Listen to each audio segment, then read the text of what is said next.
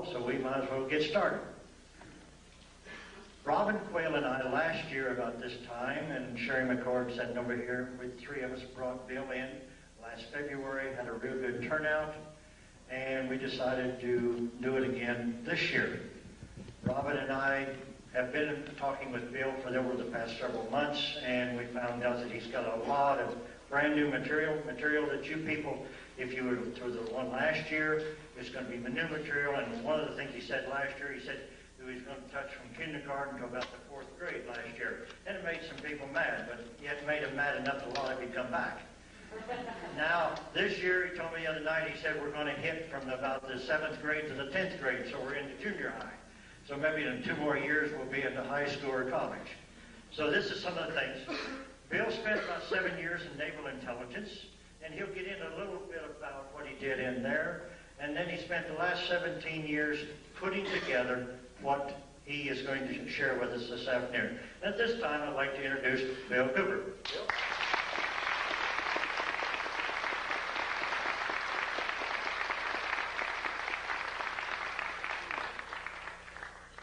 Thank you. I'm real happy to be here, and I've got to tell you that Southern hospitality is wonderful. When they talk about Georgia peaches, they're not kidding. And probably the best breakfasts that you can get anywhere are down south. My mother was from North Carolina, from Charlotte. I was raised on grits and all the good things. And it was funny, I didn't like it much when I was a kid, but now I can't get enough. Seems like we change over the years, and sometimes the poison becomes sweet.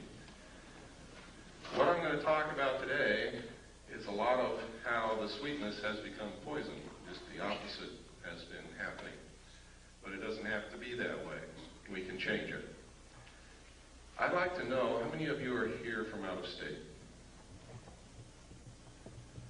Good, excellent.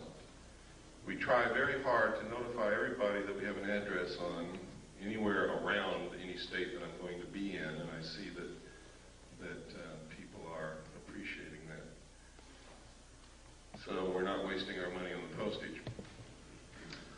How many of you are here to see what I have to present and hear what I have to say for the first time? My God, something is working. That's incredible. That's wonderful. How many of you have never seen any tape or heard any audio presentation of mine or been to any of my personal appearances? Okay, that's good. Something is really working. One of the most difficult things about what I talk about is get people to drop their preconceived notions, their preconceived ideas, it can't be happening, this is impossible, Bill Cooper's a nut. Get them to drop those kinds of obstacles and just take a look at the evidence. Because I'm going to tell you right now, I don't want you to believe anything that I tell you today. I don't want you to believe anything that I present to you today. But I do want you to see it, and I do want you to listen. And maybe, just maybe, what I'm all about is just maybe you will see or hear something here today that's going to convince you that something is terribly wrong. And it's going to empower you to become active and help us find out exactly what is wrong and fix it. Because I believe that we don't have too much time left to do this. I hope that I'm wrong. I sincerely hope that I'm wrong. But I have to tell you, ladies and gentlemen, since I have begun telling the world what I know and what I've found in my research, thousands of people have set out to intentionally prove me wrong, to ridicule me, to discredit me, to do all of these things, and no one has succeeded. Everyone who has gone to research the evidence to try and prove that I'm wrong has only succeeded in proving that I'm right. And I have thousands of letters from these people. And they're amazed when they do it. There are people here today who were at my presentation last year who I know didn't believe anything that I told them. They were very skeptical. skeptical and have since become helpers in our crusade because they went out and looked at what's available. Most of the evidence is in the public domain. It's there for anyone to find. That's where I found it. That's not how I got started on it, but that's where I found everything that I'm going to show you today, most of what I'm going to talk about. There is also a lot of deception. There is layer and layer upon layer upon layer of misinformation, disinformation, just plain old ordinary bullshit, and a lot of other things to get in your way. So wading through that can sometimes be difficult. You have to use your gut feeling, you have to use your common sense, you have to dig. But it's important that you learn to do that.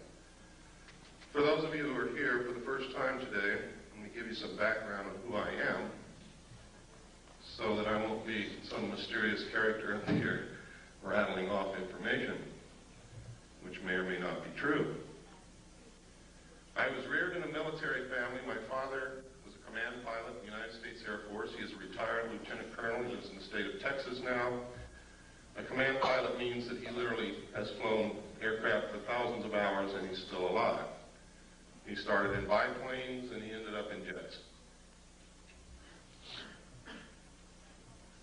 When I was a child, I can remember, I think I've scrambled through every airplane that the Air Force and the Army Air Force ever had when I was a child. My dad used to take me out to the flight line to see these planes. I've flown in many of them. I used to eavesdrop on the pilots when they sat around the kitchen table, talked about UFOs and Foo Fighters and dogfights and things that went wrong with their airplanes and everything that you can think of, until they would get sick of me and my brother and sister and send us out in the yard to play. And then we would play what we heard. When I left home, also I was reared all over the world. We lived on Air Force bases in foreign countries. When I left home, I went into the Air Force. I was in the Strategic Air Command. I worked on B-52 bombers, KC-135 refueling aircraft, and Minuteman missiles as an aircraft and missile hydraulic technician. In the Air Force, of course, you have to understand I was a young man at that time, went in when I was 18. I spent 4 years in. I got out when I was 22.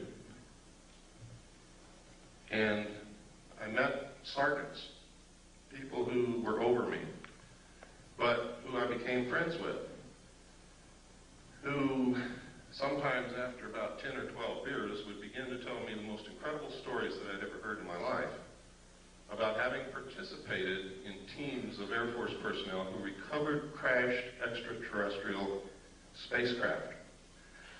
Now you gotta understand, if they'd already had 10 or 12 beers, so had I. That's the first thing you've got to know. Second, you have to understand that after 10 or 12 beers at the age of 21, I wasn't interested in extraterrestrial crash spacecraft. I was interested at the girl at the other end of the bar. So I didn't pay too much attention to all of this, and you could never get these guys to talk about it when they were sober, and you still can't today. And in fact, today it's much more difficult because they have means that they have perfected of mind control and memory erasure, to where now some people who work in very top secret projects don't even know what they work on. They know that they go to work in the morning, they get off of work and go home, they don't remember anything that they did all day.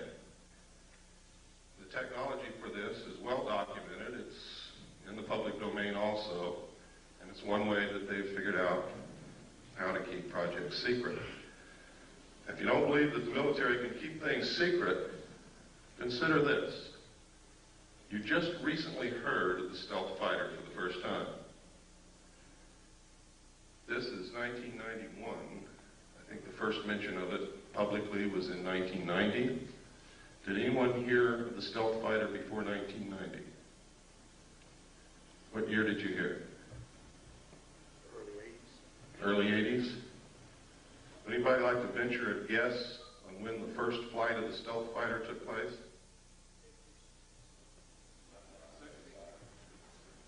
That's close.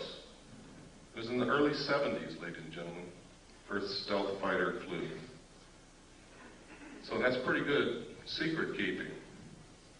They can and do keep secrets for many, many, many years, and nobody knows about it. Now, I can tell you this for sure.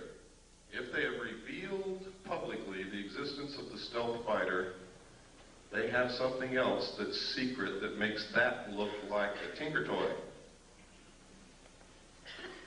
That's the way these things go.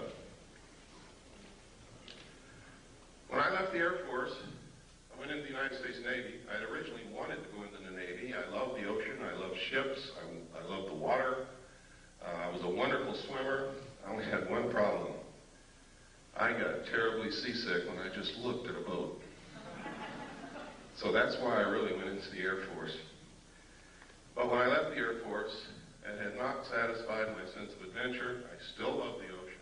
I still wanted to go in the Navy, so I did. And I volunteered for submarines. I was stationed aboard the USS Tiger, SS-416, stationed at the Pearl Harbor submarine base. It was an old World War II diesel boat. When I reported aboard, it was in the shipyard and had been cut in half. And you can imagine my chagrin, being new to the Navy and standing on the edge of a dry dock looking at a submarine cut cleanly in half, knowing that I'm going to have to go underwater on this thing. I really didn't like the thought of that. Everything was rusty. Everybody was welding everywhere. Looked like a dead grasshopper covered with ants. Well, what they did was they inserted a 12-foot section, which became a pretty sophisticated sonar facility, compartment, and put 3 domes on the deck so that we could triangulate targets. And when this was done, we could actually compete with some of the best nuclear submarines in being able to track and kill a target.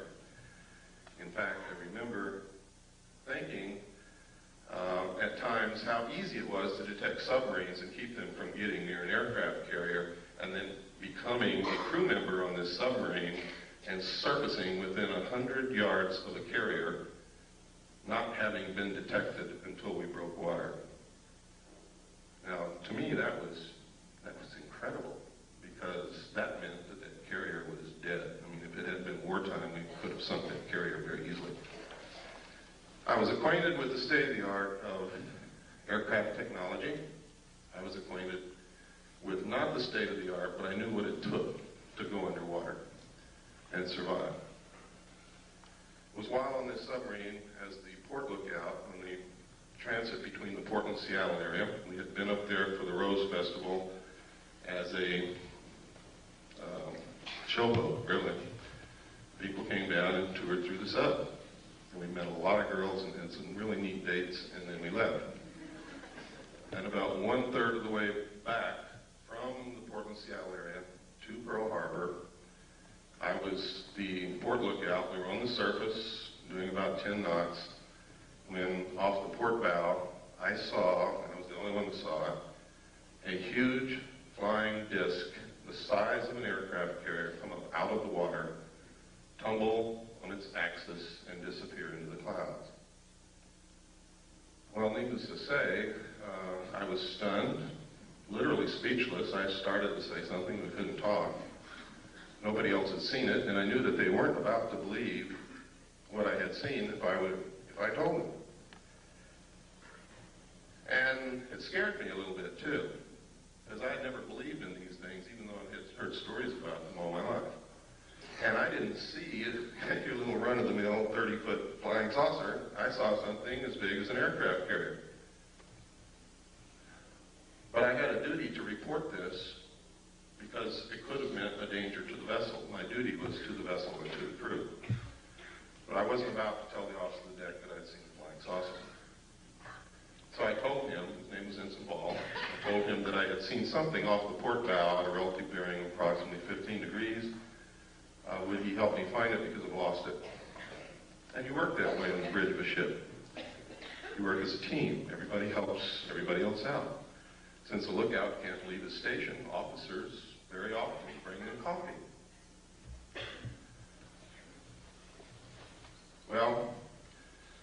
looked over there, and the starboard lookout had also heard what I said, and he looked over there too.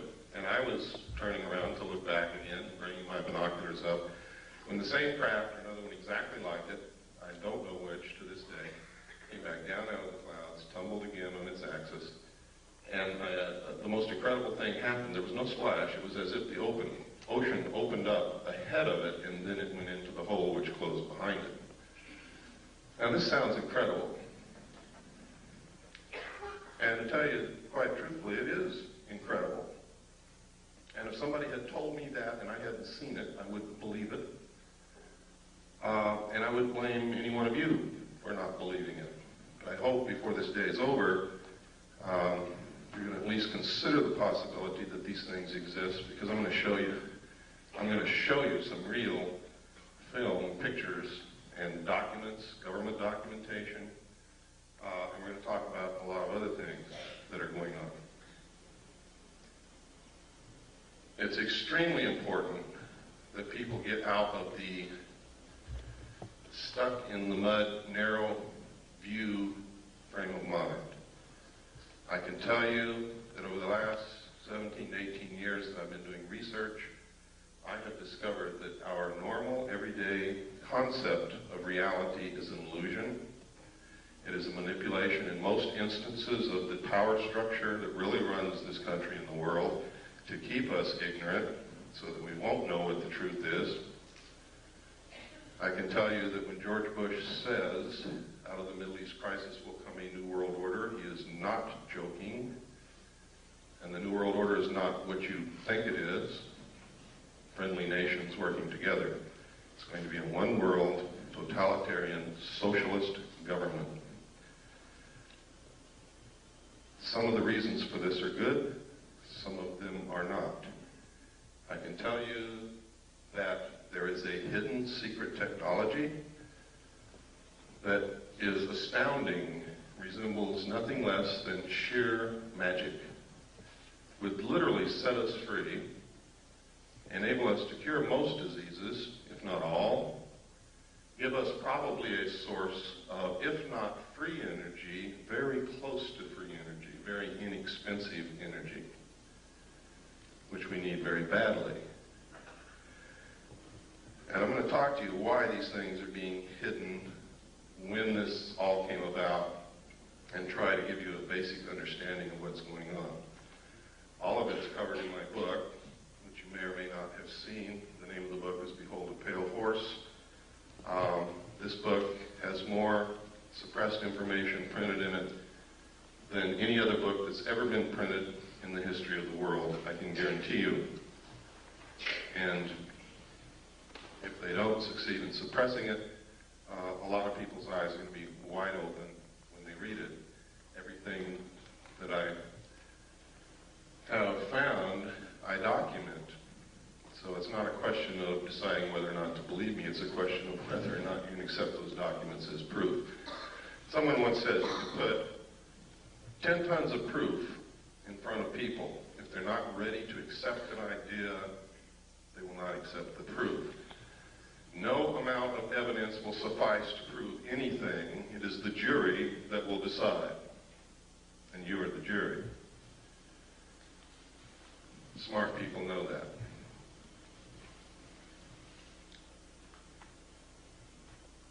After having gone through this experience in the con, on the bridge of the submarine, I was later told by the captain that we were not to discuss this, not even amongst ourselves. I'd never been told that in the military. I'd never heard of anything like that. People who worked on projects together usually discussed them amongst themselves together. Now, when we reached Pearl Harbor, those of us who had been on the bridge, including the captain, were not allowed to go to shore. An officer and commander from the Office of Naval Intelligence came on board, spoke with each one of us in the captain's stateroom individually, and literally what happened is he did not tell us what to say. But every time we said the wrong thing, we were threatened. We were yelled at. It didn't take me long to figure out, having been raised by a Air Force what this man wanted to hear. So I told him what he wanted to hear. Sir, I didn't see anything. I want to get the hell out of here real quick. Please, let's get this over with. That pleased him. I then was given several pieces of paper to read, which literally all said basically the same thing using different words. They were different rules, regulations, and laws governing the safeguard of information pertaining to the national security. And then I had to sign a security oath saying that I would never talk about what it was that I had just told this gentleman that I had not seen.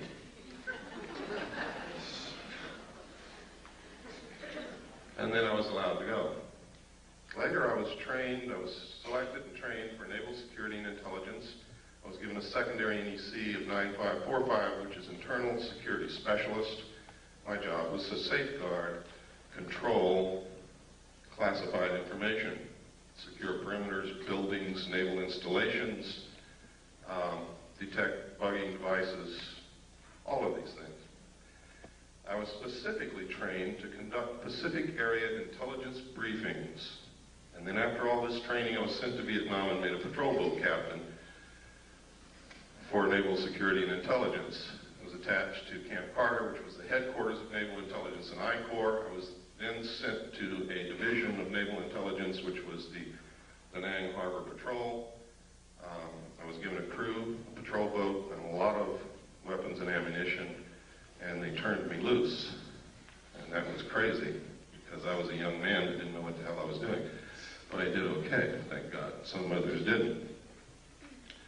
Later, I was transferred up to the Dong Ha River Security Group, which was another division of Camp Carter Naval Intelligence. And my job there was to patrol the river, make friends with the people along the banks, gather intelligence, and maintain the safety and security of the river. That river was at the DMC. It's the Takan River. The base camp was Quaviet at the mouth of the river on the southern bank.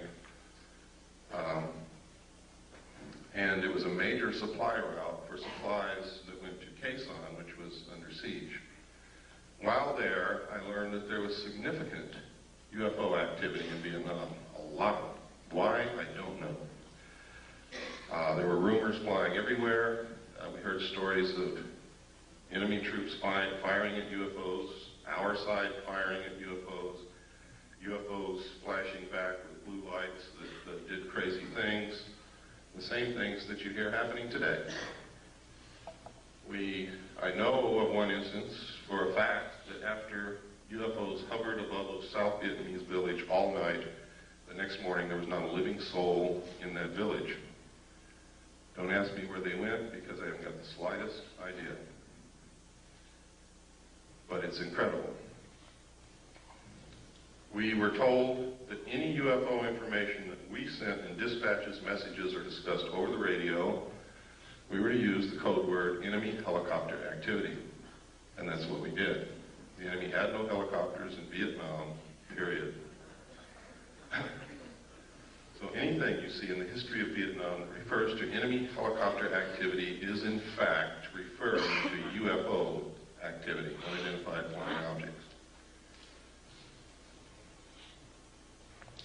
When I left Vietnam, I was sent to the USS Charles Berry DE-1035 for a short period with NIS Naval Investigative Service to conduct an investigation on board that vessel. 3 months later, I left, was transferred to the staff of the Commander-in-Chief of the United States Pacific Fleet, who at that time was Admiral Bernard Clary, and was specifically attached to his intelligence briefing team.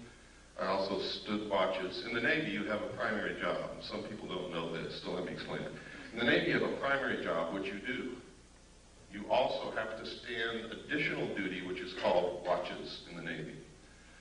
My watch station was Petty Officer of the Watch in the Command Center, which meant I was the senior enlisted man in the Command Center, in charge of the Command Center and the information. I was also the designated speak-out operator, which meant top secret, crypto, communications that came in under a specialized, compartmentalized category. I was the only one on watch who was allowed to handle that information and direct it to the specific place where it was to go.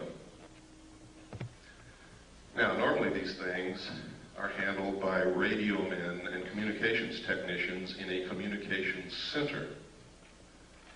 But in a command center where they have to have information instantly, everything that goes to the communications center also comes to the command center, so that there is not a delay in important information, urgent information getting to the right people who have to make command decisions. It was there that I saw documentation that I have to tell you right now could have been shown to me or given to me, or I could have been put in that position in order to see these documents so that I would specifically talk about them later. I'll tell you why in just a few moments that might have occurred. I don't believe that's the case. I believe that the information that I saw was real, was accurate, and is occurring. The documents stated that extraterrestrials were real, that UFOs were piloted by them and had been visiting this Earth for many, many thousands of years, that there was a project called Aquarius that had researched this history and compiled the history from written human records, starting with the ancient tablets left by the Sumerians, the Assyrians, the Mesopotamians, the Egyptians, right up to modern times. These documents were quite thorough and very convincing, believe me. There was documentation that the United States had actually recovered crashed alien craft. The first one occurred near a small town called Roswell, New Mexico in 1947. The crash site actually covered 2 locations. One location was on a ranch belonging to a Mr. Brazel. The other location was approximately 60 miles from there, where the main bulk of the craft had come down, from which they had removed 3 dead alien bodies.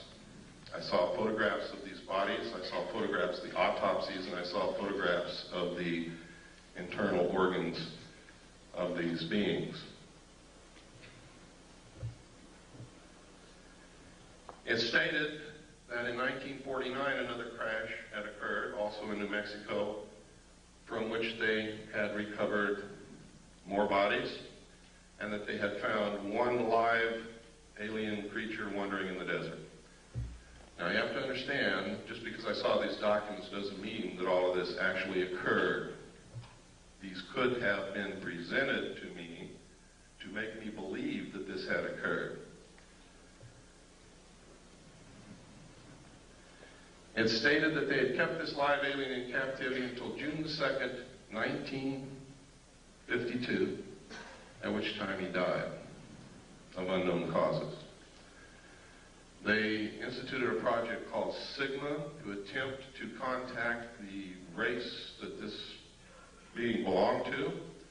Sigma evolved into the National Security Agency. That eventually contact was made.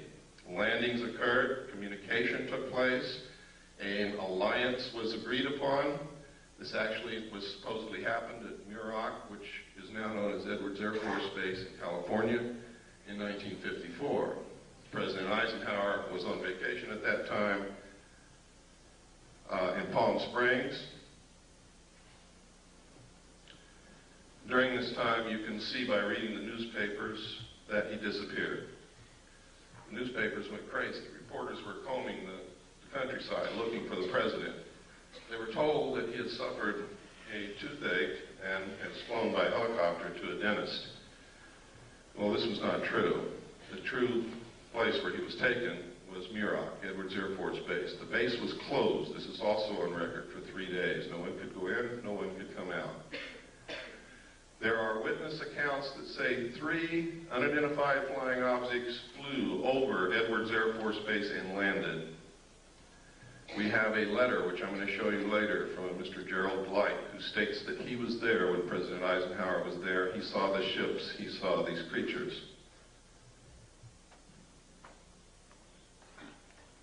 And that's just the beginning, but I'm not going to go much farther than that right now. We're going to get into some documentation so that your disbelief can start to see that this is not as incredible as it sounds. And I know what some of you must be sitting there thinking. It wasn't too long ago I should have been thinking the same thing. Now, over the years, if this is real, it's been suppressed and covered up and hidden for very good reasons in the beginning. Reasons that don't stand up now. Reasons that have resulted in criminal activity, in erosion of the Constitution, in all kinds of things. Now, I said that I believe that this is all true. I don't believe that it's a hoax. The evidence is overwhelming that it's true. And by overwhelming, I mean exactly that. When you get into really investigating this, looking at it, the evidence will overwhelm you. It is incredible that such a cover-up has been able to be maintained for so long. On the other hand, I have found references as far back as the beginning of this century by a secret group of very powerful people to create an artificial alien threat from some other planet to help unite all humanity into a one-world government with them at the head. I have found a speech given by John Dewey in 1917 to Viscount Ishii and the Japanese delegation in New York City, where the first thing that he says in his speech is, "Someone once told me that the best way to unite all humanity and do away with war is if we were attacked from some other planet by alien beings from outer space." I have found reference in a report called the Report from Iron Mountain to the ultimate method of permanent peace on this earth and uniting humanity, doing away with nation states which cause wars, and substituting for war a tremendously wasteful space program that would unite humanity against an alien threat of an intelligent race from another planet. Now, I didn't know all this when I saw these papers back between 1970 and 1973 and the photographs and the records that I saw. This information came out during my research over the last 18 years. So it's something that has to be considered. I have to tell you that the intelligence communities, the powerful people in this world, have the capabilities to do this, to perpetrate such a hoax. They can do it.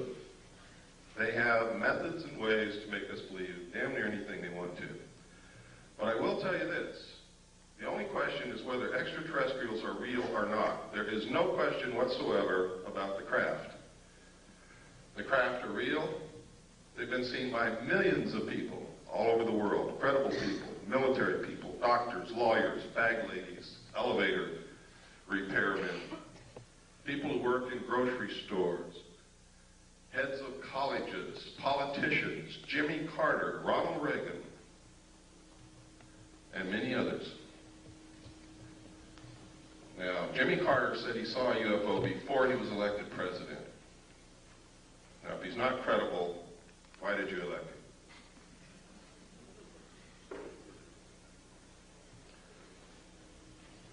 If we can send a man to the gas chamber or the electric chair on the testimony of two witnesses in court, why won't you believe millions of people who are telling you that they have seen these craft flying in the air, that they're metal, that they are intelligently guided, that they are real, and that they demonstrate a technology beyond anything that we know of publicly anyway?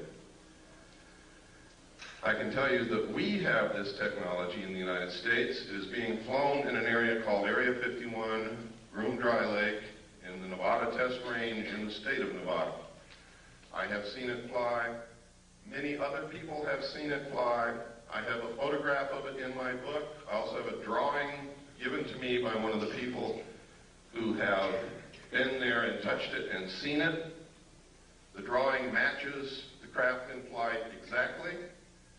I'm also going to show you a videotape of another craft, what they call a cigar-shaped craft, above the test site here in just a few moments. So,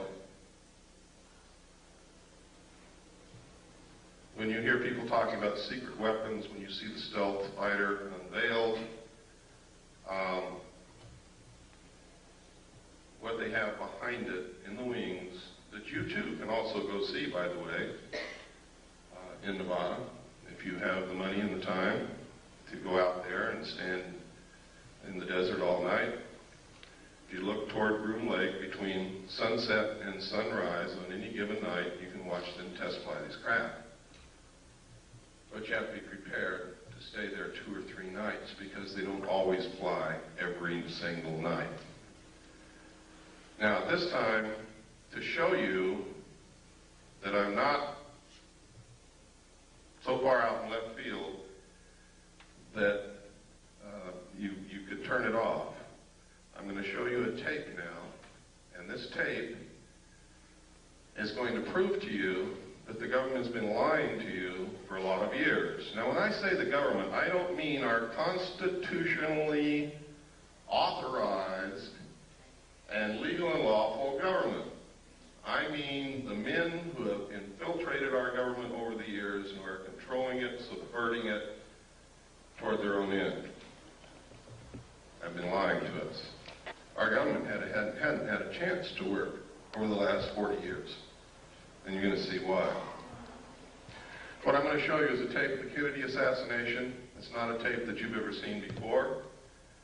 I hope you will pardon the editing because I'm not a professional editor and I have to do this at home because I cannot let this tape out of my possession because that would be totally irresponsible and it would probably disappear.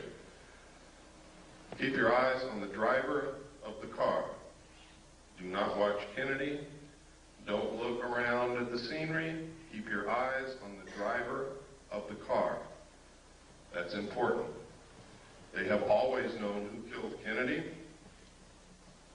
and they have covered it up for all these years.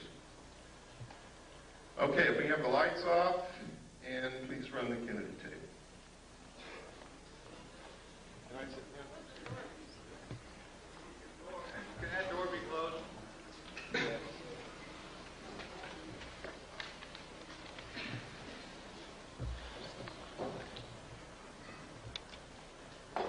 None.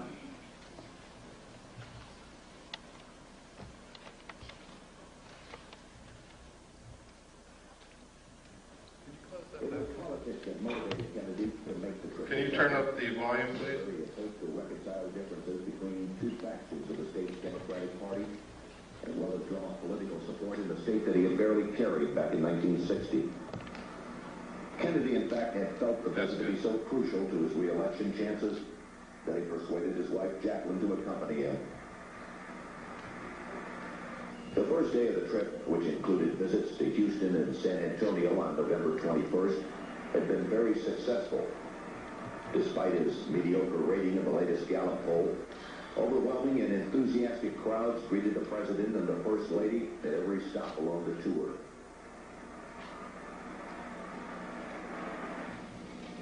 Late in the morning of Friday, November 22nd, the presidential party arrived at Dallas's Love Field, where the president was again met by a large and exuberant crowd. After taking time out to shake hands, the Kennedys, along with Texas Governor John Connally and his wife Nellie, stepped into a waiting limousine which would take them through the downtown district on the way to the city's Trade Mart, where the president was to give a luncheon speech. As the motorcade made its way through the streets of Dallas, it was obvious that Kennedy's trip was a tremendous success.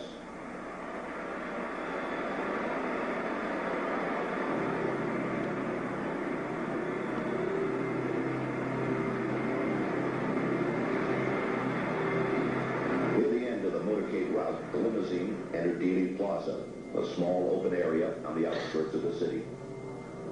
After turning right onto Houston Street, the president's car traveled one short block and then turned very sharply left onto Elm Street, where it passed beneath the Texas School Book Depository.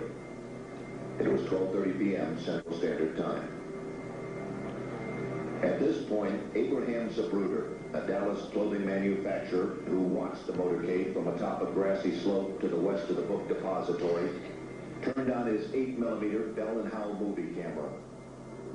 Focusing his telephoto lens on the president, Zapruder captured the most shocking and sensational piece of film in history.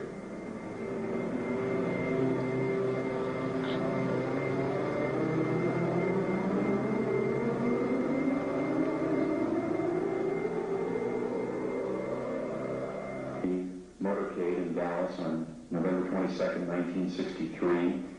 As the presidential car passes behind the freeway sign, President Kennedy is struck in the throat by a bullet that was fired from the grassy knoll.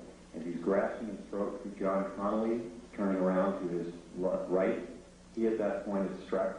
You notice the passenger of the car turning back to see what has happened to the president. As he turns back to the front, the driver of the car turns with his left arm over his right shoulder with a pistol and fires. You see the 45 caliber nickel-plated automatic weapon in his left hand. He's firing over his right shoulder. You see it in relief. You see his head pointing backwards towards the president.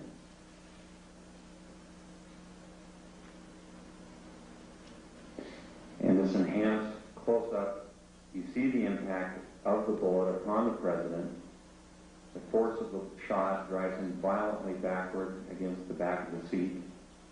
You see Mrs. Kennedy react in horror. The ugly gaping wound, which is evident here, according to many observers at the scene, was actually created on the print. This was not the actual nature of the wound.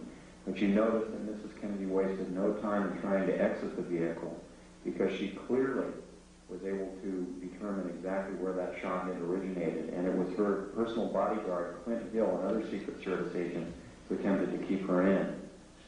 What the arrow is indicating here is what appears to be the outline of a man, a hat, and his rifle. The arrow is pointing to the rifle barrel of the man in the bushes who possibly was the rifleman on the grassy knoll who fired that shot. Another view taken by another photographer. Again, you see Mrs. Kennedy trying to exit the vehicle at all times.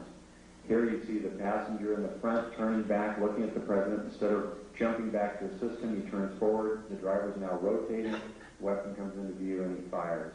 You'll see this repeatedly in these sequences. Kennedy's been shot in the throat. He's leaning to his left. The driver now begins to rotate. His left arm comes over his right shoulder and he fires now. Again, you see the driver rotate. You see the weapon come into view. He's rotating again. The weapon is in view. He fires. You can clearly see his head turning and his arm and the weapon extending into view over his right shoulder.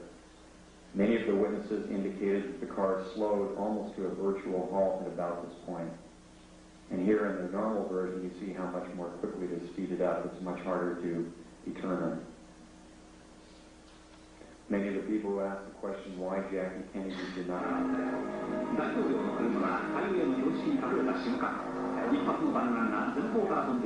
This is the same film that we sent to Japan to have a computer analyzed. The Japanese concurred. They said that I was absolutely right in the outline what they found from the computer analysis. They also gave us a very clear, beautiful color cut that you will see following it.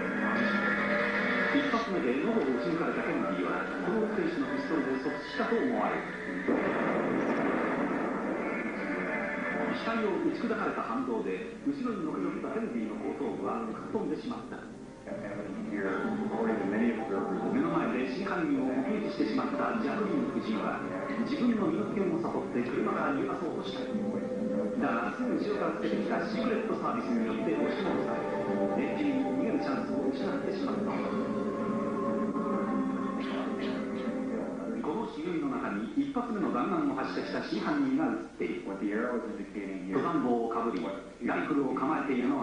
a man, a hat, and his rifle, the arrow.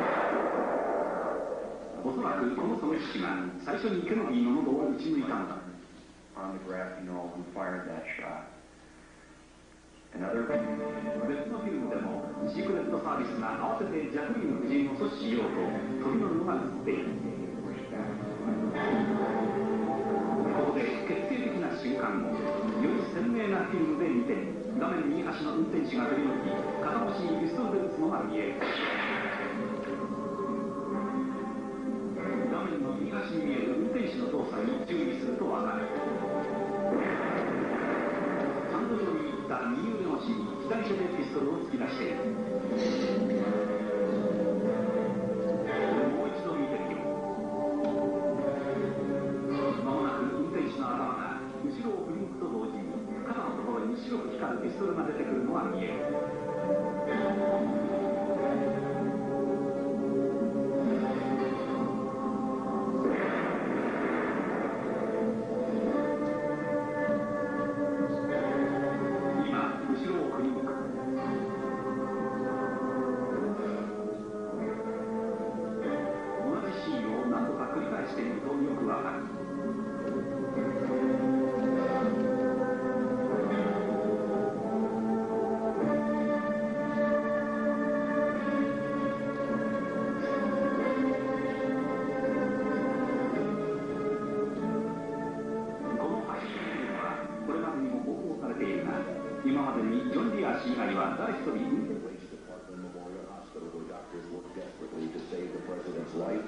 and to care for Governor Conley, who was also seriously injured in the shooting.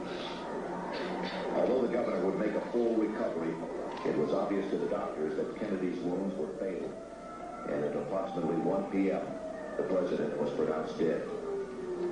Forth from this time and place to friend and foe alike, that the torch has been passed to a new generation of Americans born in this century, tempered by war, disciplined by a hard and bitter peace, proud of our ancient heritage, and unwilling to witness or permit the slow undoing of those human rights to which this nation has always been committed and to which we are committed today at home and around the world.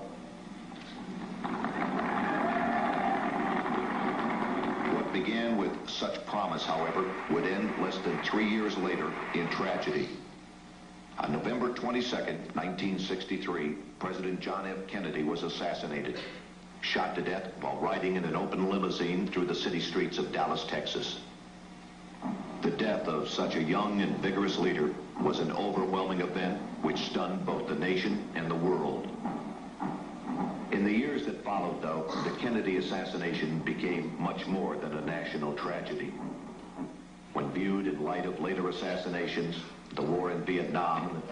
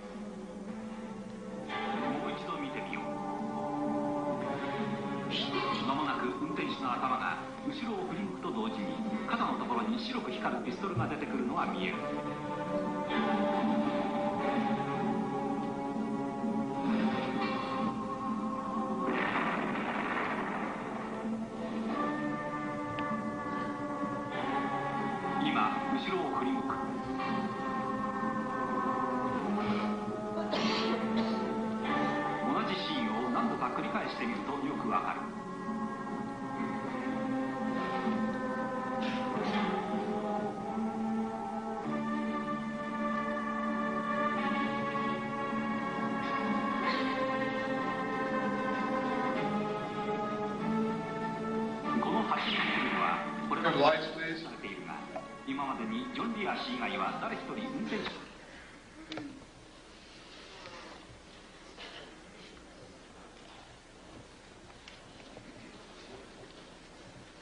While I was with the Office of Naval Intelligence attached to the Commander-in-Chief of the United States Pacific Fleet staff, I saw documents that stated with no hesitation whatsoever, with clear understanding, that President Kennedy was killed by William Greer, the Secret Service agent driving his limousine in the motorcade. These documents disclosed to me that the people involved in the assassination of the President were the Office of Naval Intelligence, the Secret Service, Division 5 of the FBI, and the Central Intelligence Agency. The reason stated was that he was a security risk, that he had ordered them to stop the sale and importation of drugs to the American people, and that he had ordered them to develop a plan to disclose the presence of extraterrestrial visitation to this earth within the following year. He had also ordered a printing of legally constitutional silver-backed money, which is not in the best interest of the world bankers or the power structure or the Federal Reserve, which is not an agency of the federal government, but is a private corporation run, and the stock is held and owned by bankers, most of whom are European bankers controlled by the House of Rothschild. They pay no taxes on the national debt that we pay them and the money that they earn from the interest. So they were dead set against the printing of this money. Kennedy had also discovered what the CIA had been doing for many years. You see, being president, you get to open a lot of drawers that nobody usually gets to open. And he had informed the CIA that he had intended, and he said this publicly, by the way, that he intended to disband the CIA and scatter it in 1,000 different directions. So you see, he made some pretty big enemies. And there were some pretty powerful people who thought that he needed to be killed. Many of you saw this and found this out for the first time today. How many of you are upset by this? I am. I have been ever since I saw those documents. I've been terribly upset. In fact, in my book, I enclosed parts of my service record in the appendix. You can see the exact day that I found out that the Office of Naval Intelligence was involved in the assassination of President Kennedy. I went over the hill with no intention of coming back. It was my good friend Robert Swan who talked me into returning so that I can do what I'm doing today. He said, Bill, you can't help anybody if you're in jail, and that's where you're going if you don't go back. So I went back after 8 days. But you can see the exact day in 1971 when I saw the document that told me who killed President Kennedy. Let's take about a 5-minute break. Let's take a 10-minute break.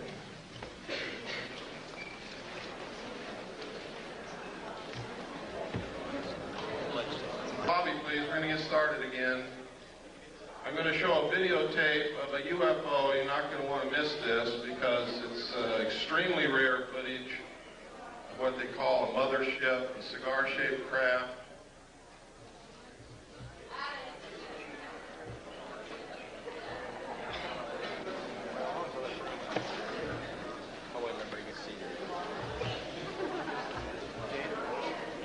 Close that door. Sure.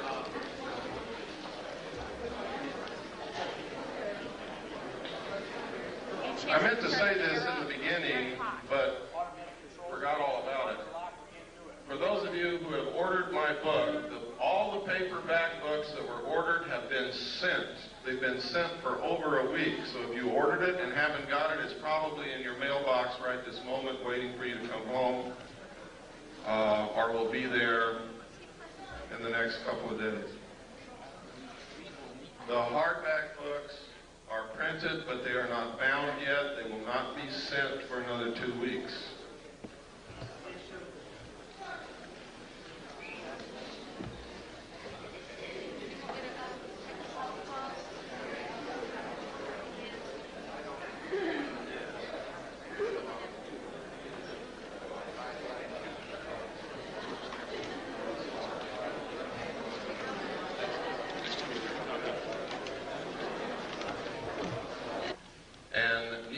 Gotten to the bottom of very quickly.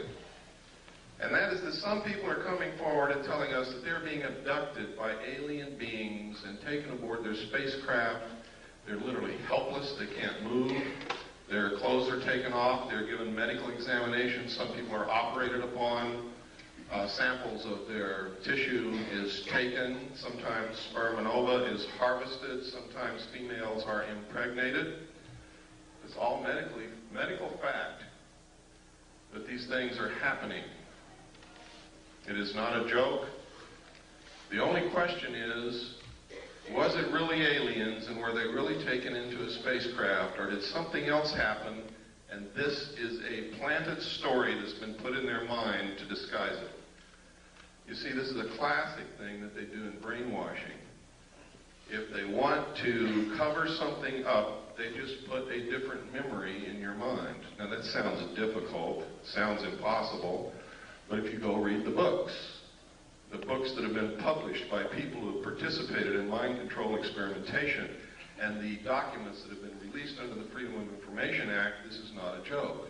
They can do it, have done it, and will do it again in the future. Now, if this is a hoax, if it's the biggest hoax that's ever been perpetrated in the history of the world in order to create an alien threat from outer space in the consciousness of humanity so that we'll accept the elimination of the sovereignty of nations, the destruction of our Constitution, and will accept a one-world government wherein we may not have the freedoms that we have now in order to face this alien threat together as one humanity. If it's a hoax, that means we're being manipulated on the grandest scale in history, that people are being hurt, that their minds are being screwed with. And if this is happening, we have to find out if it's really happening. We have to be able to gather enough facts to prove it, and we've got to stop it. If, on the other hand, these are really extraterrestrials that are doing these things, we have to find out why. Because these people are being implanted with very small devices, about the size of a small BB, that are literally microchips in the brain.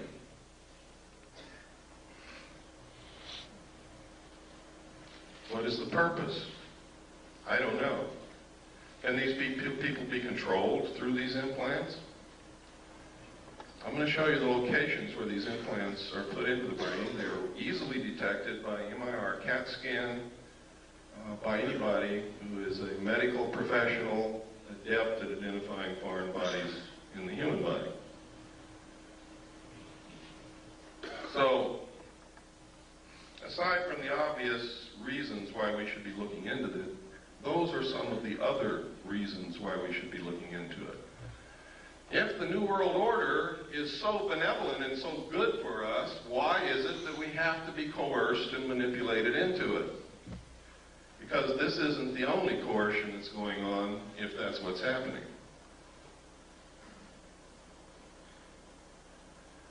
Now I'm going to preface what I'm going to say next, because I'm going to talk about the war in the Middle East for a few minutes. I'm going to preface what I'm going to say next with this statement. I was in the military. I'm a veteran. I support the Constitution and the government of the United States of America and will fight anyone who attempts to overthrow it or destroy it. I am for our troops in the Middle East. I am for them. I hope that not a one of them gets killed. And as long as we're engaged in battle, I hope that we win. But I'm going to tell you right now, we are not there for the reasons that you've been told. And let me give you a little history of this. Number one, George Bush comes on television and tells you that we have to send troops to the Middle East because Hussein wants to raise the price of oil and we can't afford that. That's what he said. It's on tape. It's documented. Next, he says, oh, it wasn't the oil that we sent the troops there for. It's because Hussein was not going to stop with Kuwait. He was going to go into Saudi Arabia. We're there for defensive purposes. People questioned that. The next statement came from Baker, James Baker, the Secretary of State, who said, We're not there for oil. We're not there to defend Kuwait. It's jobs. We're there for jobs. Then at a press conference, Bush said, and I quote, "Some people just don't get the message. It's not oil. It's not to defend Saudi Arabia, and it's not jobs. We're there to prevent this kind of naked aggression."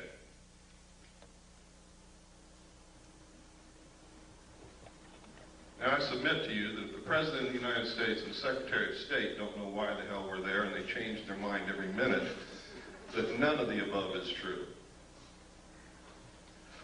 The truth is, a legal precedent has to be established that says that the United Nations is the ruler of the world.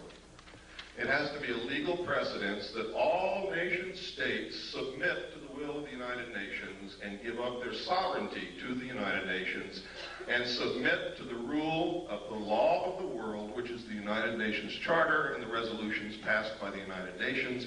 And the United States military is acting as the police force for the United Nations to establish that legal precedent. And Bush has said on television, no nation can ever again stand against a world united. And if they try it, the same thing will happen to them. Margaret Thatcher was the last world leader who was opposed to the one world government. And she is no longer the Prime Minister of England because of that. I'm going to tell you now that the only obstacle to the New World Order coming together at this moment is the right of the American people to keep and bear arms. That is why there is such an effort to take your guns away from you. You see, the intent of the Second Amendment, the second article and amendment to the Constitution, was not so that we could go hunting. It was not to protect the possessions in your home or to protect you from burglars. The intent of our forefathers in establishing the second article and amendment to the Constitution was that as long as every American owned a weapon, whether they ever fired it or not, our government could never oppress us just with the knowledge that we all had that weapon in our closet. That's the reason. That's why every time you see a bill to take weapons away from the American people defeated in Congress, 4 more are introduced immediately. It's a never-ending battle. That's why they lie about the statistics. The truth is, in a town where everybody owns a weapon and everybody knows it, there is almost no crime.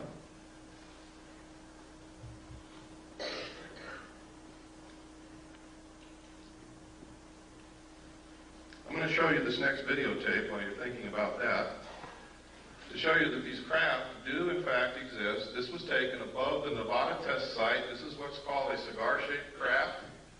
They are very large. They're also called motherships. Every time they're seen, except in this photograph, usually you see other smaller craft exiting and entering these craft, like scout ships or something. I don't know what you would call it. But it's absolutely incredible. This piece of footage you're going to see is so rare.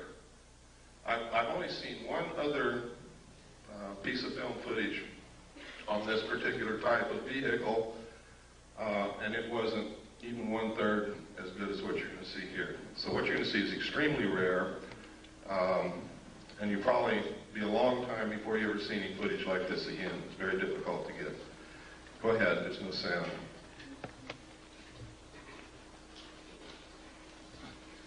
Kill the lights, please. Now you can see the craft just below the tip of the white cloud. And if you watch, it's going to move from right to left and then turn into the clouds and disappear.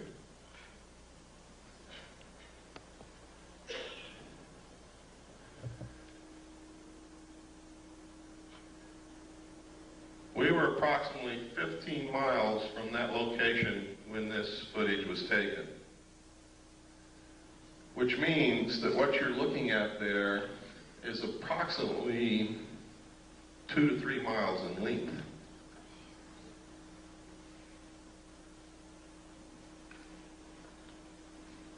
That's very impressive, and to me it's very exciting that someone can make something that flies in the air that's 2 to 3 miles in length. That is the actual time that you see there, those are the actual seconds passing.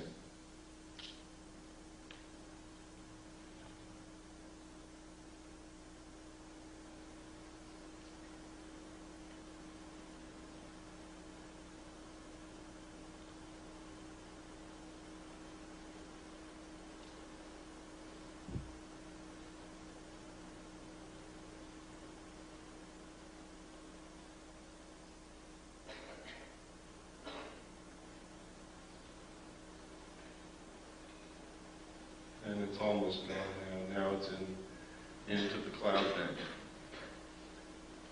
You can stop the tape.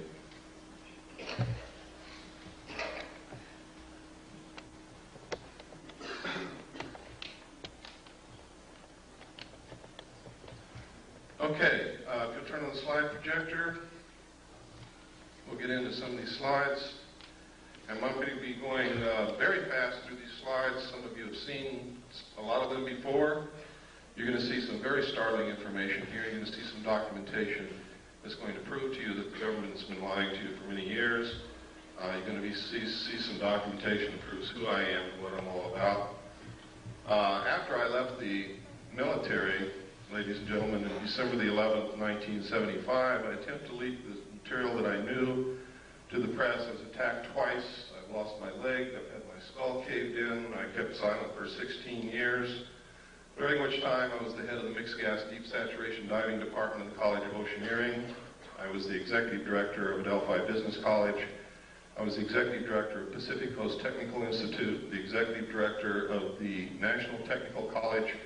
I was the national marketing coordinator for United Education and Software, and I owned a gallery and studio of fine art in Long Beach, California.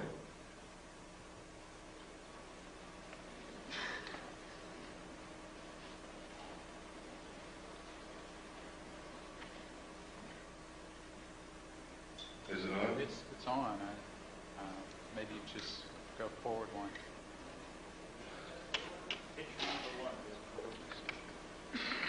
I'm hitting it. Something's wrong. There we go. You want to go forward? That's the wrong. I want to go forward. There we go. Okay. This is a letter from Jim Joyner, who's the head of the mixed gas deep saturation diving department at the College of Oceaneering. And basically what he's saying in this letter is I worked for him, I was the head of the department, I was an instructor, and I'm a good guy.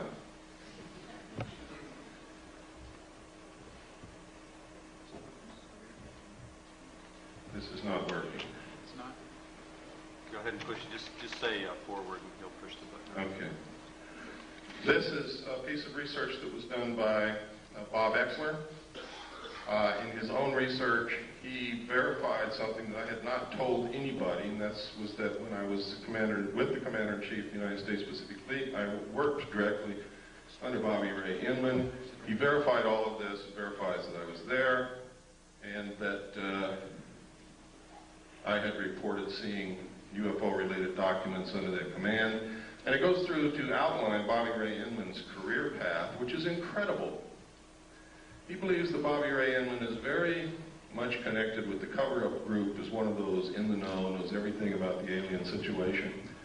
Born April 4th, 1931, graduated from college at the age of 19 with the BA from the University of Texas in 1950. He entered the United States Navy in 1952, advancing to the rank of Admiral in 1981. 20 years after entering the Navy, he graduated from the National War College in 1972. He was the assistant to the Naval Attaché in Stockholm from 65 to 67, and no records are available for his service assignments from 68 through 71. From 72 to 74, he was assistant to the Chief of Staff of Intelligence Office of the Commander of the Pacific Fleet. Inman was the director of Naval Intelligence from 1974 to 1976 before moving on to become the vice director of the Defense Intelligence Agency. You can see what he did? I mean, he skipped over some pretty senior people, and he's going right straight to the top. And only people who are considered to be of the inner circle do that. He became the director of the National Security Agency in 1977, holding that post until 1981 when he attained the rank of admiral and became the deputy director of the Central Intelligence Agency. He retired from government service in 1982 and became the CEO for MCC. Remember what I was telling you about implants? Microelectronics and Computer Technology Corporation. MCC is a private sector joint venture supported by and share funded by the government and corporate shareholders. The venture was motivated by the Japanese fifth generation artificial intelligence computer project.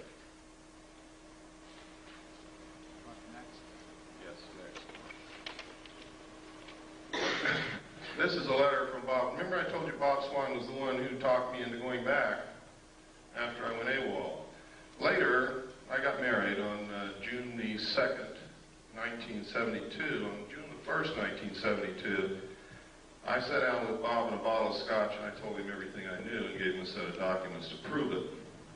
Bob acknowledges that conversation in this letter.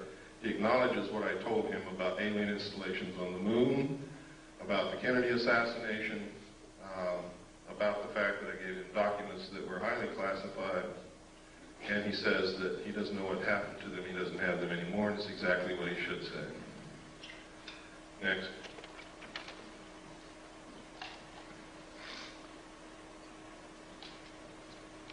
And next.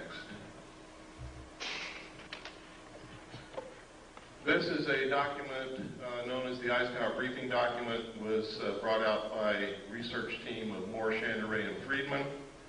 William Moore, with Charles Berlitz, wrote a book called The Roswell Incident, which was the first legitimate work on the so-called crash with the flying saucer near Roswell, New Mexico in 1947.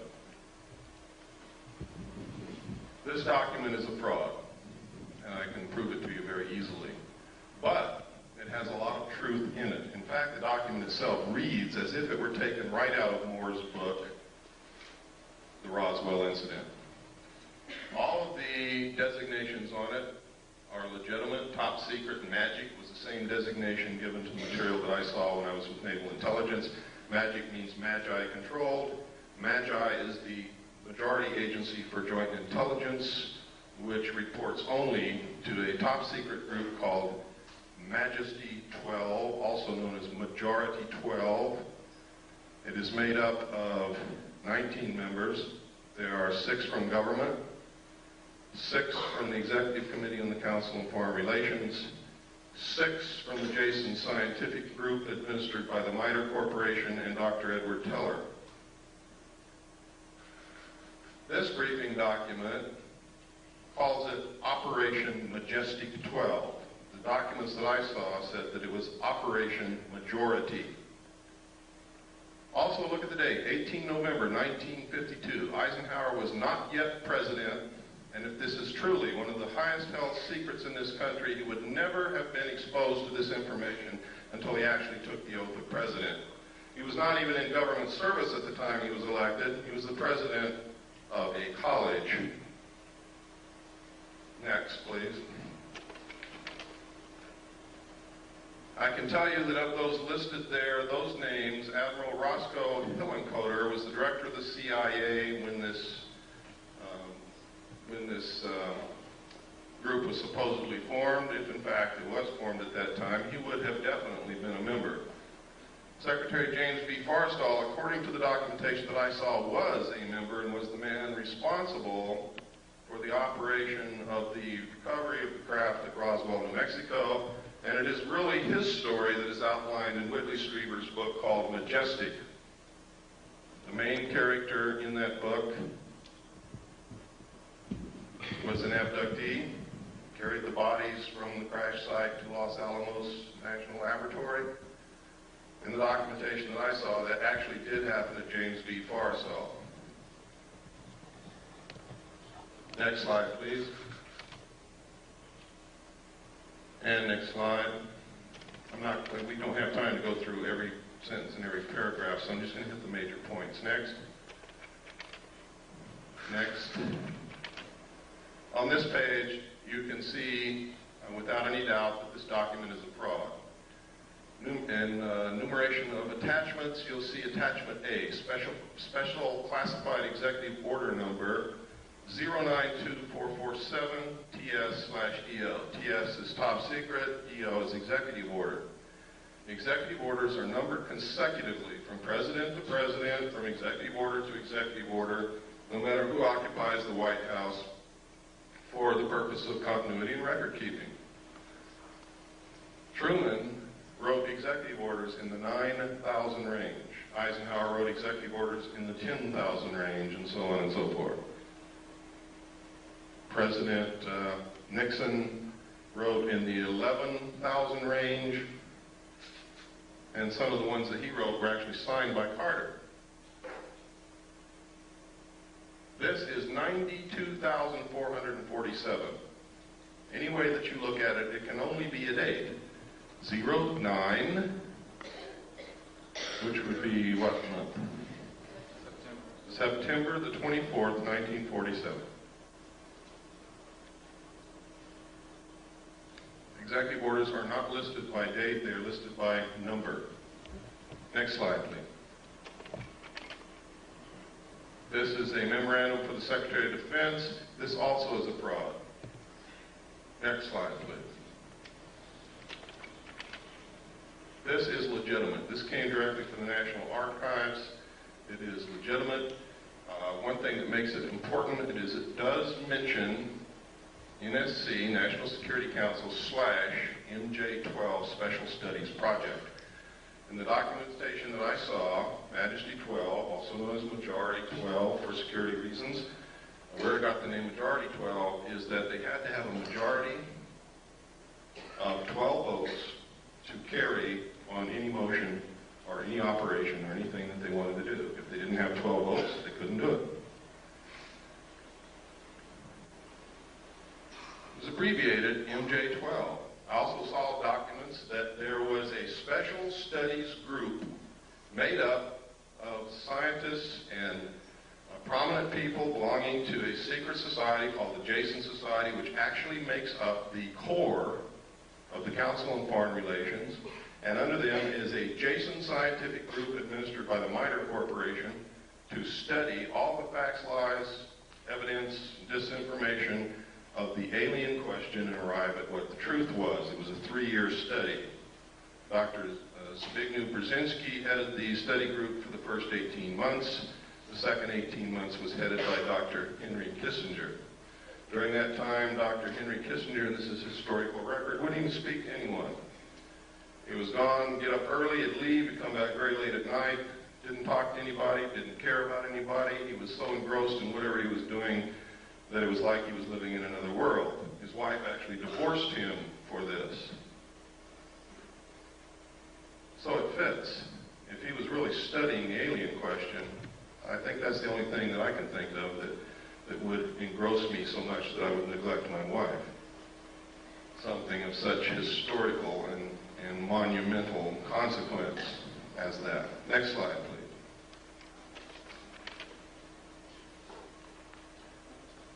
This, nobody knows if this is real or not, but this is one of the documentation that Moore, Shannery, and Friedman came out with.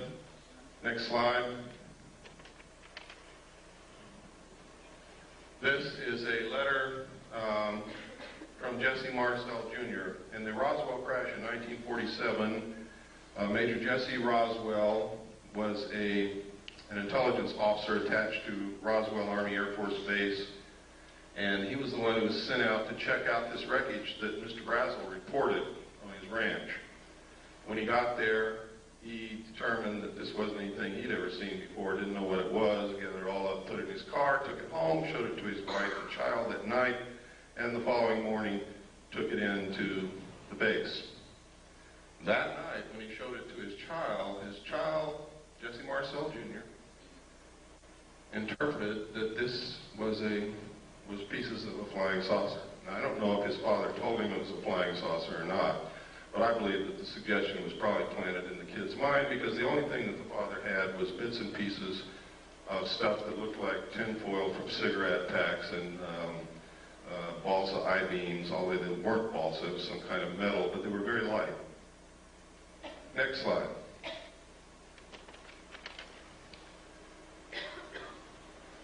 In this letter, he recounts that he saw the pieces and it wasn't the remains of any kind of aircraft that he knew of and that he thought it was a flying saucer. Next slide. This is the results of an interview from Jesse Marcel himself, the father. The father goes through and he makes several interesting points. He said that he was familiar with all air activities, and it was not a weather balloon, nor an aircraft, nor a missile. It was something else, and we didn't know what it was. There were just fragments strewn all over the area, about 3/4 of a mile long and several hundred feet wide. We proceeded to pick up the parts of whatever it was and load it in the vehicles. It was one thing obvious to me, that whatever it probably exploded above the ground and was strewn over the ground, traveling in a easterly direction, probably northeast to southwest. We filled the vehicles and then proceeded to come back home to Walker Air Force Base, which is now called, or was then called, Roswell Army Air Force Base, where I was stationed, and that's how it was. Now notice that Jesse Marcel, the father, doesn't say that that was a flying saucer. He just says he didn't know what it was. And that's significant, and it's never been pointed out before. Everybody cites this letter as proof that he picked up pieces of a flying saucer, and that's a lie. He doesn't say that anywhere in this interview. Next page, please. And he goes on here, and he talks about the metal and the pieces and what it did. He said they tried to burn it, could not be burned.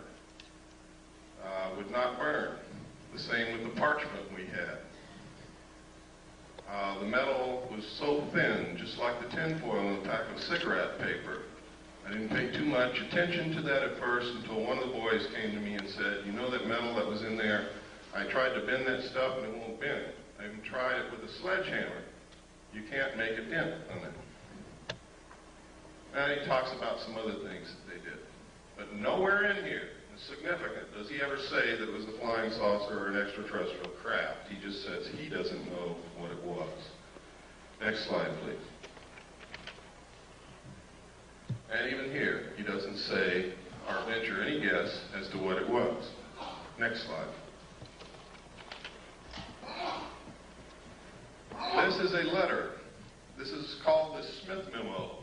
Smith was a radio engineer for the government of Canada. He came down to Washington to see if he could get the United States government to participate in electromagnetic experiments and experiments involving radio waves and other things of that nature. While he was there, he read a book written by Frank Scully called Behind the Flying Saucers, and he wanted to know if it was real. Scully in his book had said that the government had recovered crashed flying saucers and was hiding this from the public. He went to his embassy, the Canadian Embassy in Washington, asked them to find out the truth. The Canadian Embassy contacted Dr. Robert Sarbacher, who was a senior scientist working for the Pentagon at that time. And if you'll give me the next slide, this is what Dr. Sarbacher told the Canadian Embassy, and they relayed it to Wilbur Smith. A, the matter is the most highly classified subject in the United States government, rating higher than even the H-bomb. B, flying saucers exist. C, their modus operandi is unknown, but concentrated effort is being made by a small group headed by Dr. Vannevar Bush. D, the entire matter is considered by the United States authorities to be of tremendous significance. Again, no mention of extraterrestrial or alien beings. And as you're going to see later, yes, flying saucers did exist. Next slide, please. This is the rest of the Smith Memo. It's important that you see the signature and the official stamps and the classifications that were on this thing. It is now declassified. Next slide.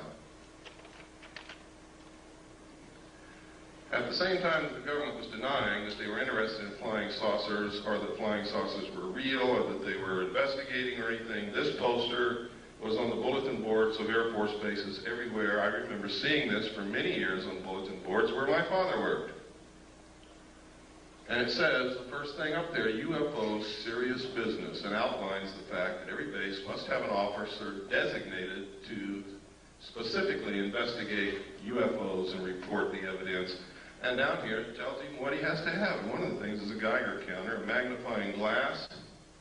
I don't know what he's going to do with that. And have a source for containers in which to store samples. Camera, binoculars, and other things. Next slide, please. This is a news release. At the same time that poster was on the bulletin boards at Air Force bases, the Air Force was issuing news releases saying that we're not investigating flying saucers, there are no such thing, what you're seeing is weather balloons, and we don't even want to know about it. Next slide. And next, that's the last of it. One of the things they did, though, that last one, I should have held it there, but that's okay. They said that, it's possible it could be a foreign country experimenting with some weird aircraft flying over our airspace, but of course, they couldn't possibly be doing that. Next. At the same time, this poster was also on military bases, and one was the winner of Poster of the Month. Next slide.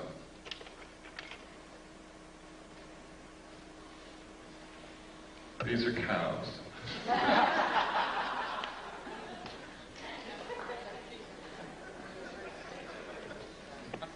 But I wanted to show you what they look like in case some of you haven't been out of the city in a while. Next slide.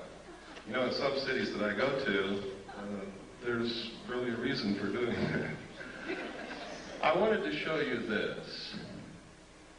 There's something happening with this phenomenon that is absolutely incredible. Everywhere on this slide where you see an M, there has been a classic case of cattle mutilation. I'm going to describe to you what a classic case of cattle mutilation is so that you will know in your mind what I'm talking about. I'm talking about the lips on one side of the face gone. The jaw, the flesh, and the muscle on the lower side of one of the jaw, lower jaw, gone, stripped to the bone. The tongue missing, one eye missing, one ear cored out and missing. Usually a 6-inch diameter patch of skin somewhere on the animal has been cut out. If it's a cow, either the entire udder or a portion of the udder is missing. The rectum is cored out in a perfect cone shape. These sexual organs are always missing. If the cow is pregnant, sometimes the fetus of the calf is gone, but the fetal bag is not open or cut and has not been invaded in any manner. Now that's incredible. But the most significant thing is that all the blood is drained from the animal's body with no vascular collapse, and there is not a drop of blood anywhere. There are no cigarette butts on the ground, there are no tire tracks, there are no shoe prints, there are no footprints, there are no gum wrappers, there is nothing. The government says that coyotes did that.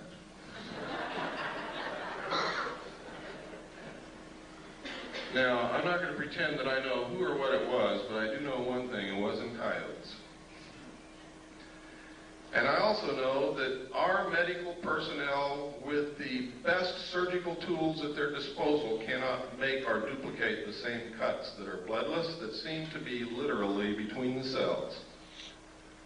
There is no blood in any of the wounds. There are always 2 holes on the neck of the animal. Now, we got very curious about why would these specific parts of the animals be missing? And we came up with some things that are very interesting. Dust collects in the ear. Things that float around in the atmosphere collect in the ear. The lips touch the grass and the earth, so does the lower jaw.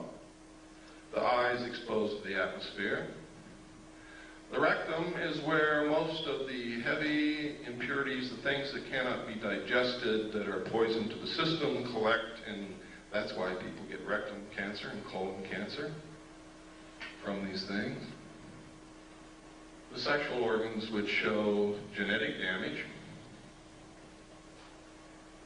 And where does radioactivity show up first in a mammal? In the milk.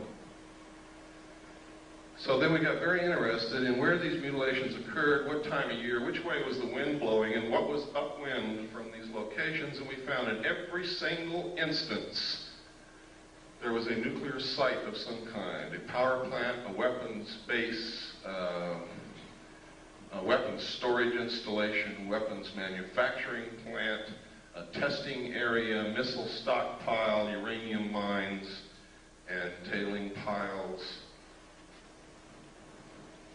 waste disposal areas.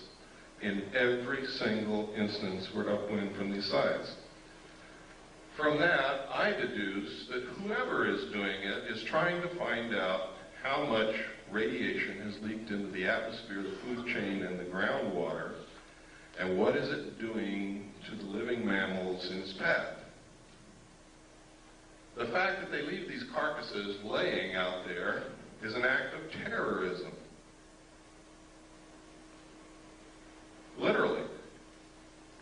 I mean, if you want to check for something in these animals, that's fine. But there's no reason why you couldn't take it somewhere else, chop it up, dispose of it, or eat it, or whatever. Why is it being left on the ground? That's an act of terrorism. It's done intentionally to scare people. Why? Maybe to create an alien threat from outer space. Maybe because aliens don't eat beef.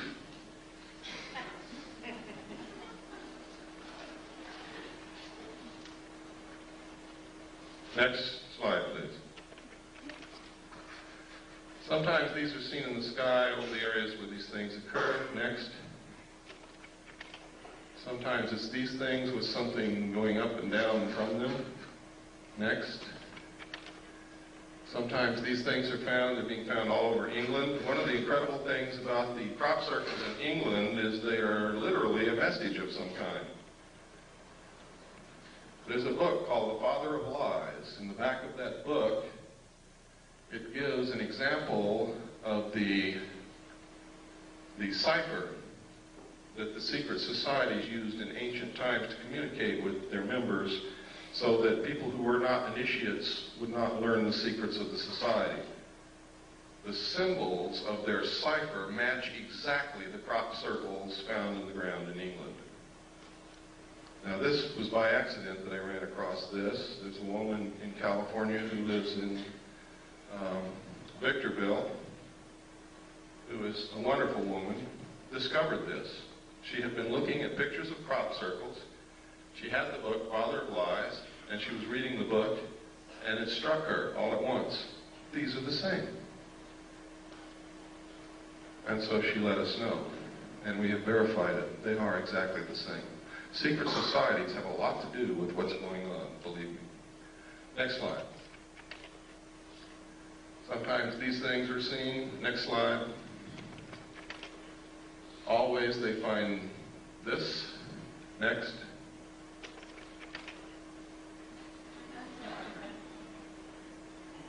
Then we got to wondering, gosh,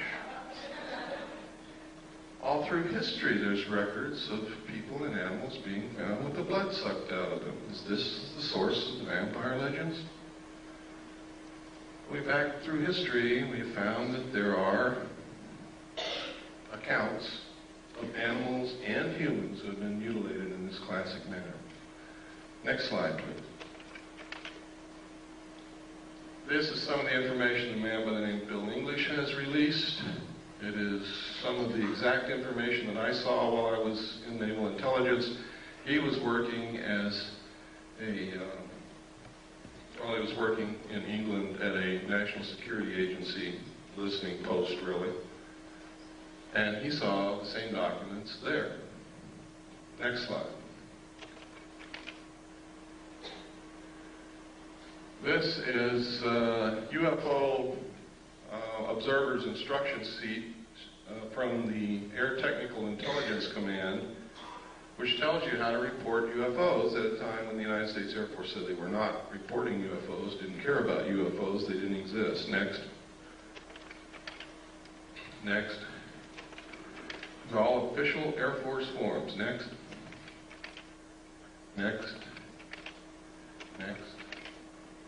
Now this is part of Air Force Regulation number 200-2 Alpha, unidentified flying objects, intelligence. Now, this is significant. The Air Force is not supposed to lie to us, but they were telling us, no, UFOs do not exist.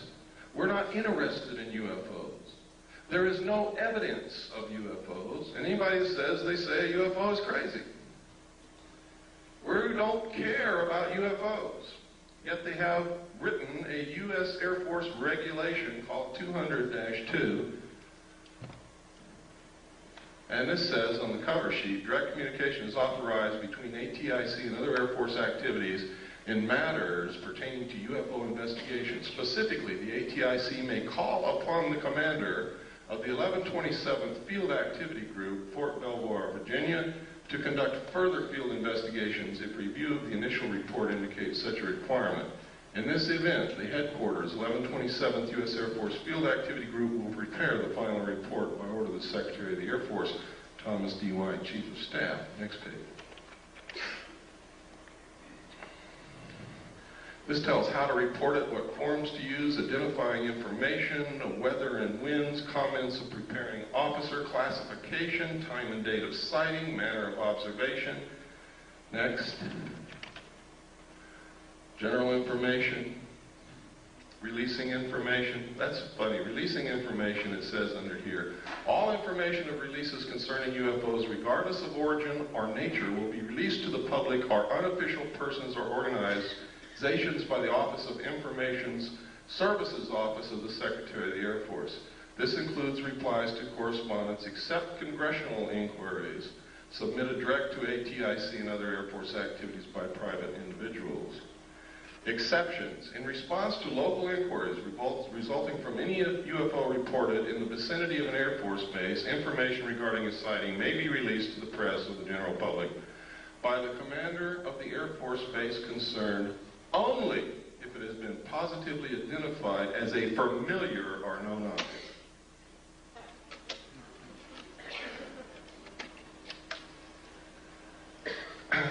Next, please.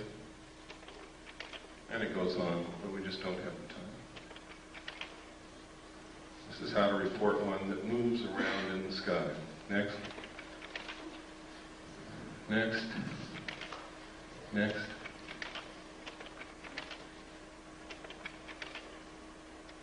People always ask me, why don't they just fly around the White House? Well, there's a UFO. This photograph was taken in the early 50s, and that's certainly the White House. Next slide. Those are not butterflies. The truth is, in the early 50s, there was extensive UFO activity in the immediate area of the White House on an almost nightly basis over a long period of time. It is in the headlines of the newspapers. Pilots were scrambled in their aircraft to go and get them out of the airspace around the White House because it's prohibited airspace. And every time they would scramble, get in their planes, take off, the UFOs would disappear. The pilots would go back and land, the UFOs would come back. This kept happening night after night after night until the pilots got so disgusted and so frustrated they wouldn't even get in their planes anymore. Next slide. This is another, this is 200-2 identified flying objects UFO. This is the rest of it. Go ahead, next. All Air Force regulations. Next.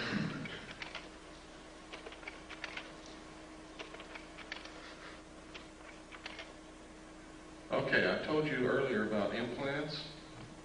Let me show you where these implants are being found in human beings. We don't know who's putting them there. The people who are being abducted are telling us that they are alien extraterrestrial beings from outer space. They all tell the same story. They all describe the craft exactly the same. They all describe the beings in the craft the same. They all have describes the same things that have not been made public knowledge, and they don't know each other. And these are people from all around the world. One of the best abductee researchers that I know is here in this room with us, Robin Quayle. One of the implants is inserted up through the nose and is lodged next to the optic nerve in this region. Another implant is inserted beneath the skull cap next to the medulla oblongata in this region. Another implant is found subcutaneously behind usually the right ear and can be seen and felt. I always like to watch everybody feel behind their right ear when I say that. Implants have been found in the wrist, in the calf, and in the lower arm. Next slide. Now, this is very strange because just before these began happening and after we began finding these implants, we began noticing newspaper articles like this. Computer chip implants can help find lost pets, and it goes to outline how this happens. And it tells us that the sheriff's department or the police department in the cities are given electronic equipment to communicate with a satellite that the government has put up. And if you put an implant in your pets, this satellite can find your pet wherever it is when it's lost, and your local law enforcement people, by tuning into this satellite with their electronic equipment, can tell you where your pet is and go get it.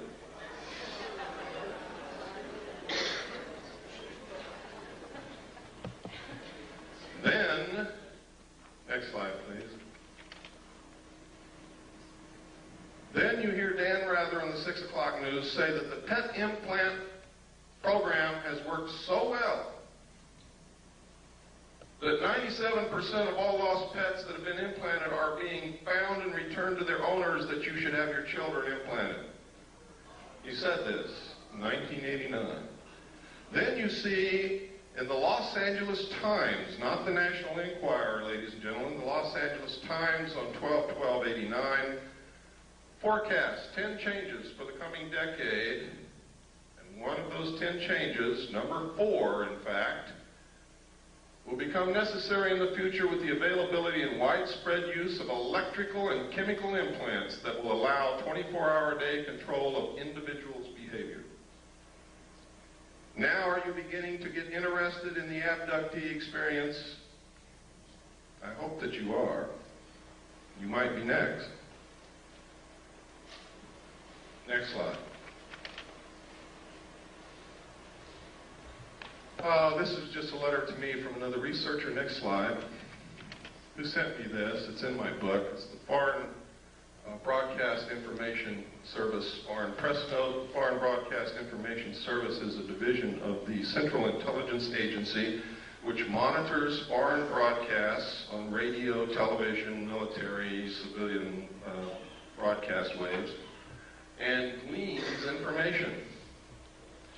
This entire report, each paragraph is a separate report of flying saucer or UFO reports in the Soviet Union during the period covered by this report, and this report was issued 22 November 1989. You never heard of any. Every paragraph. One of these paragraphs refers to a crashed craft on a hill from which they recovered pieces of technology that we're not capable of manufacturing. Next page, please. All of these. Now you see at the top is what they found up here. You look closer so I can read it.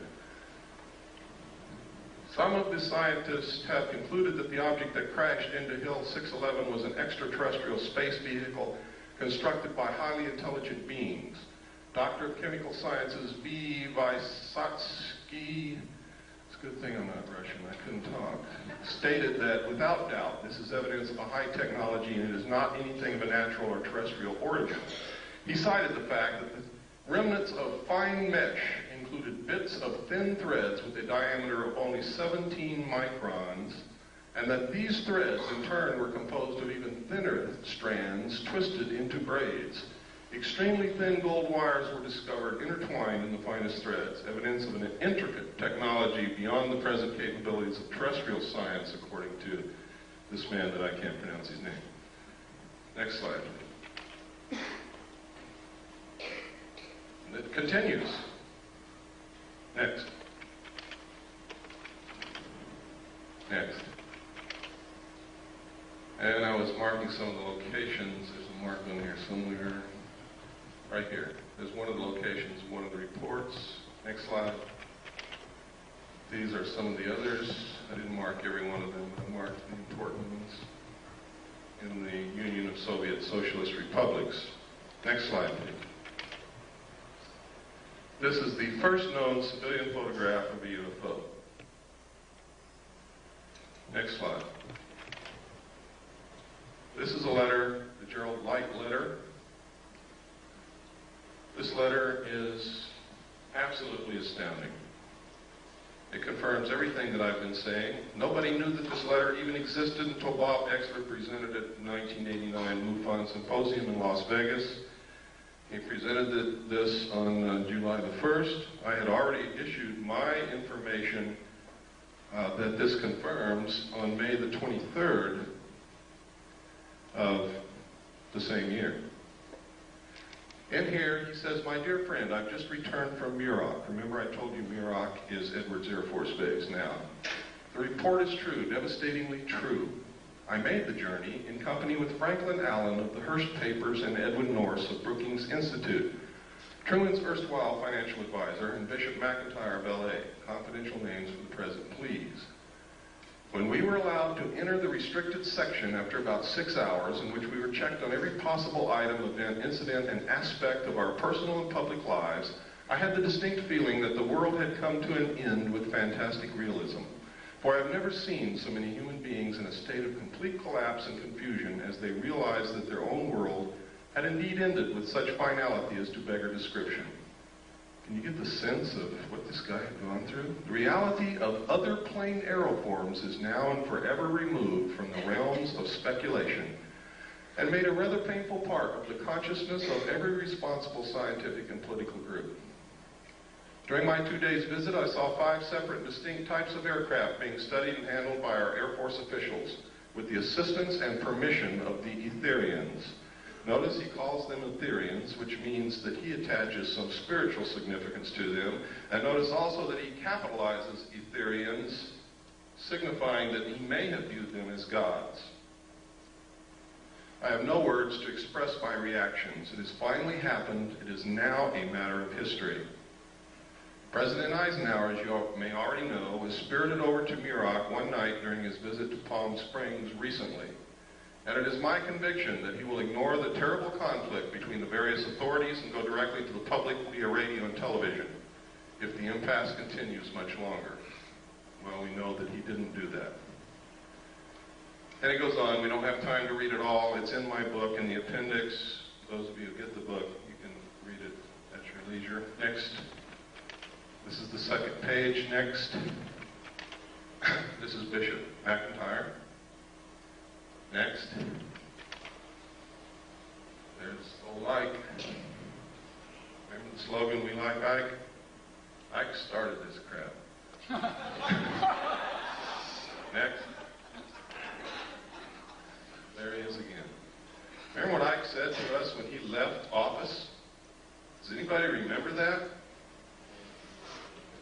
He tried to warn the American people against a group, a powerful group within the defense industrial complex, which might seize unwarranted power and destroy this country. And nobody listened to him. Next.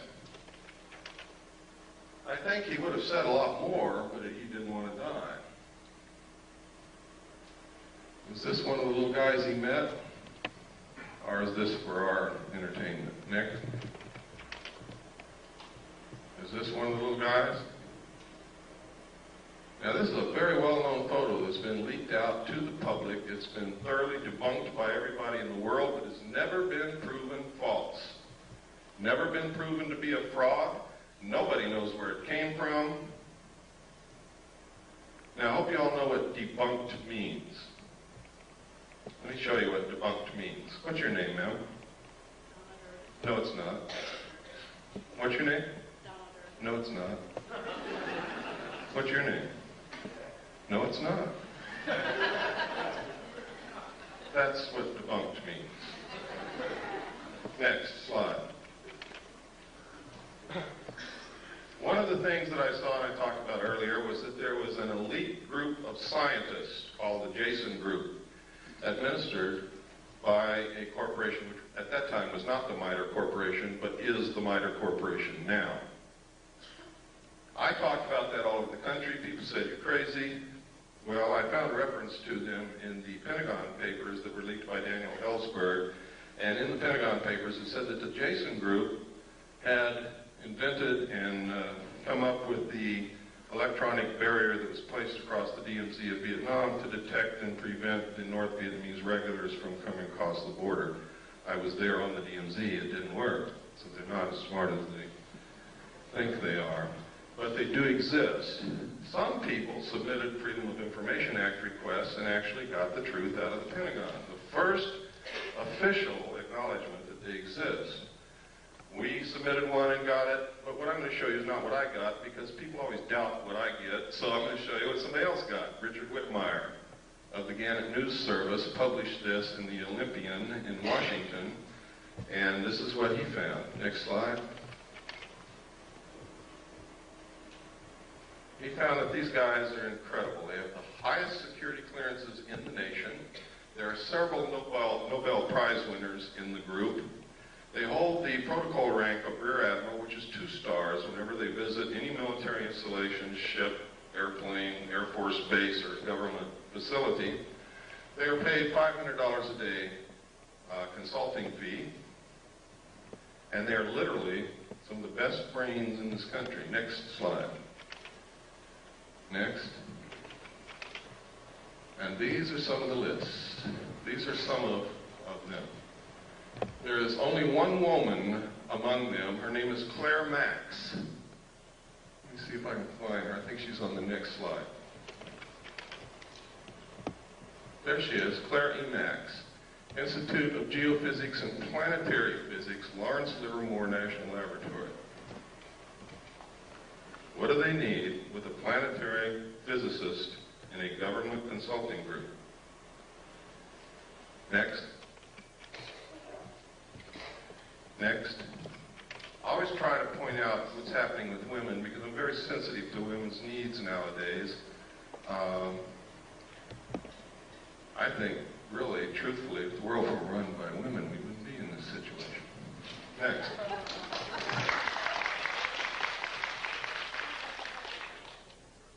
This is Bob Exler's idea of what the cover-up structure looks like. He believes wholeheartedly that to have a cover-up of this kind, involving this kind of technology, you would have to have full support from what we call corporate America. Now, this would be very easy in this country because who is corporate America? It's literally the Council on Foreign Relations. And I'm going to show you later that not only is this possible, it's probably absolutely right on. Next. Next, we've already looked at this. This is a piece of film that was sent to Leonard Stringfield, who is another researcher, who, the person who sent this film said that this was an alien extraterrestrial body recovered from a craft that had been burnt. I've looked at this at every angle that I possibly can think of, and I can't tell what in the world it is, except that you can sort of get a sense that it's probably biological something. Next. This was also sent to Leonard Stringfield, and the same thing was purported to be said. They said that this was the burned body of a crashed extraterrestrial being from a crashed spaceship. And this one is a was right here under the body is a pair of Air Force flight glasses.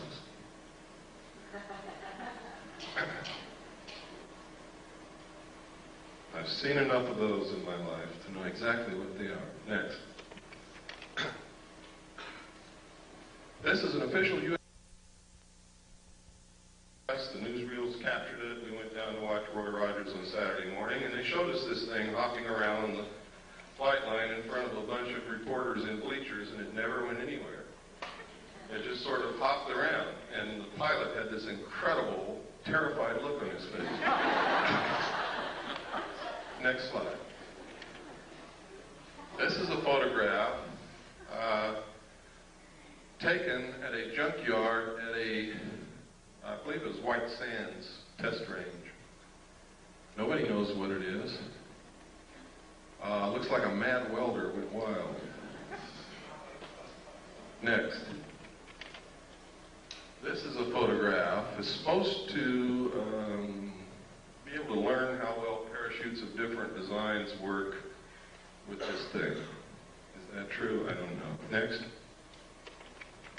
This is another one. We couldn't figure out what this is used for. We compared the shape and the size of this to the known nose cowlings of large aircraft, and we haven't been able to find anything that it fits. But there's a lot of experimental aircraft that you never get to see, so that doesn't mean anything really. Next. These are photographs of 3 UFOs, or actually 4. One's almost out of the photograph up there, over a power plant. They seem to really like power plants. They're seen a lot, especially around nuclear power plants. If my theory about the cattle mutilations is correct, that might explain it. Next slide.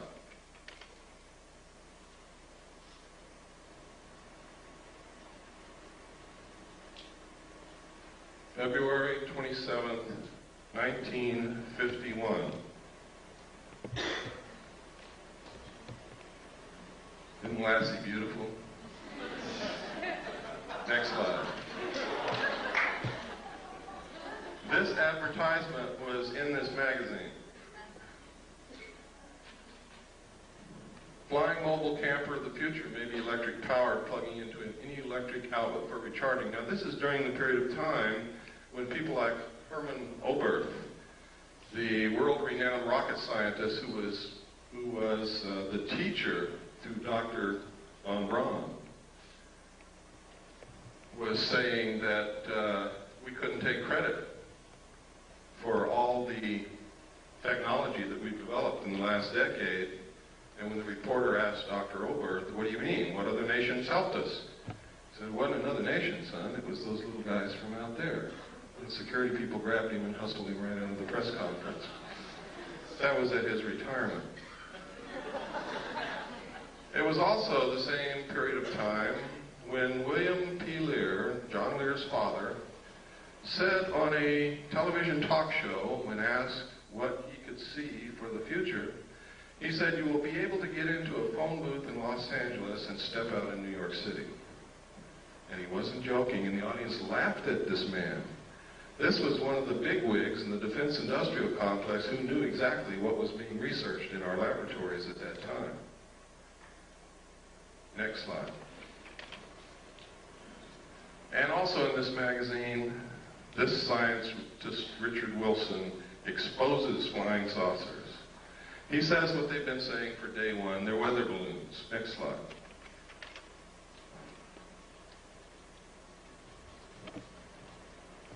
Albert Einstein. If, in fact, extraterrestrials were real and we had recovered that technology, I'm sure that Albert Einstein would have known about it, would have been in on it in one way or another. Next slide. And he may have known about things like this, the proceedings of the Lunar and Planetary Exploration Colloquium. May 13th, 1958. Look at that date because it's very significant when you look at what's in this book. And I'm going to show you a few pages. I've got this book at home. I guard it carefully because it's the only copy that's ever been able to be located, and I've got it. Introduction to the Initiating Group, Scientific Aspects of the Lunar Surface How did they find that out? The physical characteristics of the lunar surface. The geological aspects of the interior of the moon. Evolution and nature of the lunar atmosphere. Didn't someone tell us that there was no lunar atmosphere? Isn't that correct?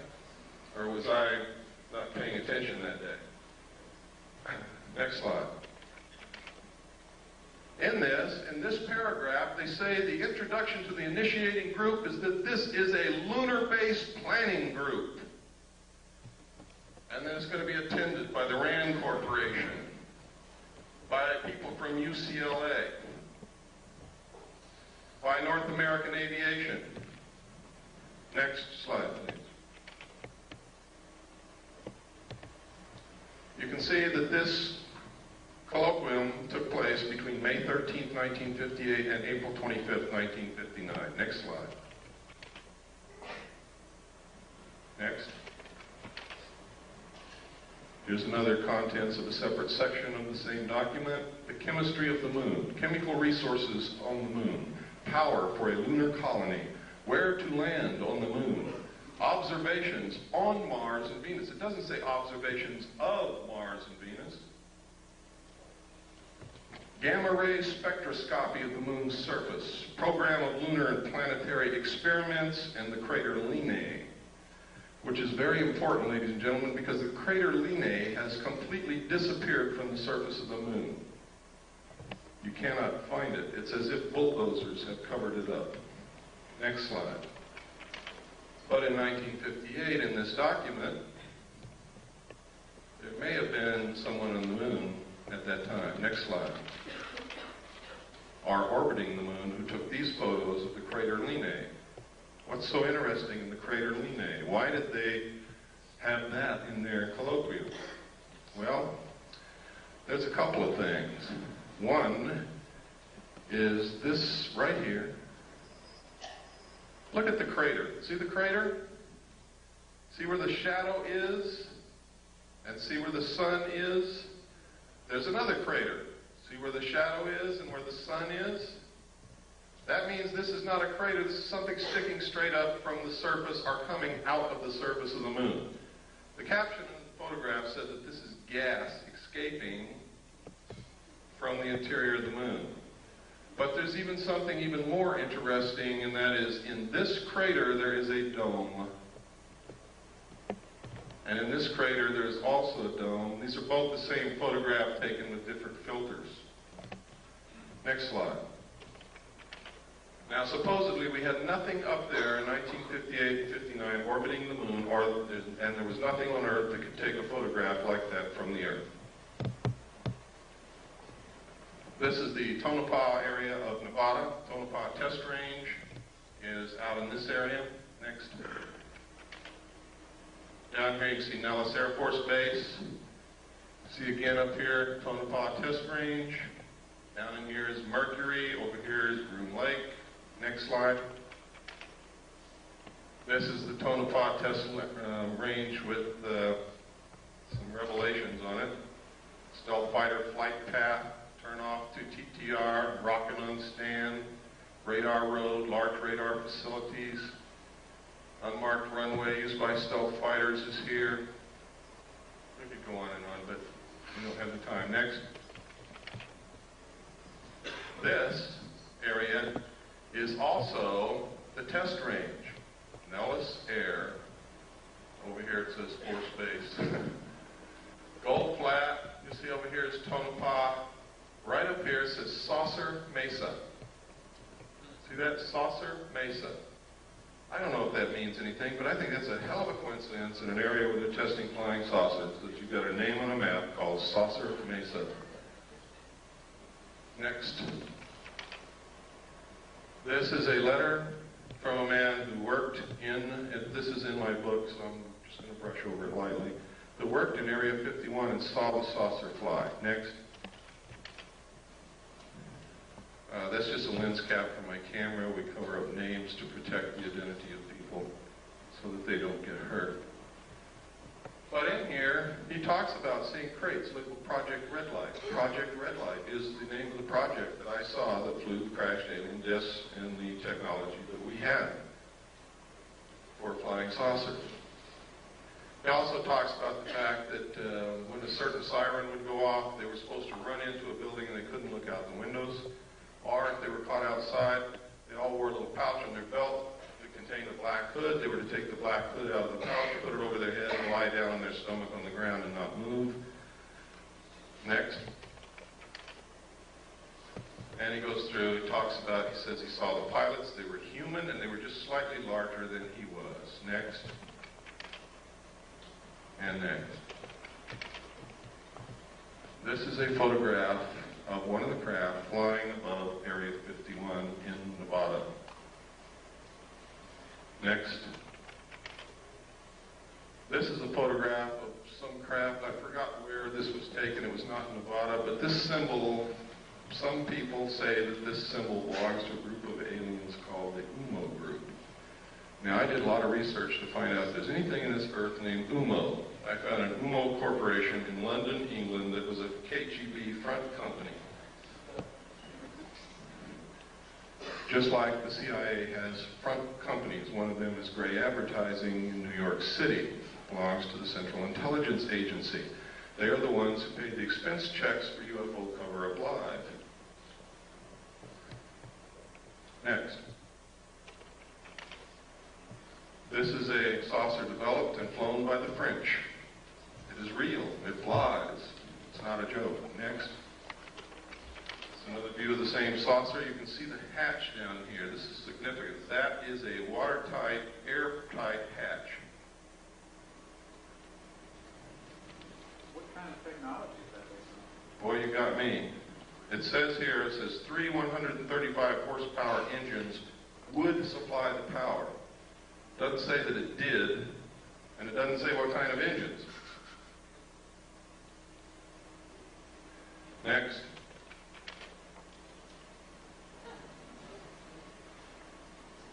Now, if you remember, not too long ago, Jackie Gleason's wife, after he died, released an unpublished manuscript, and in it she says that Jackie Gleason told her that he was asked to accompany President Nixon to Homestead Air Force Base, where President Nixon showed him dead alien bodies in a morgue.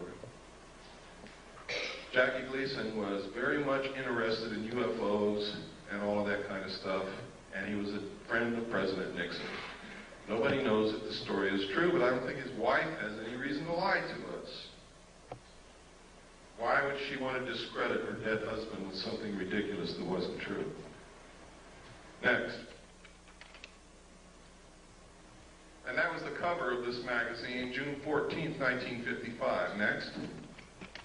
In which this story appeared. This was information leaked by a general. And he gave them a scoop. These are actual drawings of a United States Air Force flying saucer. Tells how it worked. Shows the air base of the future. And what is it? I'll be damned if it isn't an underground base. Where they can go in and out this way, out cliffs like they do under the Archuleta Mesa near Dulce, New Mexico, or up out the top. What a coincidence. Next.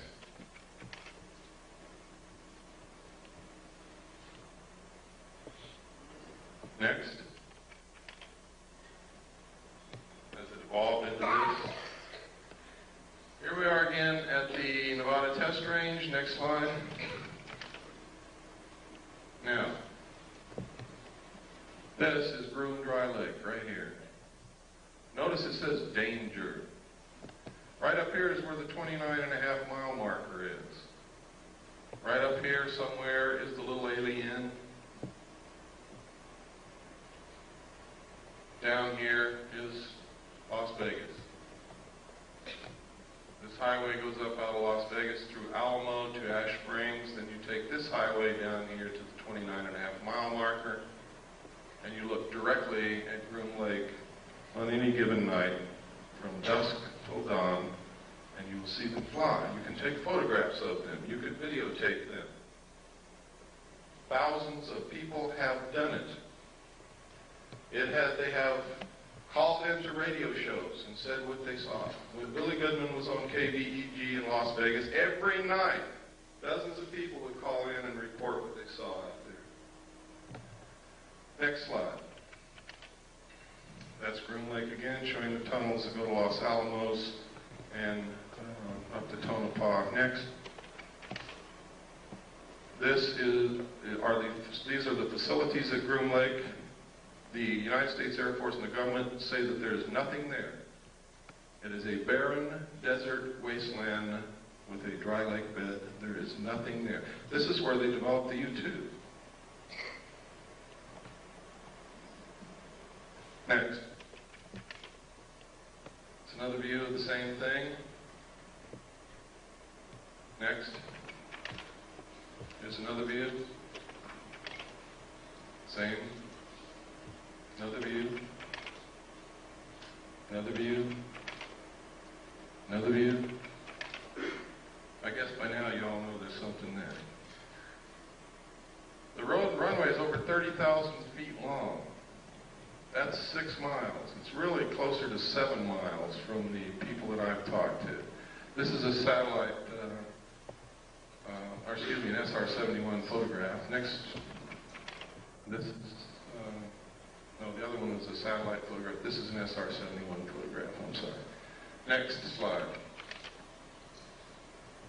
And this is what we've been able to identify as being there. The runway was built in 4 phases. They have a TACAN, which is a tactical navigation tower, navigational aids, access road, refueling ramp, tank farm. Tank farm is fuel tanks. Pipeline, road, housing, MiG haven. They have one of every kind of MiG that was ever built here. Power lines, water supply. This is a National Security Agency, CIA satellite intercepting dish antenna. Next. This is one of the underground tunnels. We found a publication, we'll look for something called Project RAND, which turned out to be a deep underground symposium hosted by the RAND Corporation and attended by some of the biggest defense contractors in the country. And in it were these photographs. Next. The date of this symposium in this publication was 1959. Next. Next. Look at that drill bit, ladies and gentlemen. In this, they said they had the technology to drill a tunnel 45 feet in diameter at the rate of 5 feet per hour. No one knew this technology existed at that time. We thought the huge drill bit that drilled for oil was the greatest thing since butter. Next. Look at that. Next. Now you know why Howard Hughes knew almost everything. These were developed by the Hughes Tool Company. Next. Next. Next. What kind of engine turned these things? In the symposium report, it says, just as airplanes, ships, and automobiles have given man mastery of the surface of the earth, tunnel boring machines and shaft sinkers will give him access to the subterranean world. What in the hell are they talking about? And construction of underground facilities. I also saw in the documents that there were underground bases all over this country, specifically in the Four Corners area of Utah, Colorado, Arizona, and New Mexico. Next. Next slide tray. You got to go back to the beginning. Okay, next slide tray. Everybody, stand up, take a stretch so you don't get kinks in your muscles. And we're just going to keep going right on through, and then we'll take a break in about 30 minutes.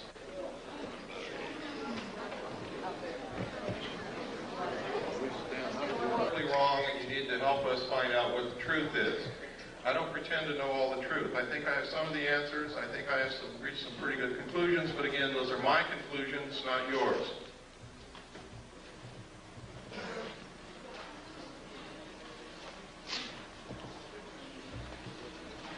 If in your research or your activities you can prove something that I have said or done or shown you here wrong, I want to know about that so that I can verify your research and your conclusions and change it.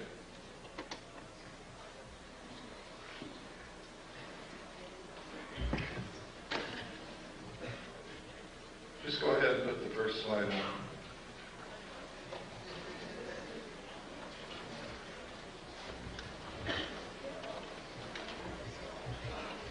Is that the first one?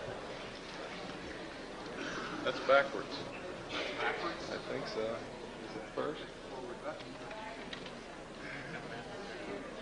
Okay, go back to 0. Oh, go back to 1. Is that one? Okay, go to 1. That's the last one.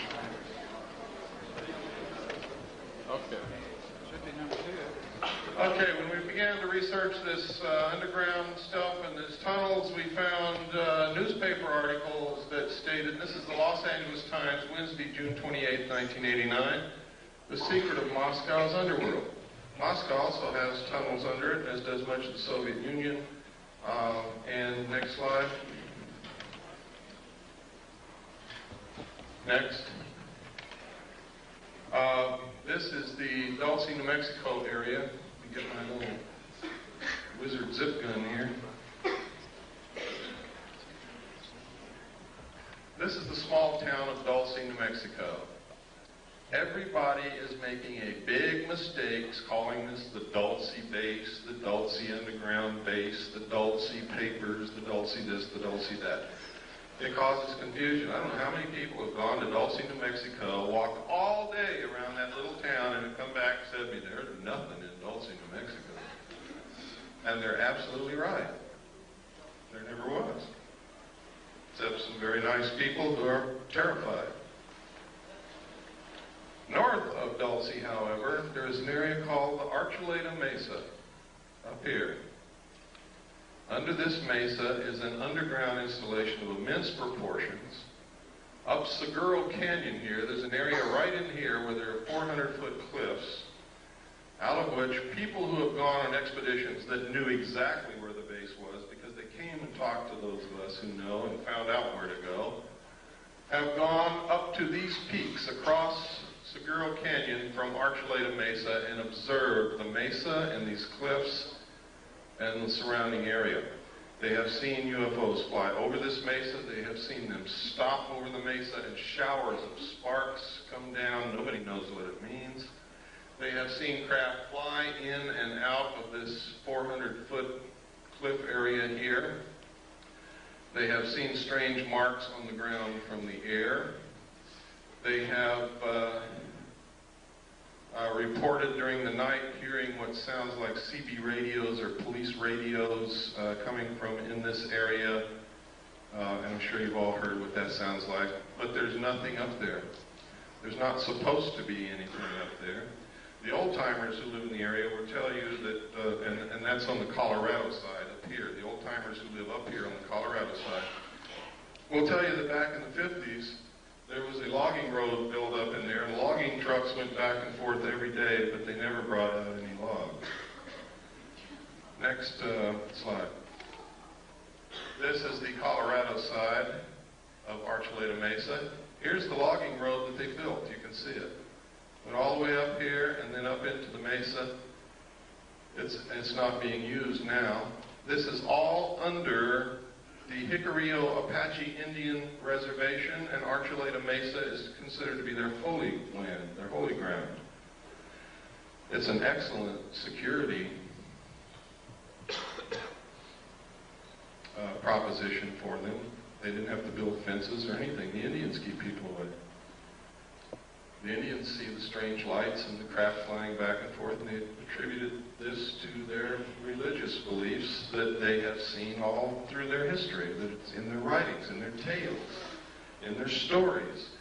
You can get some of the most incredible stories about UFOs from American Indians, when they will talk to you. Next slide, please. These are some more of the photographs from the Rand Symposium. Next. Oh, This is a page from an Air Force textbook. Space, let me see. I forgot the name of it. I think it's Physics and Space Technology, I believe. But anyway, in this textbook, it says the most commonly described alien is about 3 1/2 feet tall, has a round head or helmet, arms reaching to or below his knees, and is wearing a silvery spacesuit or coveralls. Other aliens appear to be essentially the same as Earthmen, while still others have particularly wide wraparound eyes and mouths with very thin lips, and there is a rare group reported as about 4 feet tall, weight of around 35 pounds, and covered with thick hair or fur, and in parentheses they have clothing with a question mark. Members of this last group are described as being extremely strong. Human fear and hostility. It says, besides the foregoing reasons, contacting humans is downright dangerous. Might be one reason they want to keep themselves secret if they're really here. Now, this is a textbook. This is a page out of a U.S. Air Force Academy textbook. Next page. This is another page out of the same textbook. It says, this leaves us with the unpleasant possibility of alien visitors to our planet, or at least of alien-controlled UFOs. When this textbook got into the hands of researchers, they excised the entire chapter from the textbook. Next.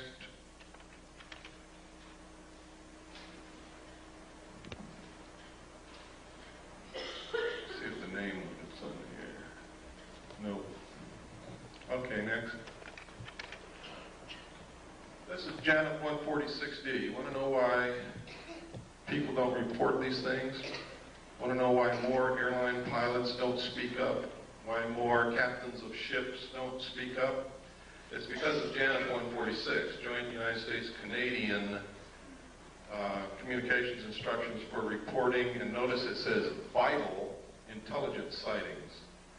Now, in this regulation, it says, if you make this report, you can be thrown in jail for talking about any of the information in the report. You can be fined. You can lose your license.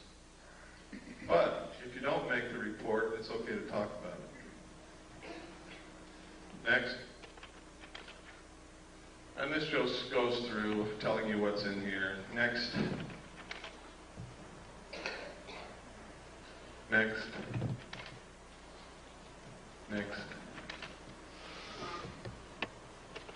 Wait a minute, go back to the last. Oh, here we go. Stay on that. Unidentified flying objects. Just want to make sure that you know that this specifically stated in this report that they are to be reported. Next.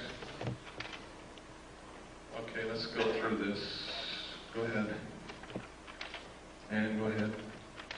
We just don't have time to cover every paragraph and all of the pertinent information. Go ahead. Keep going. Keep going.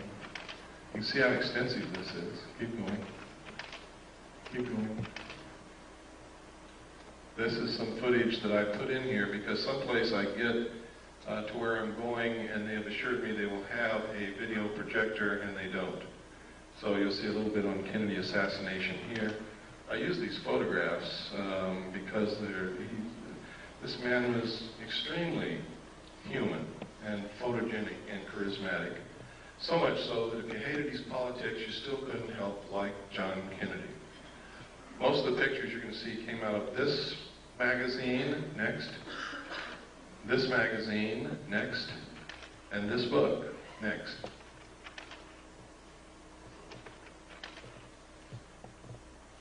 Go ahead. Can you imagine pictures like this of Richard Nixon? Lyndon Johnson, George Bush, Gerald Ford, oops. Next. Next. Look at that.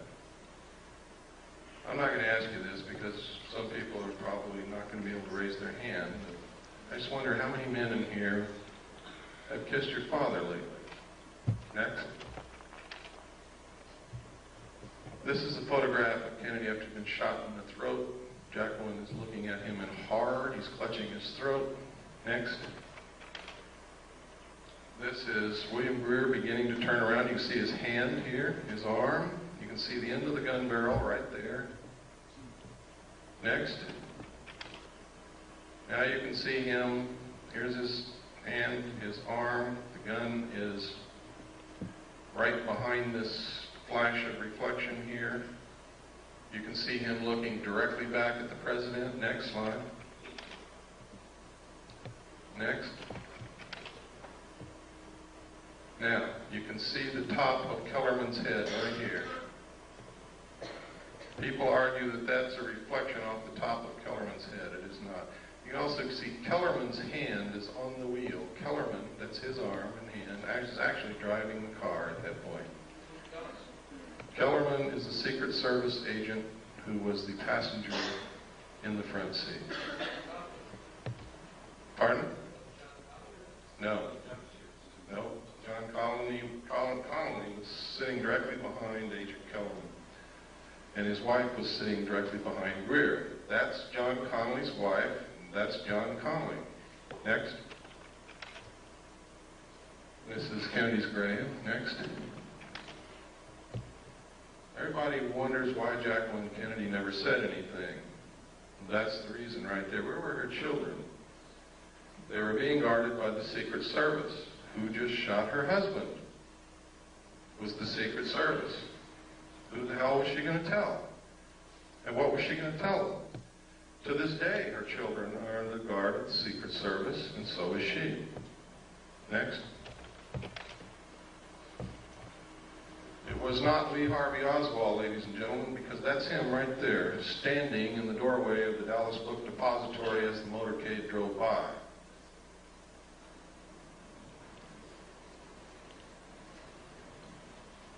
The Central Intelligence Agency has agents in the civilian community writing books and making statements to keep you confused. They will tell you that's not Lee Harvey Oswald, it's somebody who looks like him. What was Jack Ruby's part in? I don't know, but he certainly had a part. Next. There he is again. Lee Harvey Oswald. We have done body proportion measurement comparison. We have studied the clothing. We have studied the jawline, the features of the face. Next. And it is Lee Harvey Oswald.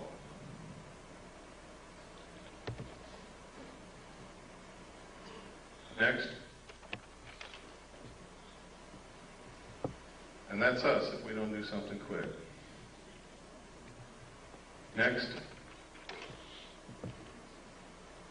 Now, everybody wants to know, why do we have to have a one-world government? Why is it that they won't let us have these things that we know will cure disease? Why are they so hard on homeopathic medicine? Why this, why that, why this, why that? It's simple, folks. Once you really get into it, there is no doubt about it, there is a serious population problem. At the end of World War II, or actually during the war, they did a study to try to determine the effect of the returning soldiers from the war upon the economy. What these people who made the study projected was that there was going to be a whole bunch of babies born. They did a study again in 1957, which stated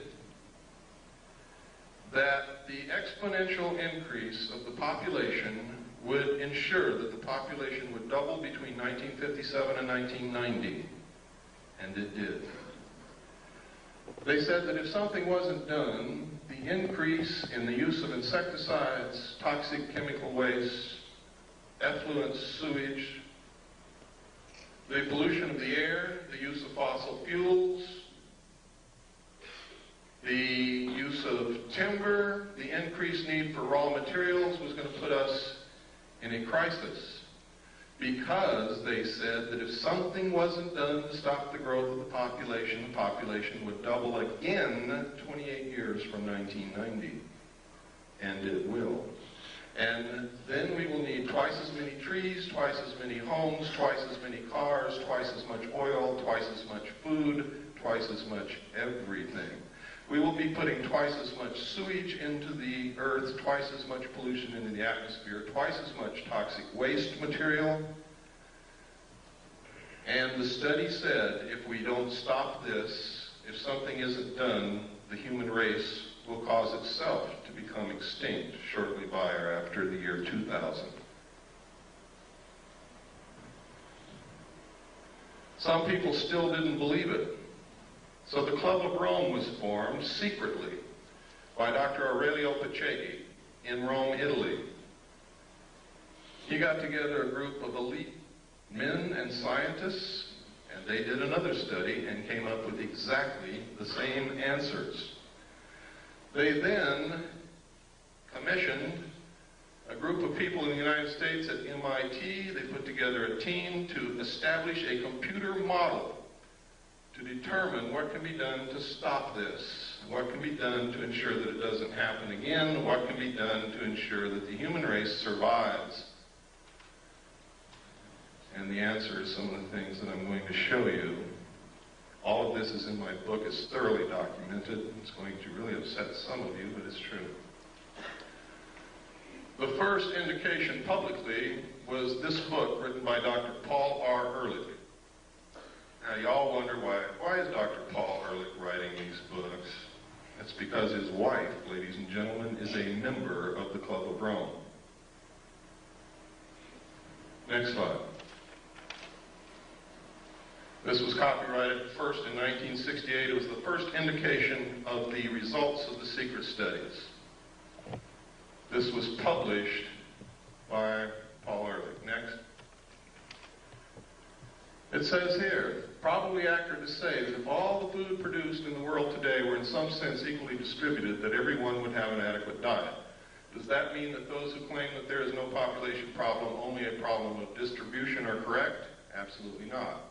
Population pressures are a product of animals as they exist, not as they might be.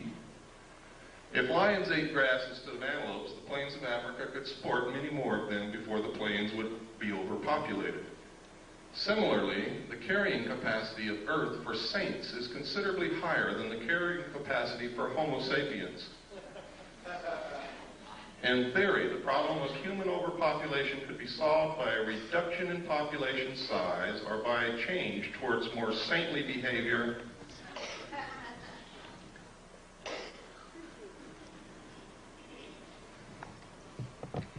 The current situation of global overpopulation is so serious, and the built-in potential for further population increase is so great, that the only sensible strategy for humanity today is to end population growth and start a population decline as rapidly as is humanly possible, simultaneously striving to achieve a more equitable distribution of the food and other goods of this planet. Limiting births and increasing social justice are not alternative strategies to preserving society. They are, ladies and gentlemen, necessary complements. Next slide. Now, here is the key. In this book, Paul Ehrlich told us that they had already decided on the solution because they had tried zero population growth and we didn't buy it. We didn't buy it. It worked in some small areas, but it didn't work in many, and it certainly didn't work worldwide. This paragraph tells you everything that you ever need to know about what is happening today and will answer a lot of your questions. Basically, then, there are only two kinds of solutions to the population problem. One is a birth rate solution, in which we find ways to lower the birth rate. Didn't work. Didn't work. The other is a death rate solution, in which ways to raise the death rate, war. You asked me about the Middle East. You asked me about what happened to Iran. You asked me about El Salvador. You asked me about Nicaragua. You asked me what's going to happen in the future. This paragraph tells you what's going to happen. Famine, pestilence, find us. They have just shut off the water to all the farmers in the San Joaquin Valley. They produce 50% of all the vegetables that are consumed in this country. Do you believe that's an accident after reading this?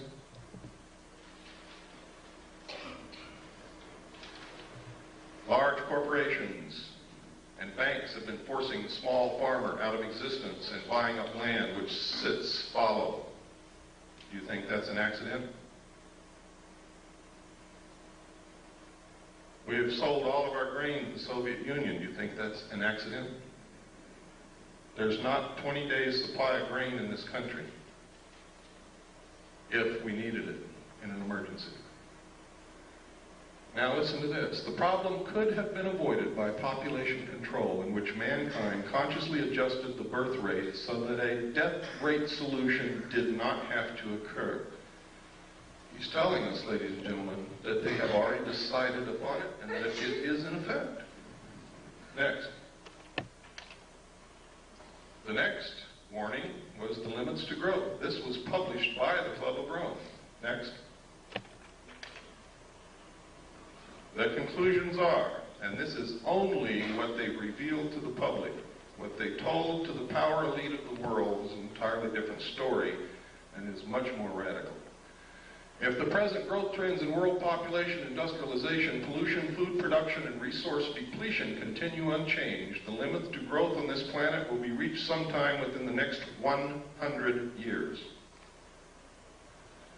The most probable result will be a rather sudden and uncontrollable decline in both population and industrial capacity, and what they don't say here that they said in the secret report is that the masses of people in the world will result to the overthrow of their government and anarchy will reign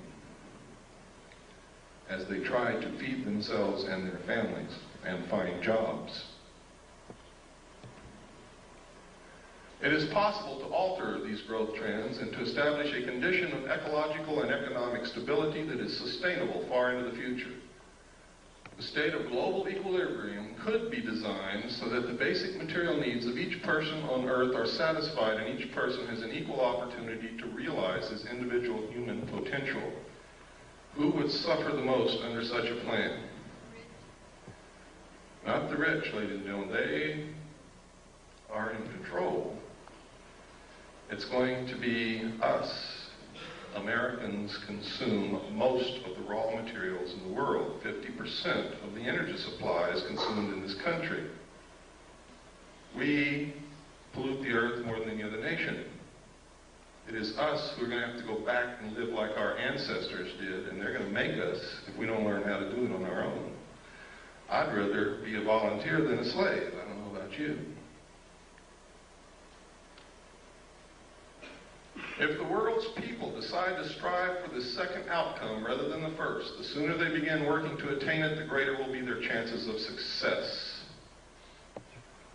And down in the last paragraph, something really important. These conclusions are so far-reaching and raise so many questions for further study that we are quite frankly overwhelmed by the enormity of the job that must be done. We hope that this book will serve to interest other people in many fields of study and in many countries of the world to raise the space and time horizons of their concerns and to join us in an understanding and preparing for a period, and listen to this because they're not kidding, it's coming very soon, for a period of great transition, the transition from global to global equilibrium. Henry Kissinger said when asked what he foresaw for the coming decade, he said, everything will be different. There will be a new world order. Many will suffer. For those who survive, the world will be better. And the last thing he said, we will have the world we have always wanted. Now, if you know anything about Henry Kissinger, he never wastes words, and he knows what's going on. Next.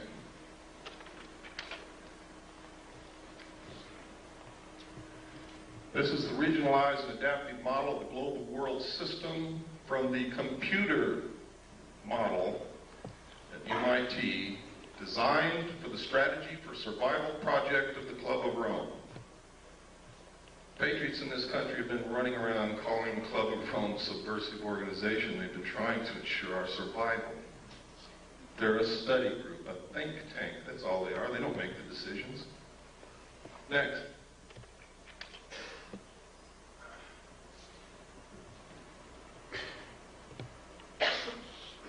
We don't have time to go through all of this, but it's in my book. That chapter is going to be the most interesting chapter that you're going to read in my book. And everything that I say in there and here is thoroughly documented. Next. And next. And next. These are the New World regions. There's already a new constitution has been made for the United States of America. It's called the New States Constitution. It was paid for by your tax dollars over a 10-year period. It was developed by the Center for Democratic Studies in Santa Barbara, California, and it cost $25 million. The entire Constitution is also in my book. Next. You could see by there, Region 1 was the combination of the United States and Canada, and that's the real reason for the lowering of the trade restrictions between the United States and Canada. We are fixing to be merged. Next. And next. There are 10 regions in the New World Order, and you are looking at them now. Next. Next. What's one of the answers? Alternative 3. I also saw documentation, and I've already shown you documentation on slides, that there may have been somebody in the moon in 1958, and I can tell you right now, there is a base on the moon. We are attempting to colonize space because of their attempts to control our greed and our wastefulness and our destruction of this earth do not work. The only hope for the survival of the human race is colonization of other planets.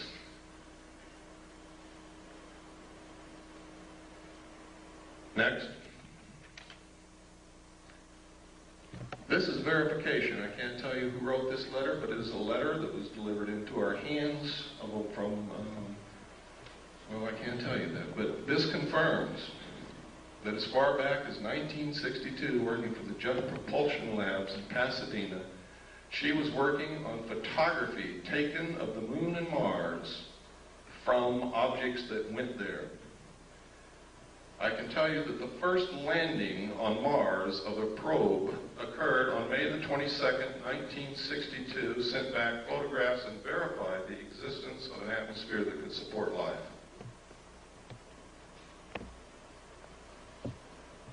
This woman was married to a man. She says in this letter, his function was to design domed modular living facilities, next slide please, for colonies of Earth scientists to be stationed on the moon and then Mars.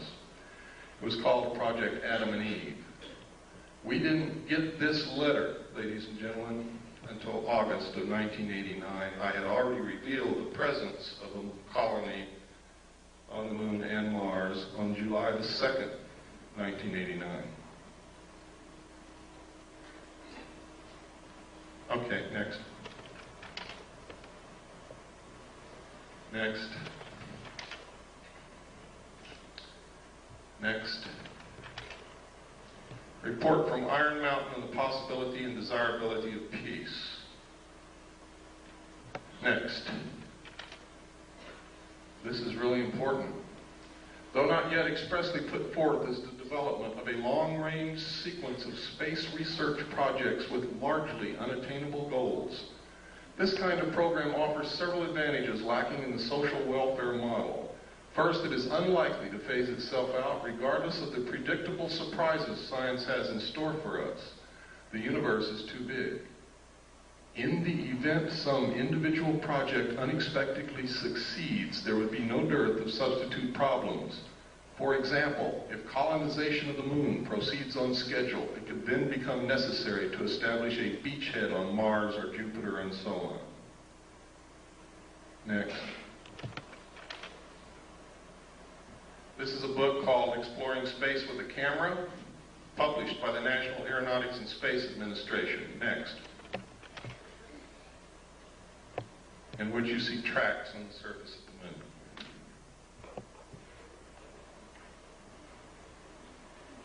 Now I want you to notice where these tracks go. Start way up here. They go down, down into this valley, up over this hill, down in this valley, up over this hill, down in this crater, up over this hill, and down here. And NASA says it's rocks rolling downhill. Next.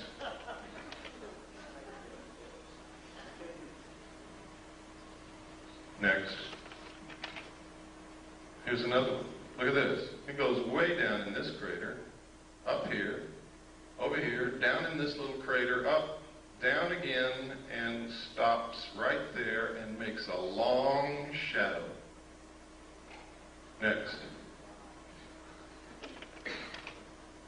Here's another one. So whatever was making those tracks was still there? Yes. Next. Look here. Look at those tracks. Look at that object and look how big the shadow is. Here's another small set of tracks here. Goes out into the washout in the light. And here's another one. It comes up out of the crater and down here. And there's the object casting a shadow. Rocks rolling downhill. Next. These are official NASA photographs taken right out of a NASA publication. I didn't fake them. You can go get the same book and look at them yourself. They told us there's no water on the moon. I guess that doesn't call for any comment, does it? Next. This is another book that we had to get because they had pulled it off the shelves when they found out what was in it, and another one also. Also printed by NASA. Next. There's the title page. Next. And this is the other one, Atlas and Gazetteer of the Near Side of the Moon. We have located one in the library of the Jet Propulsion Laboratory, which the title is The Lunar Base, and we are trying to get someone in there to photograph it now. Next. Next. Next. Right here, you can see a machine inside the crater throwing dirt out of the crater, and right there you can see a saucer sitting on the rim. Over here you can see a crater that's already been artificially mined and is just left vacant. Next. That's another view of it. You can no longer see the disc that was sitting on the rim. It's gone. Next. Pardon? I don't remember. We've already passed that page. Does everybody want to go back to it? Got to be quick. Go ahead. Next. Down in this crater, you see all kinds of artificial objects. We have no idea what they are. They are not natural. It's really strange. You can see here a building with a ramp coming this way and then up to the top, and then a flattened off top here and square corners all around it. You never find anything like that in nature anywhere. There are other objects, I won't go into them. That is the most obvious. It has square corners all the way around. Next. Here you can see the antenna from the lunar orbiter here. Look at these weird things in this crater over here. These are the ones we just looked at, and that's where the mining is going on, or what appears to be mining up there. And this is the artificial crater that we looked at. All of the other photographs that you saw were macro photography taken from this photograph out of the book. Next. Anybody see anything strange there? It's right out of the book, folks. Don't see anything strange? What's that? Next. I don't know. What is it? Give me the next slide. What is that? Give me the next slide. Okay, go back one. This looks exactly like a B-24 Liberator bomber. Is it? I don't know. Look over here. Here's another one.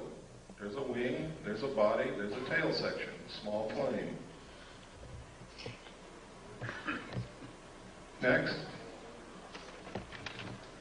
Look here. See this mountain that has been shaved off? The top is flat and there are 4 domes on it. Can you see it? Give me the next slide. I know there's somebody out there that's faking. They don't see it yet. Okay, give me another slide. Now can you see it? Right out of the book. Look at this dome here on this flattened off area. It looks like a piece of pie. There's a dome. 4 domes on this mountain. And we're talking from way, way up. Those domes are big, even though they look small to you. Next. This is the crater Kepler. Anything unusual there? Right out of the book. Look at this. You see those 4 domes lined up in a row right there? You see where the side of the crater has been cut out? You see where somebody's built it's either a road or a wall beside a road that goes from here down into the crater.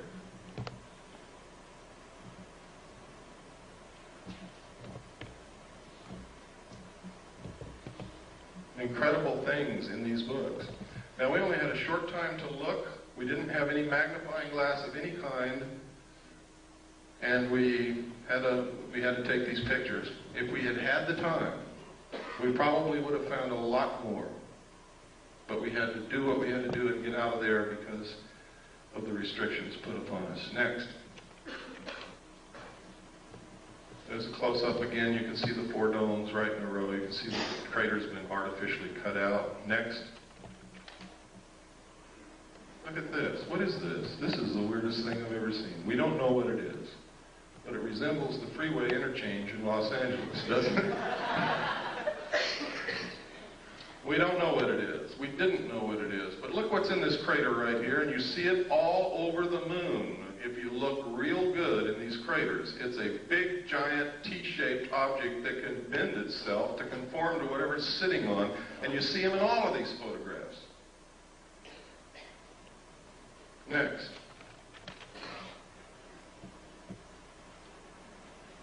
Look right up here on this ledge, folks. You'll see a whole bunch of buildings.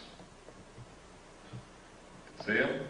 They're all square and rectangular with perfect 90-degree angle corners all the way around.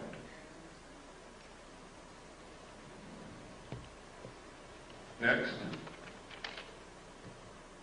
This is what we were looking at, the freeway interchange. I don't know what it is. I just call it that because... Next. Oh, go back. I'm sorry. There's something I want you to see. What is this? Next. And you can see that a little bit better there. Next. This is one of my favorite photographs. Something crawled over this lip of that crater, gouged out the lip, crawled down, gouging the earth away, made a turn here, came back, crossed its own path, and went back over the lip of that crater. I guess it could have been a rock rolling downhill. Next. There's a close-up of it. There is no doubt about this, ladies and gentlemen. You can see it as plain as day. It came up over this rim, came down, made a turn, went back over its own path, and out. Next. Look at this. Experts that we have taken this to say that that resembles the crater made by a very large artificial explosion, such as a nuclear weapon. Next. That's Kepler again, just to show you that it did come out of the book. Next. Next. Next.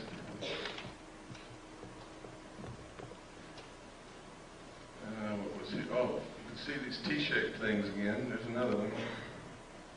You can see here an opening into the moon here, shaped almost like a triangle or a pyramid, and there's something parked right there.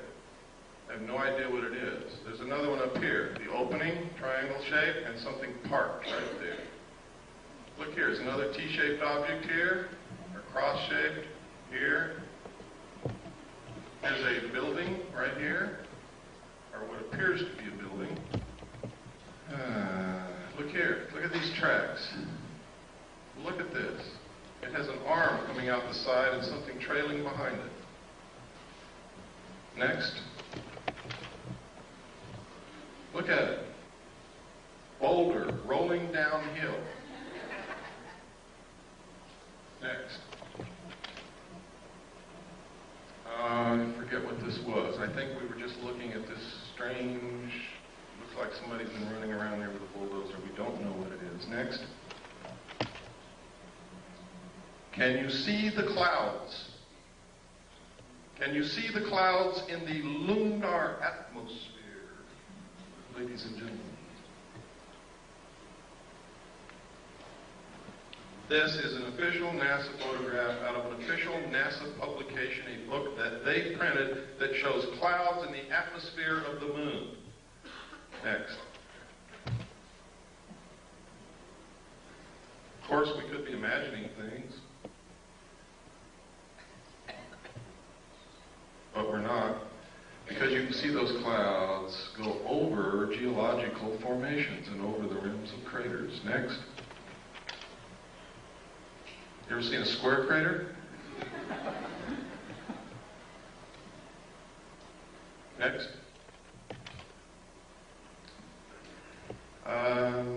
Oh, look here, folks. What is that? Doesn't that look like a triangular-shaped lake or reservoir with an island in the middle? Is it? I don't know. Next. That's the same picture a while ago. I kept trying to get a better picture of this object because you can sure see that thing sticking out with an arm trailing behind it. Next. Yeah, we saw it. This is, and this is incredible that they would allow this to be published. It says here, they resemble many steep terrestrial slopes, including those of some man-made craters produced by explosives. Next. Here are again 2 triangular-shaped openings into the moon. They are not the same location as the other ones, and they have a platform at the lip, but there's nothing sitting on these as there was on the other ones. Next. Anybody see anything unusual here? What we're looking at is across the entire crater Copernicus. What I'm looking at is a page of the book in which, in a very small portion of that photograph, I have taken this with macro photography, and in this you can see a base in that crater across on the far side of the crater, and you can see towers, you can see buildings, you can see tanks, you can see another tank or a tower over here, and you can see it even better. Next slide. Check it out. Next slide. Look at this. Look at this big Christian cross right here. Look at these buildings here. Look over here. It looks like what's a building up under this ledge. These are all perfectly square corners. They do not occur in nature. Any expert will tell you that. Next. This right here is a pyramid exactly to the same scale of the Pyramid of Cheops. This is a Christian cross.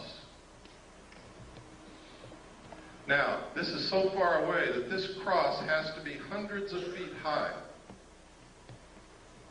A rock. Next.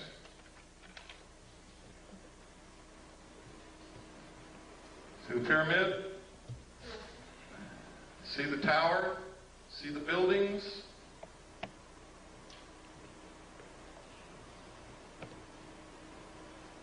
Next. Again, there's the cross. It is huge.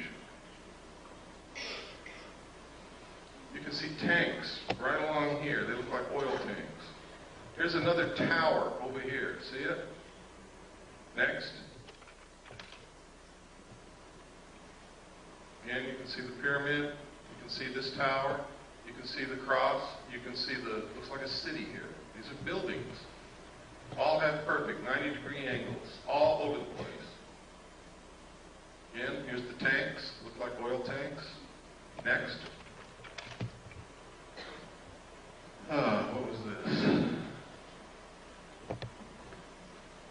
Sometimes if I don't look at these all the time, I lose what the heck I was even looking at to begin with. Oh, right here. Look at this. This is some kind of an artificial installation that has been built. Look, here's a perfect square. Here's perfect right angles. Here are two arches. Here is an arch that goes over something that goes underneath it. What is it? I don't know. But I can assure you that it is artificial. It is not natural. Next. Look at how this has been flattened out here.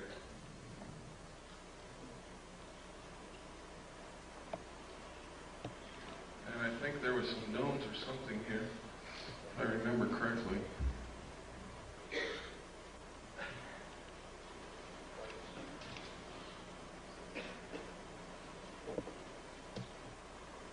I can't see it now. Next.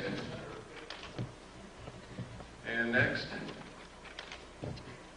Now this is the photograph that I took of the base across the crater. See the tower? We're looking all the way across the crater Copernicus, and you can still see that tower sticking up. That's how big it is.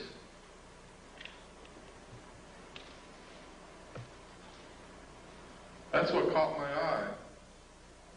And then I began to take macro photographs. It wasn't until we really developed the film that we knew that we had anything from that, because this is the photograph that I was photographing. That's why NASA put it in the book. They overlooked it. Next. That's Kepler again. Next. That's the crater Copernicus. That's the one. This is the photograph that I took the pictures over there. The last one you looked at was a close-up of about this area. And the close-ups that you saw where the base was were right in here. Next. That's the one, remember, we talked about, we didn't know what it was. It looked like a bulldozer had run back and forth inside the crater. Next. Next. Next. Next. Boulders, downhill, moonquakes.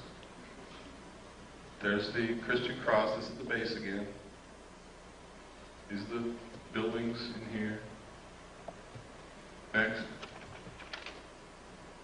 These are photographs of Mars, ladies and gentlemen. What you're looking at is agricultural terracing. Ancient agricultural terracing. You can follow each terrace all the way around.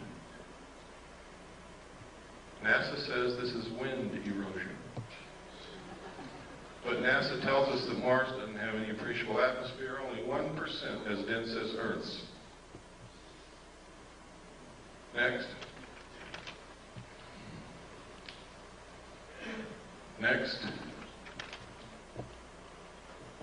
These lines are exactly like the lines on Nazca, and you can see that each line carves into the lip of that crater.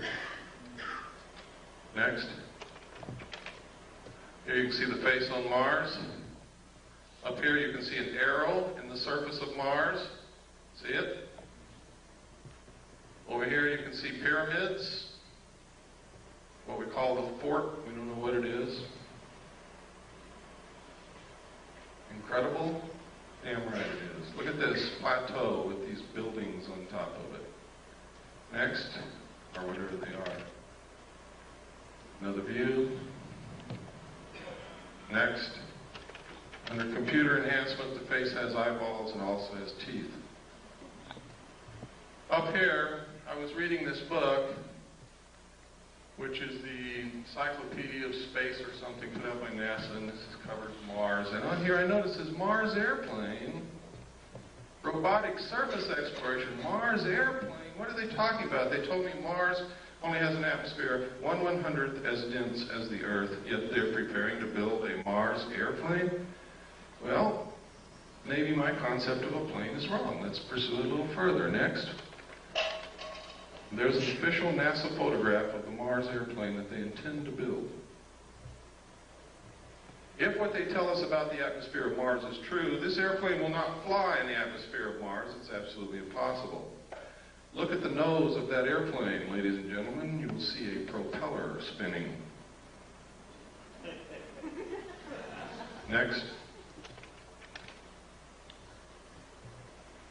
Now, this confirms the alternative 3 scenario.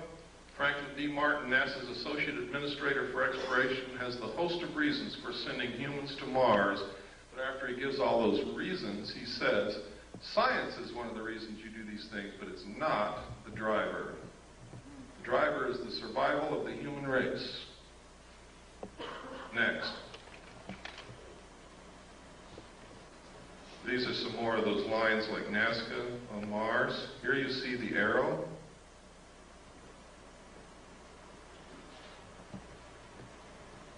Next.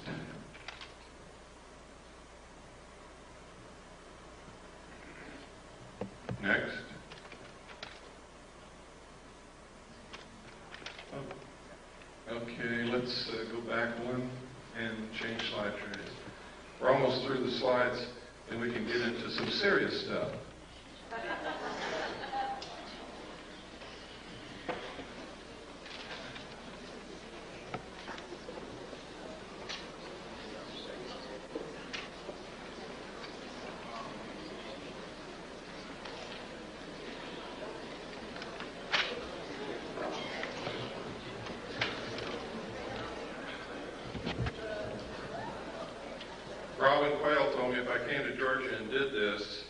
She would take me to dinner tonight.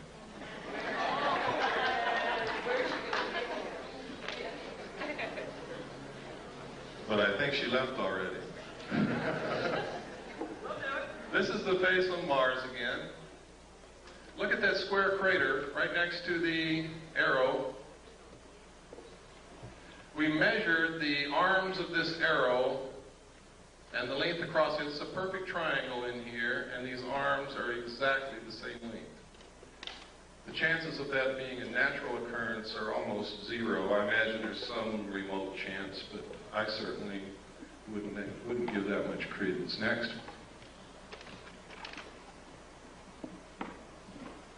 And look at this down here. It's almost boat-shaped, with what appear to be buildings on top. They may not be buildings. We can't get perfect 90-degree angles on it, but that could have been eroded away over who knows how many centuries. Next. The black dots, those are places where the spacecraft was sending back the information and it didn't make it to Earth. They're not freckles, they're not painted dots on Mars. They're just where the bits of information didn't make it from the spacecraft to the Earth. Yeah, the face is approximately 1 mile across. Next. I really don't know, ma'am. I try not to guess at things, especially if it doesn't even remotely look like what we might guess it might be. You have to understand, when we're trying to interpret something totally alien to this Earth, we have to understand the concept of what the word alien means. What we might perceive as a landing strip might be a carnival to them. Who knows? Look at this. This is the Martian probe that we landed in 1976, I believe. And it took this picture of something flowing from up here down to here. Could be sand. Sand does flow under the right circumstances, or it could be water. If that's flowing water, then that's significant. If it's sand, it means nothing. Next. Government scientists call newly discovered heavenly object a stray asteroid. Sounds kind of interesting, doesn't it? Until you read the subhead. A astronomers worldwide in disagreement with official explanation call phenomenon an intelligently guided object. London Evening Standard. I think that's 7/10/60, page 3.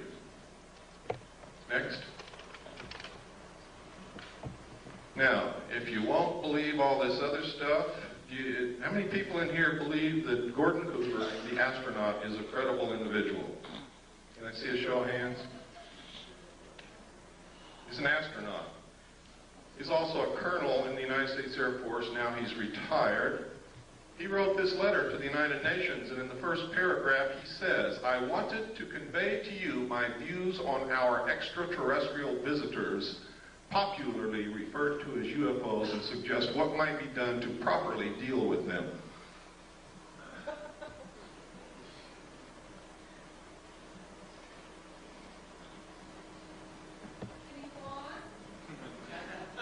Certainly.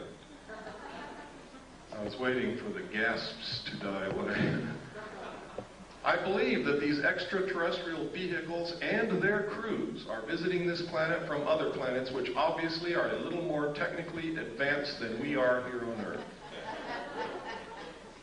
I feel that we need to have a top-level coordinated program to scientifically collect and analyze data from all over the Earth concerning any type of encounter and determine how best to interface with these visitors in a friendly fashion.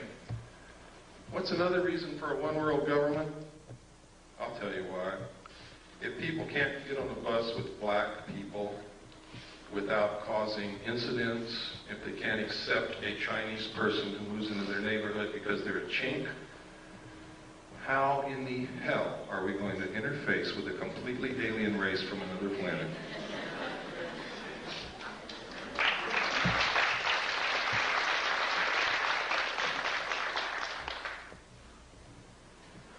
Okay, next slide.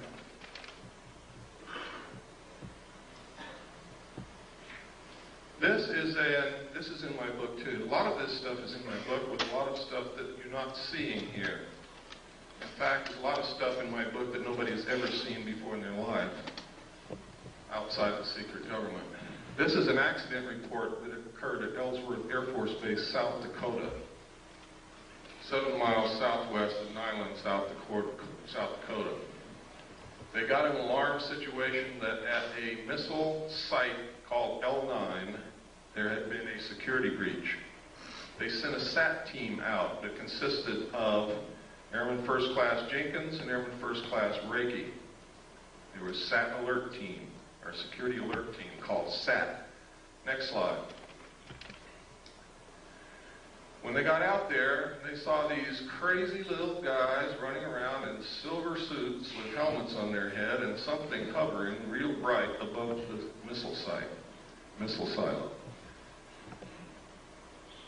Reiki went up the hill, challenged them, told them to stop. They didn't stop. He raised his M16, and they blasted him with some kind of a light, melted his M16. They never even found a piece of it, and gave him second and third degree burns all over his hands and arms. He called back to Jenkins, who came from the vehicle. Jenkins saw 2 of them, fired at both of them, hit one in the helmet, one in the chest. They both fell to the ground. A few seconds later, got up and ran off and went up into this craft, which zoomed away into the sky. Further investigation showed that the nuclear components of the warhead was missing from the missile. Next. And next. UFO photographed over Disneyland, that's it down there. In the space of flicking the shutter of the camera, this thing moved back and forth about 12 times and then caught it here. That's how fast it was moving.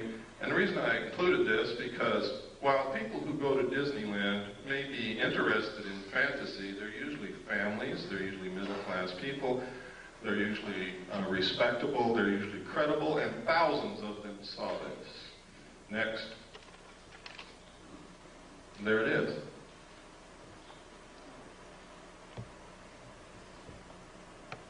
That's incredibly fast when you figure that during the time the shutter snapped, it moved back and forth that many times. Next. This is a Billy Myers picture. One of the things that I think is incredibly suspicious about his still photographs is they're always sticking out of the tree. However, I must caution you because he has produced some movie film which is incredible. It's been analyzed by different countries, different people, different scientists. They can find nothing wrong with it. Shows craft way out in the distance with trees in between, flying over cars that are moving on the ground and all kinds of things. Next. This is one sitting on the ground. Looks like, never mind. Next. This is a drawing that an abductee made of the craft that they were supposedly abducted and taken up into. Next. This is one of the best of the historical, genuine photographs of UFOs that exists.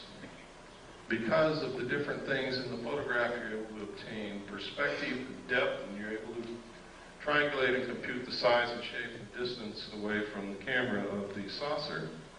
Next. This is another very good one. Next. This was over Phoenix, Arizona. It was seen by hundreds of people. Next. This was taken over Mount Rainier in 1948. It's original Kodachrome slide, which we made the prints from.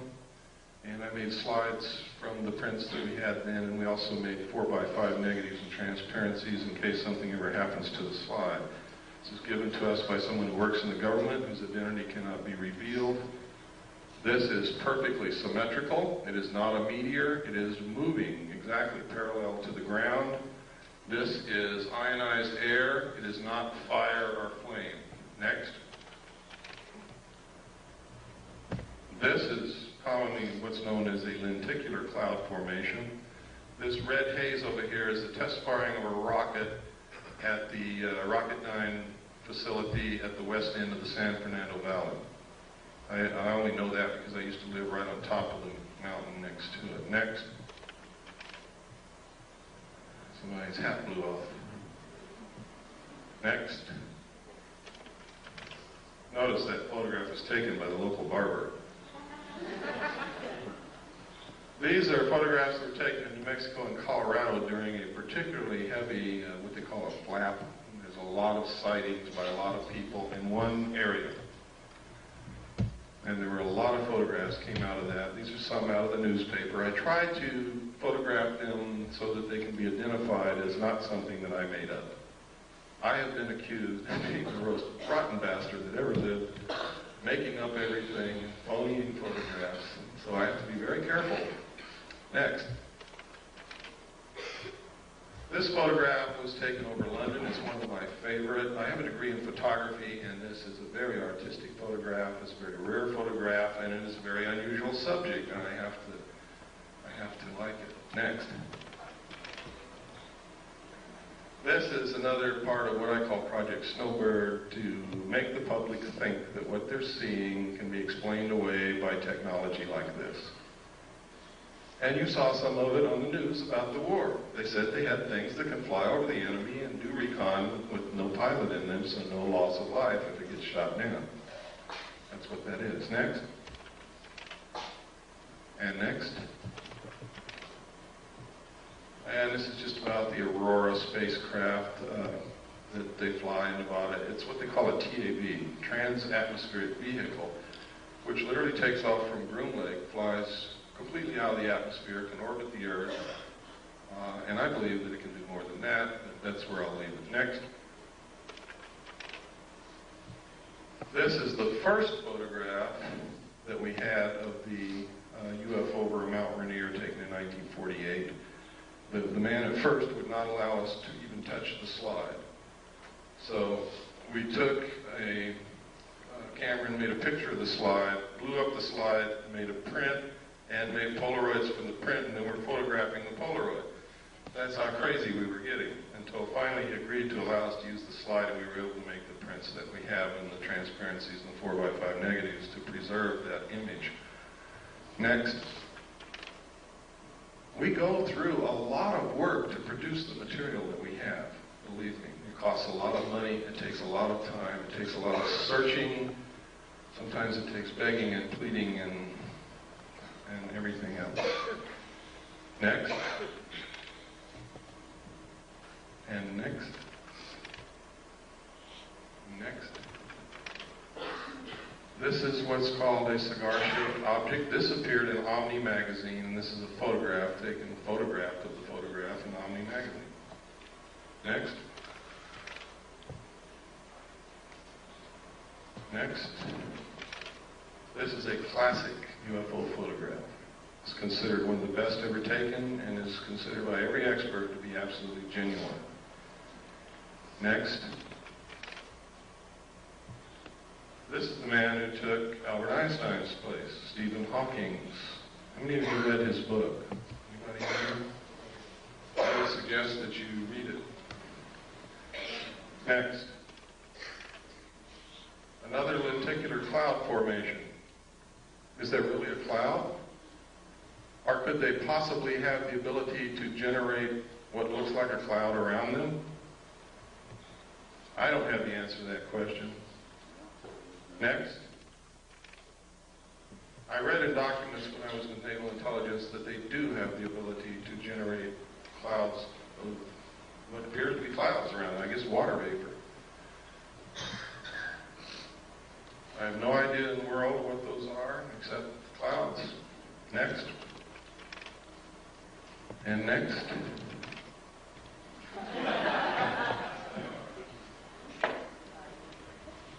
Is this what they're trying to make us believe is happening? So that we'll accept a one world government, give up our freedoms, submit to totalitarian control? Is that the easiest way to control us so that we won't destroy the earth? Is that what this is all about? That, by the way, is from The Creature from the Black Lagoon, which was a classic horror film for the buffs. Next. And next. They do exist, folks. For those of you who thought they didn't, never saw any, they exist. This was taken from an airplane window. So you know that nobody threw a hubcap into the air. It's above the clouds. Next. This was taken by a tourist in Hawaii. He didn't even know that it was in the sky. He was taking a picture of these beautiful women, and it wasn't until he got the pictures back and he was showing his vacation photographs to a friend, or at least this is the story, that his friend said, "What's that?" And he said, "What?" I never saw that. And this is a close-up. Next slide.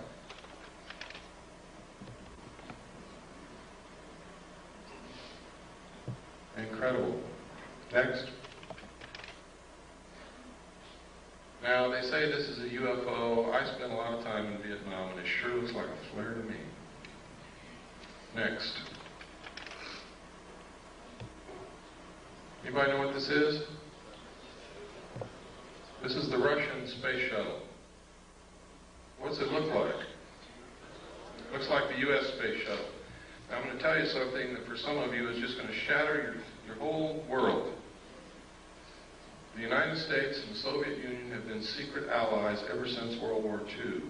And the guise of antagonism between us has been artificially produced to create large sums of money from the populations of both countries for experimental methods of controlling populations and to fund and carry on a joint space program to colonize the moon and Mars. Please don't hang me. But it's the truth. Every bit of technology that the Soviets have ever obtained has been given to them covertly by the United States of America. This is no accident. That is our space shuttle that we gave to them. The only thing is theirs has a little bit better technology in it because we experimented with ours first. We gave them the atomic bomb, and then we fried the Rosenbergs as scapegoats. Next. Next. These are a series of photographs put together from the Venus orbiter. The United States maintains that the atmosphere of Venus is so thick that we cannot take pictures of the surface of Venus, and cameras and film will not last, or cameras and TV cameras will not last on the surface of Venus to send back pictures. So they do what's called cloud-penetrating radar mapping, and that's what this is. For you Hollow Earth folks, there's a hole up there. I don't know what it means. Next. If any of you see this happening, please call me immediately.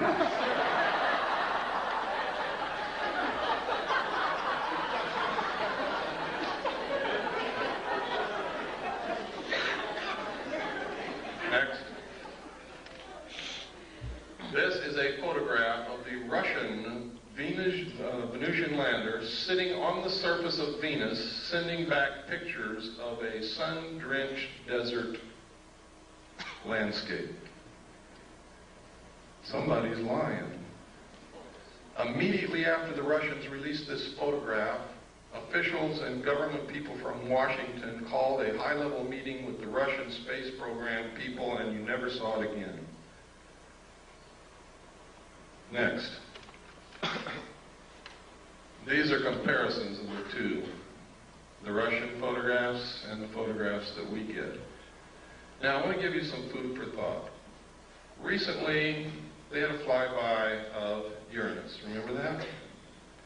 And most of us were glued in the middle of the night to our TV set, hoping to see something strange that we'd never seen before and get a little bit of illumination from what was happening out in space. The target of the probe was the planet. Does anybody remember that? The target was the planet. The main interest for the flyby was the planet. What did we see? Anybody know? Did anybody stay up like I did and watch? We saw the moons of Uranus. We saw one long-range shot of the planet, and we never saw it again. But we saw the most incredible close-ups of the moons of Uranus that you could possibly hope for. Why? Why wouldn't they show us the planet? And it happened elsewhere also. Next. This is a book after its kind, and the documentation I saw, that symbol there was said to be the trilateral signal, or the trilateral symbol used by the aliens as their symbol. It literally means, in ancient writing, I found it, finally. The first place I ever saw it, outside of the official documents, was on this book. The second place was in a Bible that contained a page of old ancient Christian symbols. And another one, I found a book in the library, I forget the book, but it was about symbology and symbols. And this is an ancient symbol that means mother and father with the children. See, these are two old symbols. You take this apart and you have a mother symbol and a father symbol, or a man and a woman symbol. Put them together, it's mother and father. It could also mean the process of reproduction. With a circle on one side, it means one child. With a circle on the other, it means two. This literally means mother and father with the children. The thesis for this book is a scientifically dependable yet popular analysis of the theory of evolution. In it, he inserts that there must have been some outside interbreeding or influence or genetic insertion into the human race to produce modern man. Next slide. This book was first written in 1927. Next. This is an article that just says how they can move technology, secret technology, from government laboratories into the world. Next. And next. Oh no, go back one. Go back one. Right here. This is a perfect illustration, folks. Look at this photograph, and you'll see that in the shadows there is no detail whatsoever. In space, without an atmosphere, there can be no detail in shadows, because the only thing that will produce light in shadows is diffusion of light through an atmosphere. Now, next photograph, which which proves that this photograph was not taken on the moon. Or if it was taken on the moon, there is an atmosphere. Next. Oh, this was right after I gave my talk in Sedona, which I'm sure some of you know about. I was driving back the back roads because I wanted to see some of Arizona because I had fallen in love with Arizona and now I've moved there, and I'll show you how much I've fallen in love with it. And I saw this cloud form. There was nothing there. There was no cloud in the sky anywhere, and all of a sudden, bam, a saucer-shaped cloud right in front of my eyes. I stopped and took the next picture, and it disappeared as equally, as quickly as it had formed. There was not another cloud in the sky. There's no lake. There's no water anywhere. It was incredible. I can't explain it, but it's certainly something worth looking into. Next. This is a drawing made by one of the students at the last college where I was the executive director. Stan was the head of the security department. Some of you know Stan Barrington. He's my only authorized representative in this world. Would put my life in his hands, and I have on several occasions.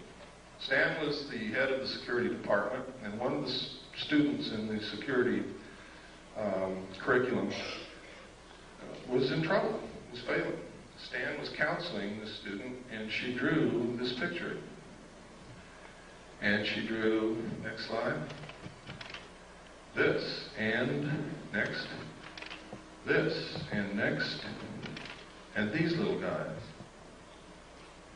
Now, she had no idea that I knew anything about UFOs or flying saucers.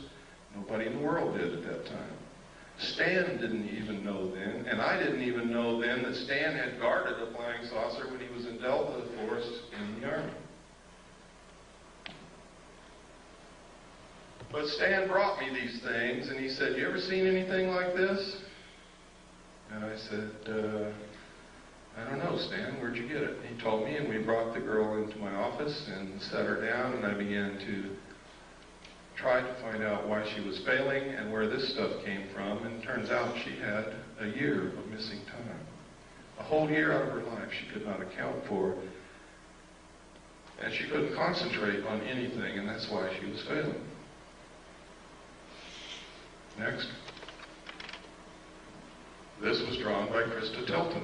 Notice the similarity. My student had never seen Krista Tilton in her life, never read a UFO book, didn't know anything about any of this. Next. Next. Next.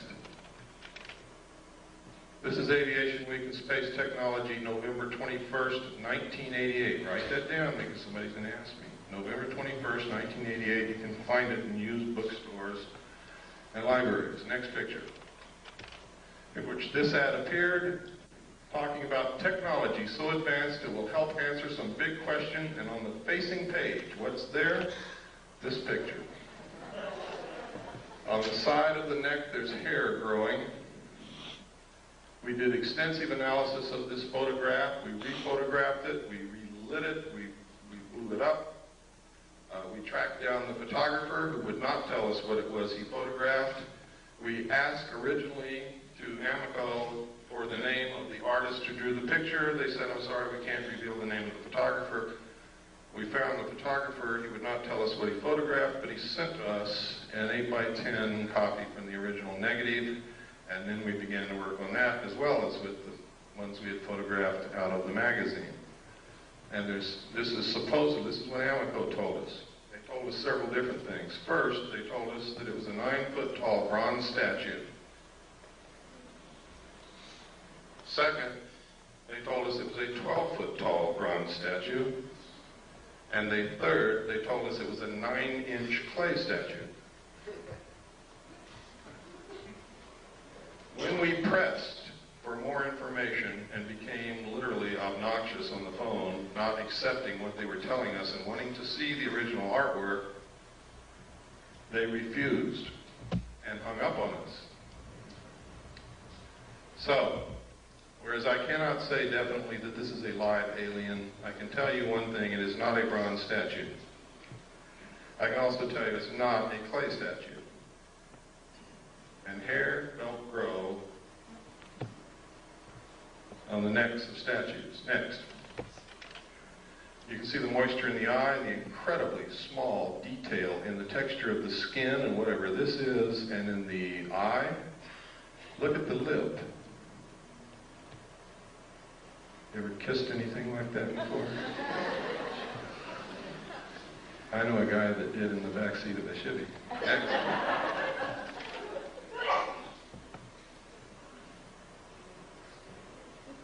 Look at the incredible detail. I have never seen an artist in my life that was capable of doing this kind of work.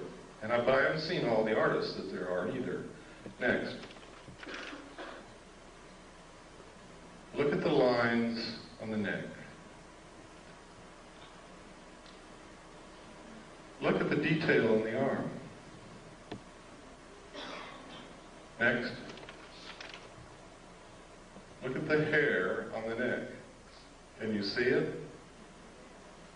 It's kind of hard to see, but it's there. That little fuzzy hair. Look at the lips. Look at the throat, the detail. The wrinkles. Next. Look at the moisture in the nostrils and tell me that's a bronze statue. Look at the moisture in the eyes. Look at the incredible detail in the folds of the eyes. Look at this bag under the eyes. Next. I think they're trying to tell us something. Next. Next. These are letters from England that was a big hoax. Next. It purports that an alien craft crashed in the Kalahari Desert of South Africa is perpetrated by one guy named James Van Grunen. It's a total hoax. Don't believe it. If you want proof, write to me. If you think you can waste your time pursuing this, I'll give you the proof. Next. Next. Next. Next.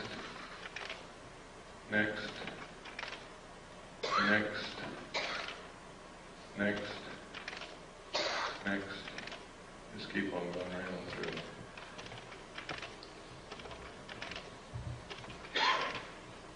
Okay, next. Oh, this is significant.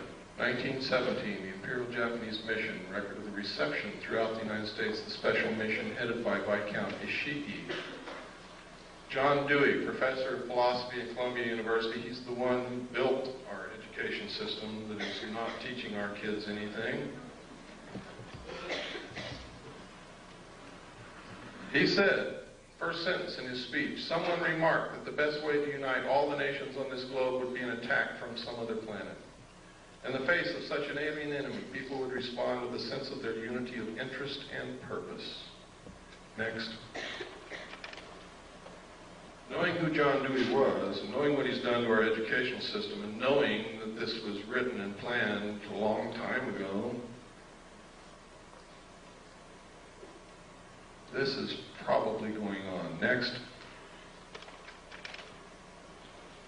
This is from the report from Iron Mountain.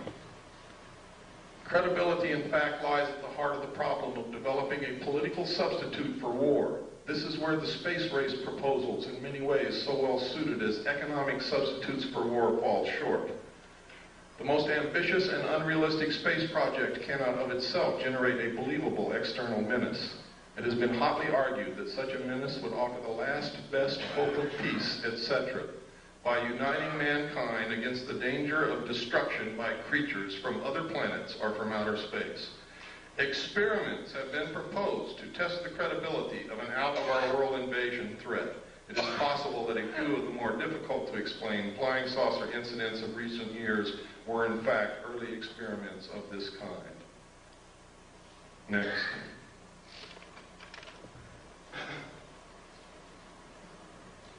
By guys like this. Next. Or this. You might know who this is? It's John Lilly, one of the fathers of the CIA mind control methods. Next. Is this what's going on?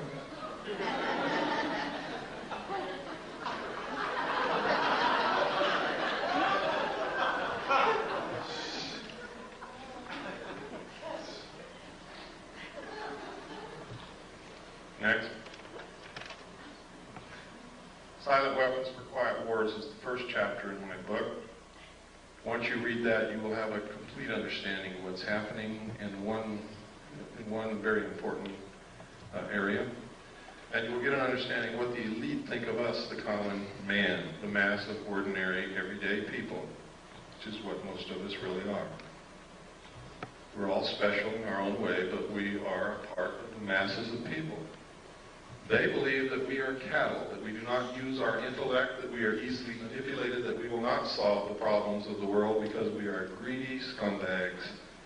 And because of that, we are nothing but stakes on the table for those who will use their intellect. And until we change that, they're going to treat us like cattle. And I've got to tell you right now, on a daily basis, we prove them right. Next.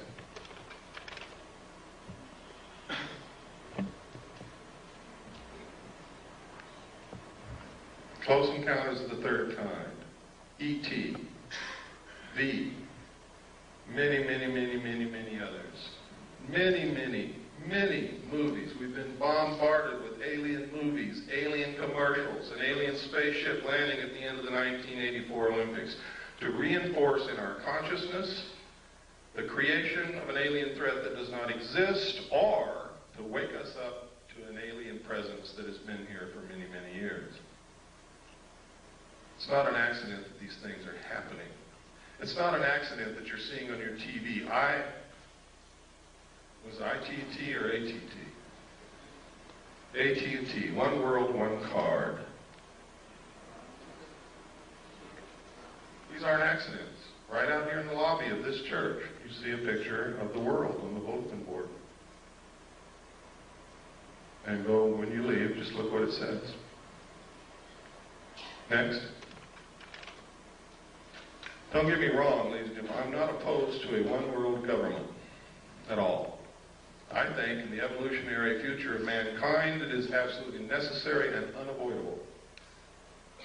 What I'm opposed to is being manipulated into something I know nothing about, and knowing the fact that if I have to be manipulated into it, I'm not going to like it. And knowing that the best government that's ever been created on the face of this earth is going to be destroyed in the process. And that we're going to lose our Constitution and our Bill of Rights in the process. That's what I'm opposed to. I want to be included. I want to help them decide what this is going to be, so that I can be satisfied with whatever it turns out to be. Stephen J. Kurzweil, MD. I've met this man, I've talked to him, I've researched this case thoroughly. This is his credentials, his curriculum vitae. Look at who this man is. This is no flake. This is a medical doctor with many degrees, a lot of credentials and memberships in many of the medical society, what do you call them?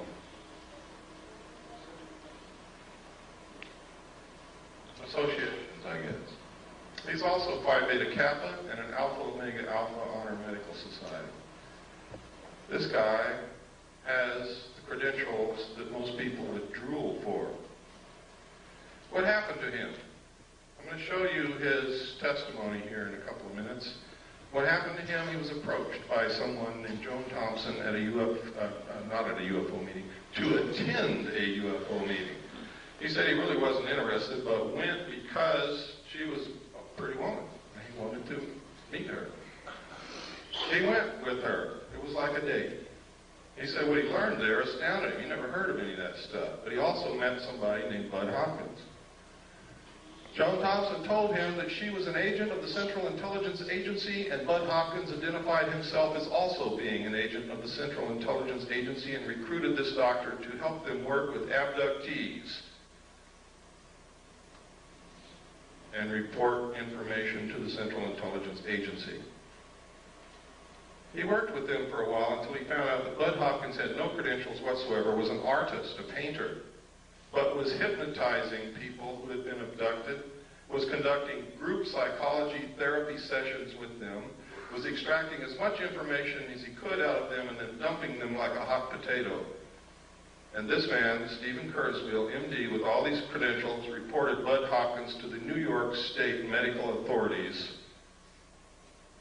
and nothing happened to Bud Hopkins. Stephen Kurzweil, on the other hand, was charged for being delusional, and they're trying to take his medical license away from him, because he told them that Bud Hopkins was engaged in this research of alien abductions that the government was covering up, and he was judged to be delusional. We have all the documentation, the medical reports, everything. Next. It's all in my book. These are the official charges that the state of New York brought against him. It's incredible. Next.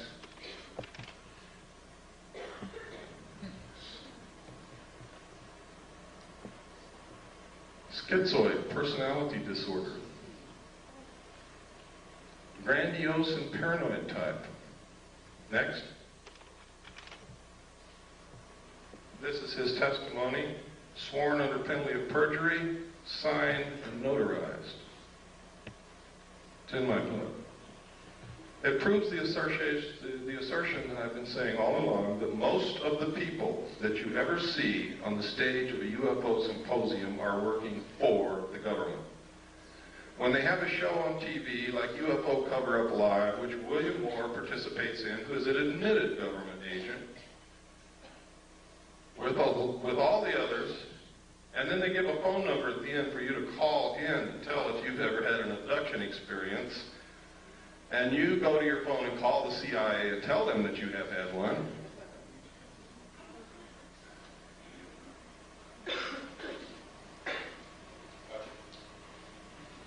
That's right, gotcha. You guys better start being careful, and you better start listening to those of us who are really looking for the truth and not trying to bullshit you.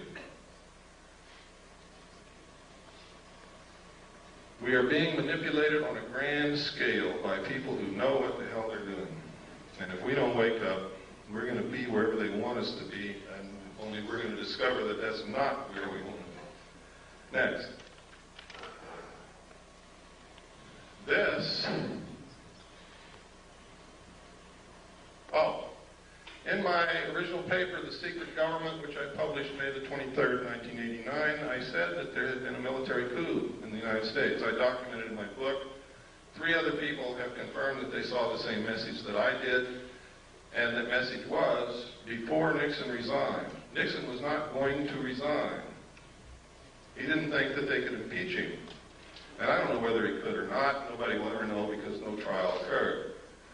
But the Joint Chiefs of Staff sent a message to all military commanders of all the military forces, and the message said, upon receipt of this message, you will no longer accept any orders from the White House.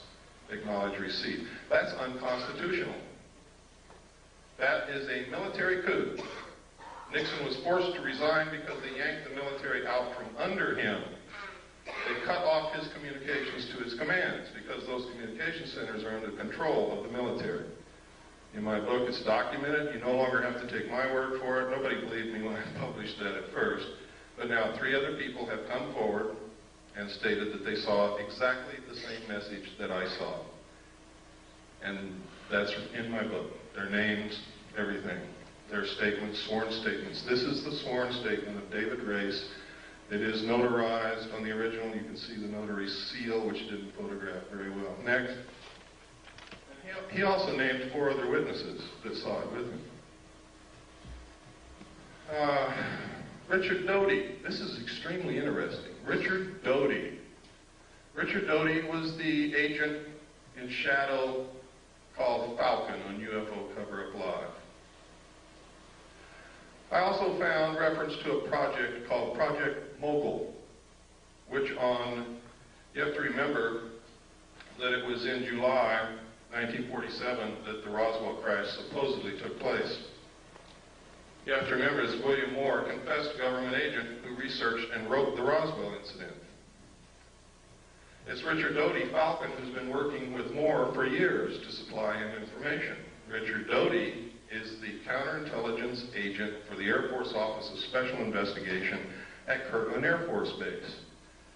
These are the notes of an interview that Barry Greenwood did with Richard Doty. It's funny that Project Mogul, a project that released balloons on July the 3rd from Holloman Air Force Base, which floated in the direction of Roswell Air Force Base, on July the 3rd, 1947, and these balloons were coated with thin aluminum sheathing. Now go back and remember the description that Jesse Marcel gave of what he found in the field on Brazel's Ranch. And the man in charge of that Project Mogul was Richard Doty's father. That's significant. We are now in the process of getting documentation through the Freedom of Information Act to prove this.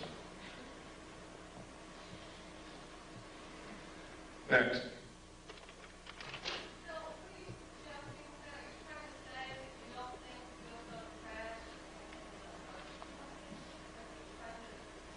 I'm saying that we can no longer accept that a UFO crashed on the basis of the evidence that we now have. We've got to find out there's something else to this. We have a Project Mogul that released balloons on July the 3rd near Roswell, New Mexico. It's coated with thin sheeted aluminum. No, it wasn't. No. No. They also released balloons from Project Mogul also in June, on several dates in June of 1947. What I'm saying is that Richard Doty is participating in putting out phony flying saucer information to the world, and his father was in charge of Project Mogul, that we need to look at this more closely. That's what I'm saying.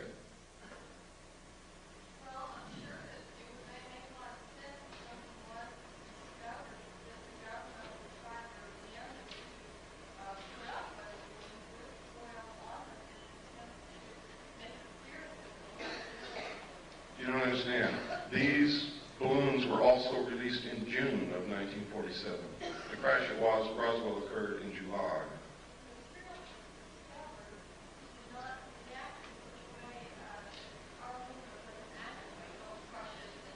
Well, you have to also understand that you're taking the word, you have no evidence, you're taking the word of an intelligence officer who may be participating in creating something for you to believe that doesn't exist.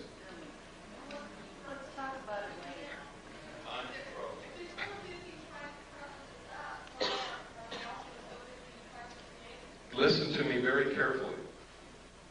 One of the best ways to bring about a one-world government and get you to accept the destruction of your Constitution and the loss of the sovereignty of this nation is to create an artificial alien threat from outer space so that all humanity will give up whatever they have to and band together to face this threat. That's not what I'm saying. I'm saying I'm presenting evidence to you that should make you want to do some more investigating before you believe anything. And I specifically stated at the beginning of this lecture, I don't want you to believe anything that I say or anything that I show you, but I want to create enough curiosity and maybe anger and maybe a lot of other things in you that you help me start looking for the truth. That's what I'm about. Earlier, you said that you would explain why the government's spending billions of dollars on stealth aircraft and other conventional aircraft with this technology that we have. Why are they so ignorant of the fact that we have this kind of technology, if that be the case? I've already explained it to you, sir. Some people can't, and I know it's hard to put all this together. You saw that there's a population problem. The technology that they're hiding from us would make us live longer, would give us better lives, would give us a source of possibly free energy or next to free energy, would probably give us methods in which to kill most, if not all, illnesses and diseases. And their goal is to cut back the population. They're not suppressing cancer cures so doctors can get rich. They're suppressing cancer cures so more people will die. So that they don't have to come out and say, you and you and you up against the wall, it's your day to get killed. They make it appear to be natural, or as natural as they possibly can. That's why. Can you talk about AIDS? This is a letter that, no, that's in the book. I'm not going to get into AIDS today. That's in the book. This is a letter that was written to the White House to Mr. Fitzwater, who was Reagan's press guy. And what he wanted to know is who wrote the paragraphs about aliens that Bush inserted into the end of 6 speeches that he gave during his administration. Most people don't even remember that he said those things, but he did. Next slide. What Marvin Fitzwater wrote back was that the president himself inserted those paragraphs. They were not put in there by the speechwriters. One of the speeches was to Boston High School students and faculty. Next. In which he said, I couldn't, but one point in our discussion privately with General Secretary Gorbachev, when you stop to think that we're all God's children, wherever we may live in the world, I couldn't help but say to him, just think how easy his task and mine might be in these meetings that we held if suddenly there was a threat to this world from some other species, from another planet outside in the universe. Do you think all this stuff is coincidence? I hope you're beginning to wake up. He said this 6 times in 6 speeches in his administration.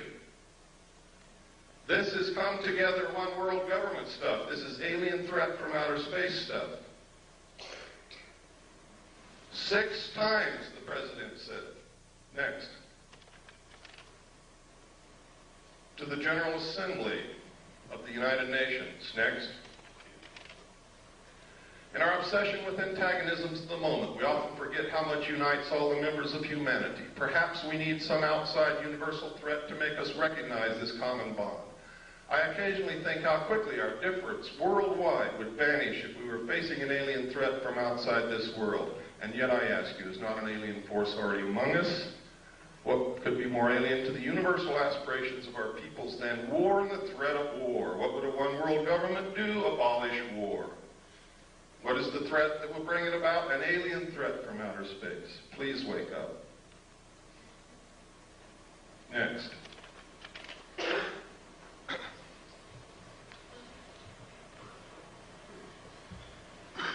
In my book, I document the things our own Congress and our own people have been doing to destroy the Bill of Rights, the Constitution, and join the one world order. Document it. I don't just say it, I document it. Most people don't know what goes on in Congress from day to day. They can pass anything they want to and you would never know it until they come and bang on your door and throw you in jail because you didn't know it. Next. That's right. But they're not there because they know that most people aren't watching and don't give a damn. The backbone of hidden government. This is documented in my book, NSDDs, National Security Decision Directives, National Security Memos, the fact that they write memos and write law outside of Congress and the executive branch, and most of it is signed by auto pen. The president never sees it. Next. And next. And next. And these are some of the things that they've done. There's no time to go into it. Next. Next. This is the United States with the Soviet Union into a one-world government.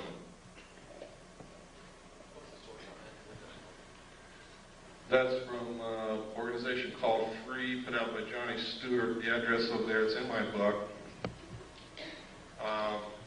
You want to know why you can't get the truth off of television, radio, or the newspapers? CFR owns, controls them. Barbara Walters, all of them are members of the CFR. Next slide. This is the super world government. I have the Bush administration. It's updated in the book of all the membership in the Bush organization. Next.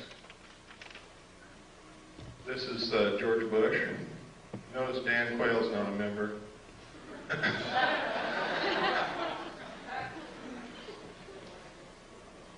Now this is serious.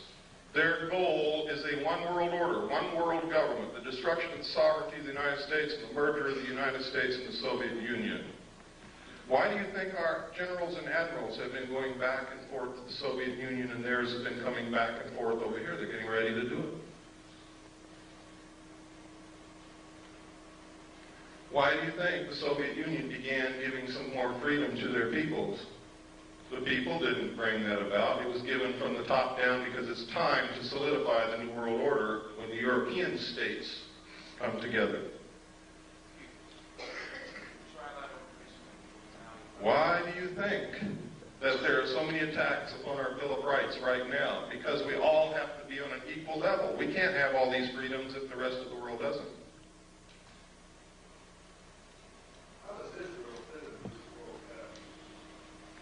I don't know what you mean by how they fit. There's certainly a thorn in everybody's sides, but not because they're Jewish, but because they will not settle the Palestinian question. And there'll never be peace in the Middle East until they do.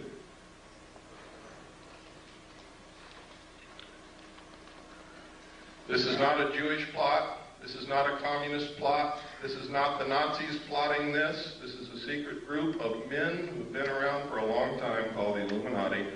They are made up of all different religions, all different political viewpoints. They believe in reason. They believe in solving problems. They believe in controlling the populace if the populace won't control themselves. What's wrong with it? Do you like being a free person? I'm being serious. Who's the person who asked that question? Where at? I'm saying we don't know what goes on in our government now as it is. Whose fault is that? I'm not trying to pick on you. I'm trying to get at an answer. Really, I'm not picking on you. But I have to... I don't know, I'm just questioning. Okay. The reason that this is happening is because we've all abdicated our roles as responsible citizens in this country. We bought a business. Here's what we did. We bought a business. We hired everybody that's going to work in this business. We stocked the shelves with merchandise, and we went on a permanent vacation. What do you think is going to be left of our business in 20 years when we come back?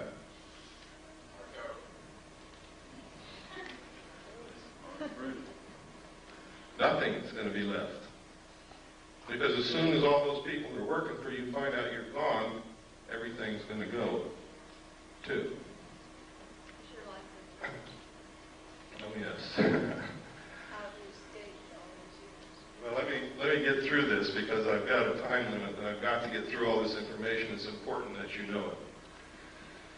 The United States was set up so that each individual citizen is a sovereign king. It's the first time in history that's ever happened. A king. Can you imagine that? A king. The government, for the first time in the history of the world, worked for the citizens. We sent representatives to represent our will in our state government and in our federal government. And while they were gone, we took care of their family and their business for them, and we sent them along a little stipend to live on. And they really represented us up until a certain point in time when all of a sudden somebody created professional politicians.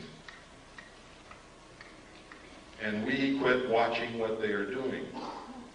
How can we tell our politician what we want out of him if we don't even know what the hell he's doing in Washington, what bill he voted on, even what's coming up in front of him, and we never read the bills anyway. H.R. 5210 was introduced as the omnibus drug bill of 1988 to help get drugs off the streets, and everybody said, yeah, support it. But when you read it, inside it, it establishes funds to develop a national identity card. It establishes military installations as mental treatment centers that legalized concentration camps. It authorizes prisons to borrow money to manufacture products, to sell those products on the open market with slave labor, which will destroy small business. I can go on and on and on. H.R. 4079 is in front of Congress, which will allow the President to create a national emergency for a period of 5 years, which will literally allow him to suspend the Constitution of the United States and declare martial law. Thanks to Newt Gingrich. That's right. Could you explain that bill that you had? That's it. Yes. So what I'm saying is, this is our government, our country, and we're going to lose it if we don't get smart real quick.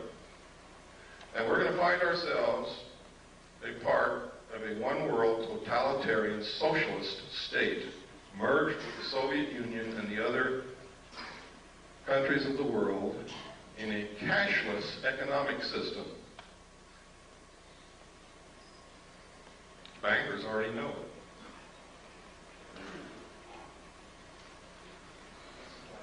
That's my message to you. My message is to you that all of this extraterrestrial stuff may be phony. I may have been used. They may have passed me all this kind of stuff. For years I believed it was real, and now I have doubts, real doubts. Now I'm telling you, I don't know if extraterrestrials are real or not, but there's no doubt in the world that the technology is real. And I've shown you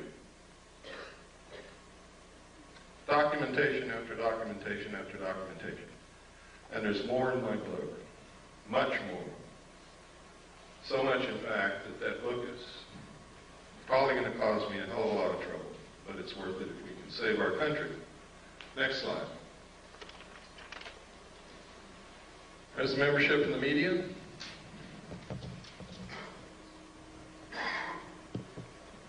The only one that's relatively free is Cable News Network. Daniel Shore is the only member.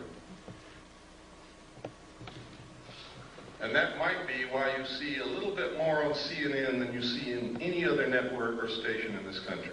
Next. But you only see it when Daniel Shore is off that day. Military. They have been teaching interdependence, one world order, one world government as the solution to war in the Naval Academy, the Military Academy at West Point, and the War College since the end of World War II. I'm a little confused. I thought the war was one of the things they were trying to promote to solve the conflict. No, war has traditionally been used to solve the problems. They want to bring about a one-world government that will eliminate war altogether, but they have to have a replacement for war.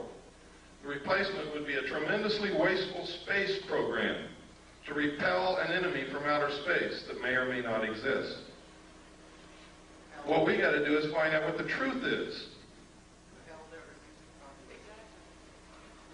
How would that reduce the population?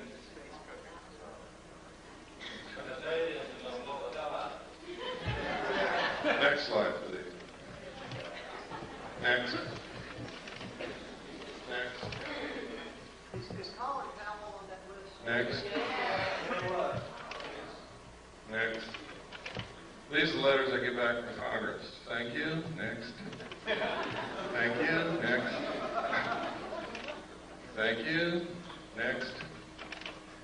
Thank you. Next. And from Alan Cranston. Thank you for your letter expressing your views on foreign policy. And he goes on to tell me what all he's done in the 100th Congress and what he's going to do in the 101st Congress. Next. Thank you. Screw you, Alan Cranston. Next. Out of 500 and I forget how many letters, sent a letter to every senator, every congressman. Those were the only replies that I ever got. Ever.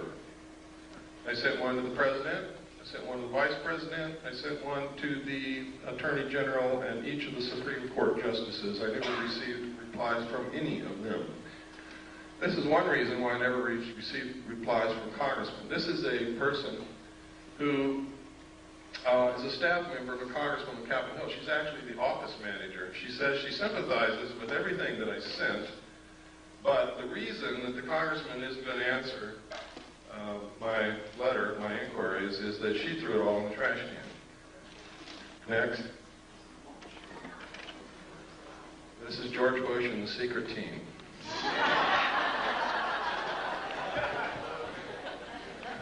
Next. Another reason for a new world order is if extraterrestrials are real, who speaks for planet Earth? Who? I mean, if they're really real, who's going to speak for all of us? Who's going to represent the Earth?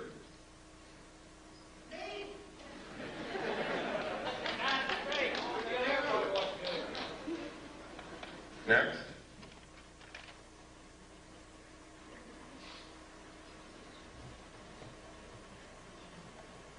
For all those of you who were going to tell me that you're just one person, there's nothing that you can do, I think this says it all. That young man stopped 17 of the most dangerous killing weapons of war that have ever existed right in their tracks, and they didn't move again until he walked away. That's a real hero. He has not been executed yet. He is a real hero. He's the only real hero that I know in this whole world. In this whole world.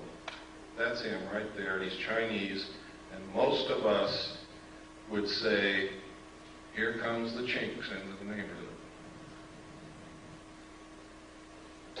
That man is my brother. I don't care who he is. And I hope that you learn that he's yours. His heart's probably bigger than all of ours in this room put together. But that's your answer when you come to tell me that you're only one solitary little person. There's nothing that you can do. This is our country. It belongs to the people. And we can do whatever we want to do with this country, but we have to do it together. I hope that we can all find a way to do that. If we could have I believe that's the last slide. If we could have the lights, we'll have some questions and answers. Or we'll have some questions. I don't know how many answers.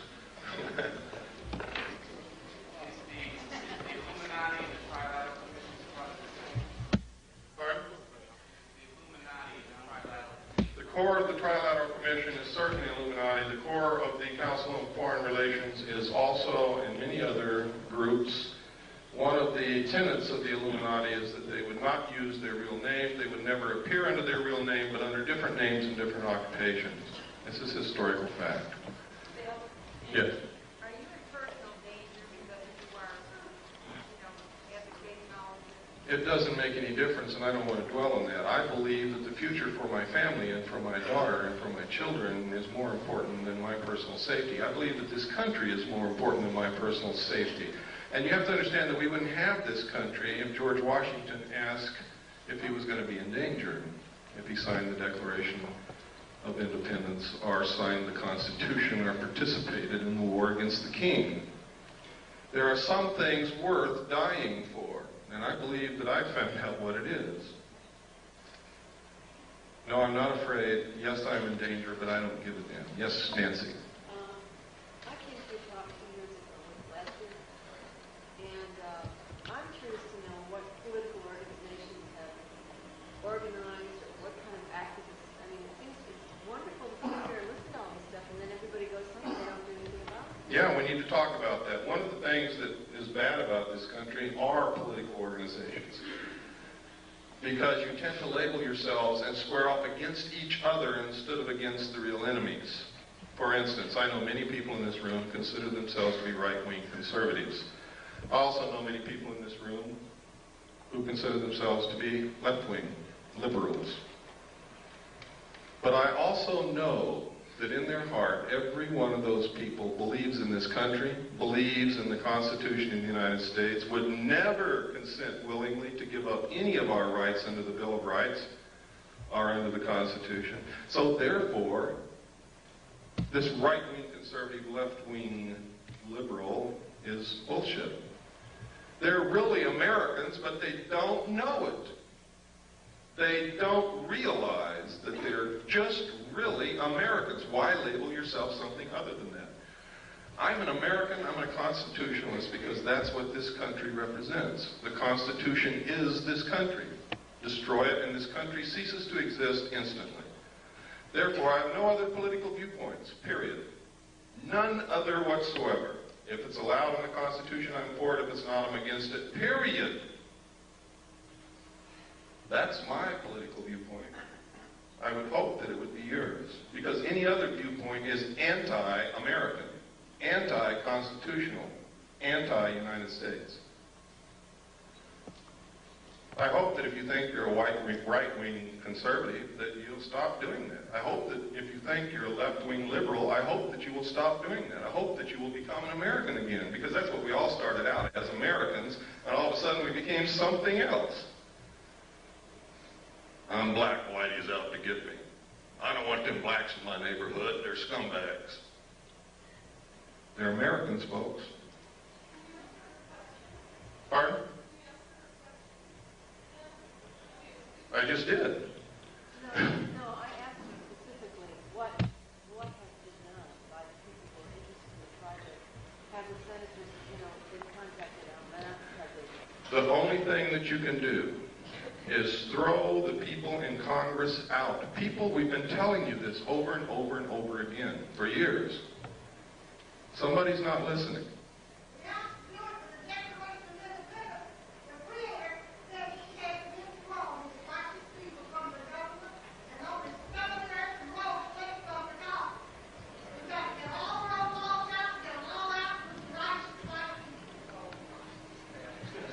Well, I will not support any racist attitude from anyone, but you have to get the professional politicians out of Congress, out of office, out of the presidency, out of the governorship, out of the state houses, and you have to send citizens who will truly represent us, who truly will do what's needed, and only send them for one term, and that's the only thing that's going to work. If you think you're going to change the minds of these people who are so ingrained into,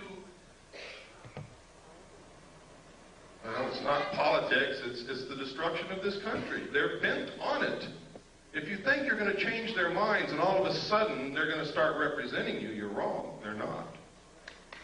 Yeah.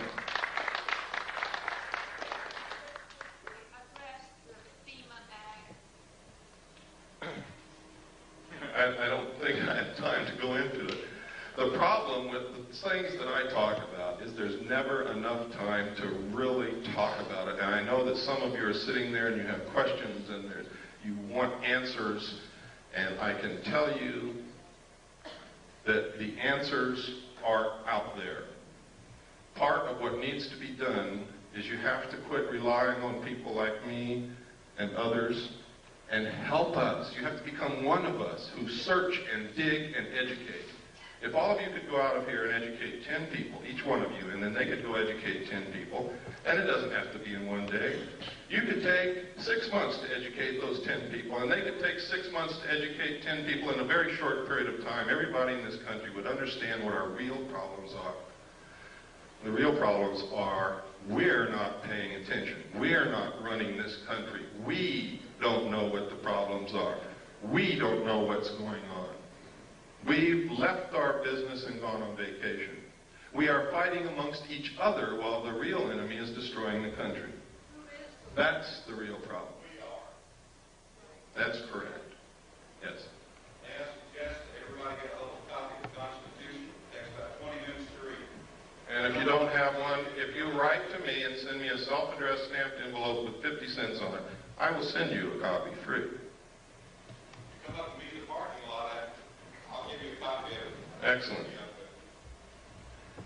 Yes, sir. In your book, you stated there's a lot of tax When we went to press, I thought Oklahoma was the only state. It's actually in 22 states. Oklahoma is the only one I have the documentation on at this time. Is that, the outcome? Have they actually started doing that? They have until March 15th to register all their property. Everything, down to the VCR, their knives, forks, and spoons, everything. If they don't, a tax man will be sent to their door with a warrant who will take inventory of everything in their home. Anything they find that was not declared on the list, or if they never submitted a list, they will be taxed 20% over and above what they normally would have been taxed. But you see, taxation is just the excuse to register the property.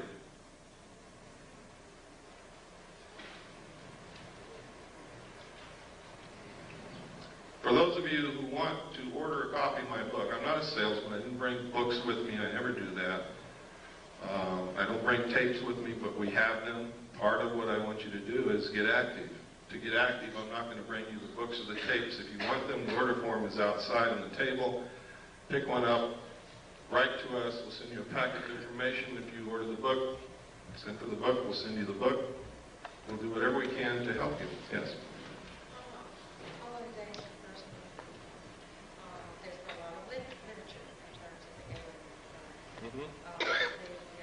Animal mutilations, human mutilations, the genetic things. Do you feel that probably this is a fabrication in terms of creating a fear in which, like you're saying, would come as an attitude of one planet against an alien? It's exactly what I believe. Now, you have to know that when Hitler got ready to go into Europe, to invade France and the other countries of Europe, he began broadcasting Nostradamus' predictions. What did you see on television last night? Why do they use these predictions and prophecies? Why all of a sudden are you hearing that the book of Revelations is coming true in front of your eyes? To get you to give up. If it's been prophesied and it's going to come true, you're not going to fight it. To neutralize the Christian community so that they won't fight the new one world government. Hitler dropped the prophecies which said Hitler was going to win and was going to be the ruler of a 1,000-year time of peace. So the French dropped their weapons and ran. Pay attention to what's happening. AT&T, one world, one car.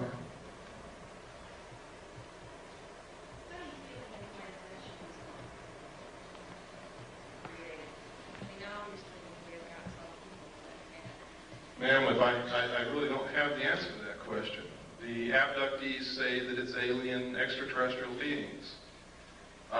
You start doing research and you find out that the intelligence community has done so much work into mind control and implantation and being able to control individual human beings with this technology that you begin to wonder if it's really aliens or if it's really us. And then you look in the UFO community, you find out most of these people are connected directly to the intelligence community, are active agents that have been caught or have confessed. And you have to wonder what in the hell's going on. Which one, Pardon? Which one, I can tell you that Richard Doty is, John Lear is, Bob Lazar is. You've seen evidence that Bud Hopkins is. I can tell you Whitley Strieber is, because there's no other place he could have gotten the information that he wrote in his book, Majestic, except from the same top secret documents that I saw, only he's never been in a position with a clearance to see them. He's an author. I could go on and on. Yes, sir. What about personal property?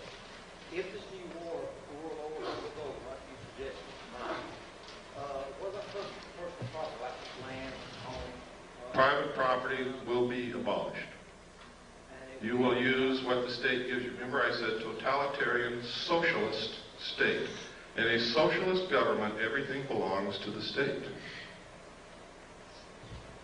Will there be any places in the world that will have that kind of situation? The question was, will there be any place in the world where they won't have that situation? Let me say this again, as George Bush.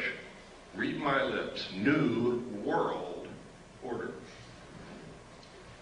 New world order. There's places you could go and probably escape for a time because it's not number one on their agenda, but they're going to get there sooner or later, believe me.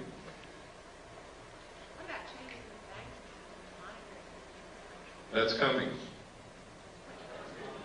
I foresee a cashless system where you use a card or a laser tattoo on your hand, And I'm not trying to connect this with any religious prophecy. This is what I know is coming. This is what they have planned. I've talked to bankers who already know this is coming, and they're prepared for it. They're already withdrawing $100 bills from circulation now.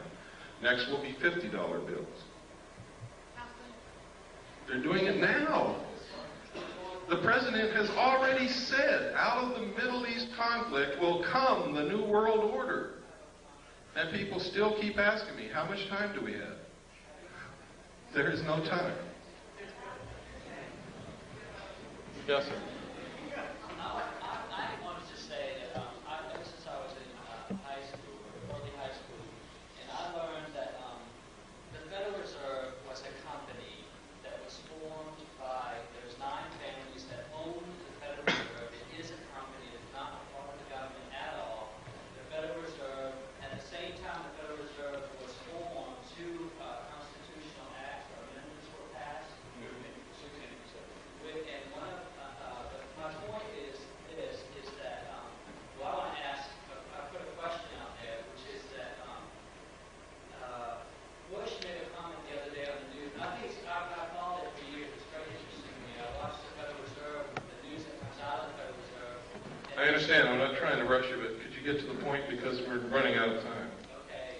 I have 2 points. One point is that Bush made a comment that this war will not create any trouble for the banking industry, which leads me to tell that as soon as the war is over is when they're going to call the notes due, and we'll go to a cashless system with a card. And my comment about that is that I don't see how people are going to, when you go to somebody and say, okay, give me your money and here's your card, this is where you are today, you're negative $500, or you're plus 2,000, whatever.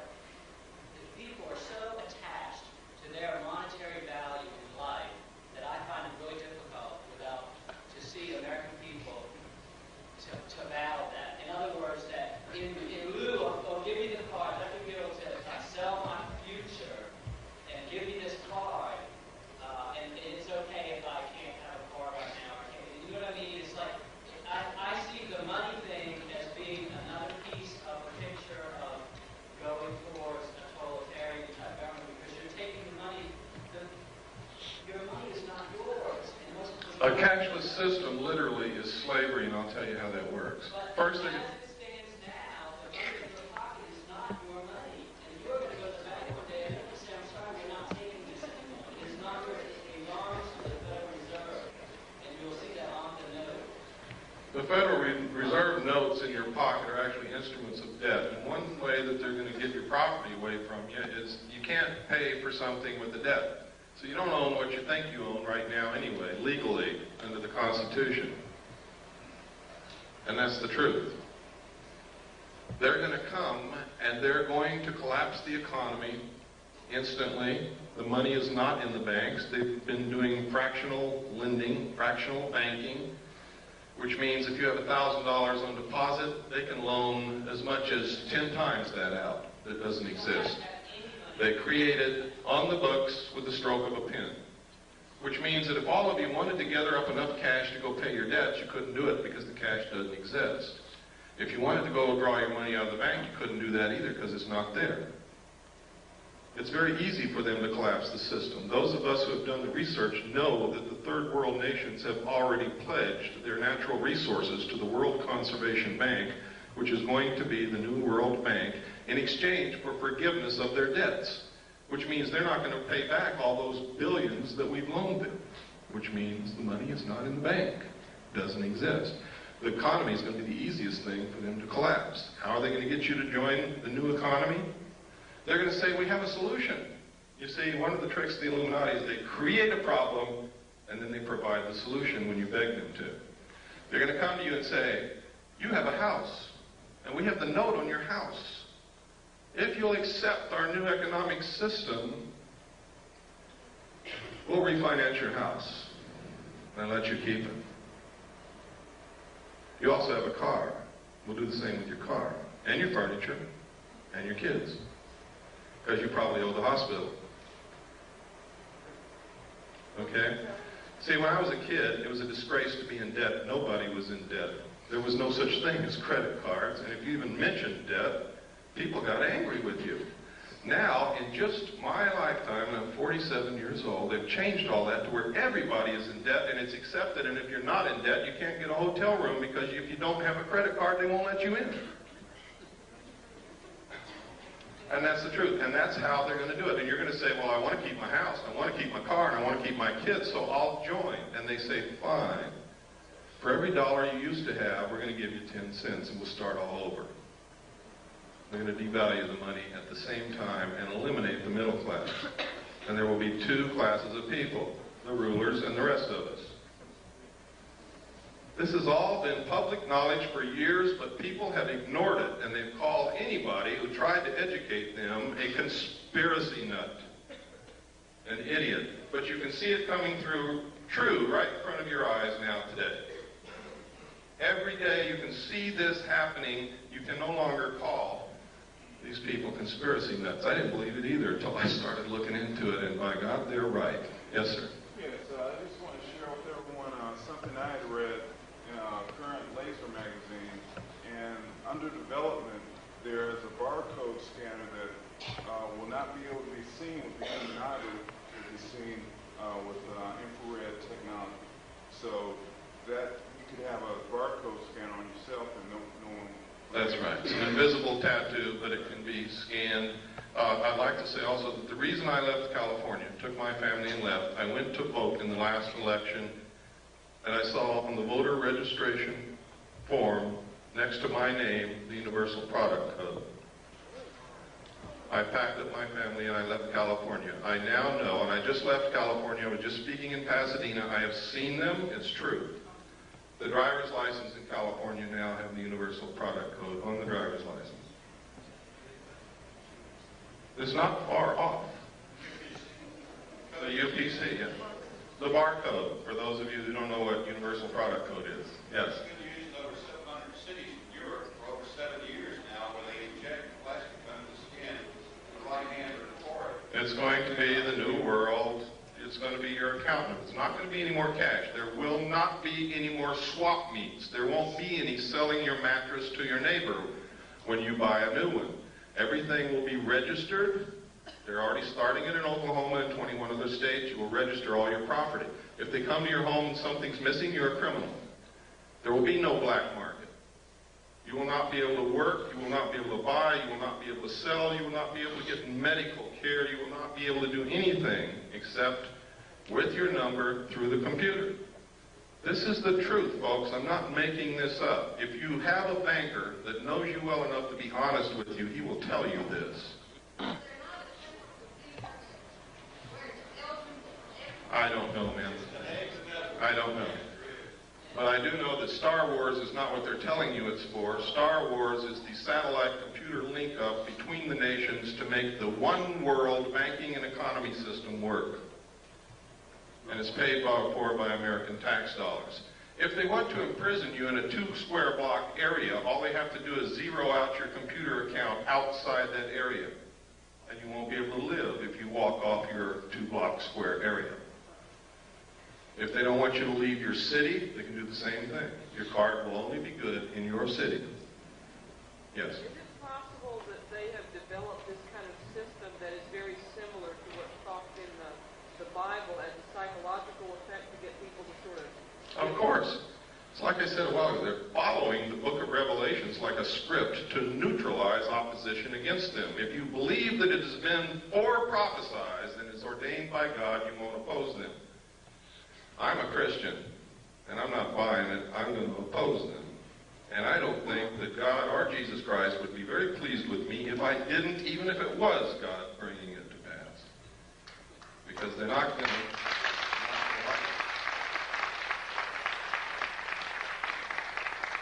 Let me take 3 more questions, and then unfortunately we're over time. I'd like to stay and talk to you more, but we really can't. I have a brief question. Okay, and your hand has been up for a long time. I'm sorry. Go ahead. I really came here for some answers, and this is the one question I really would like to know because you've been going through such a learning experience through your research. When you saw that large ship come out of the ocean spread that came up, this day, do you personally think that came from outer space of this Earth? Personally, I don't think it was built on this Earth, knowing what I know about the state of aircraft technology and about submarines. But what I think doesn't make a bit of difference. It's what I can prove that counts. And I can't prove that there's anybody here from outer space, although there's a lot of evidence to support it.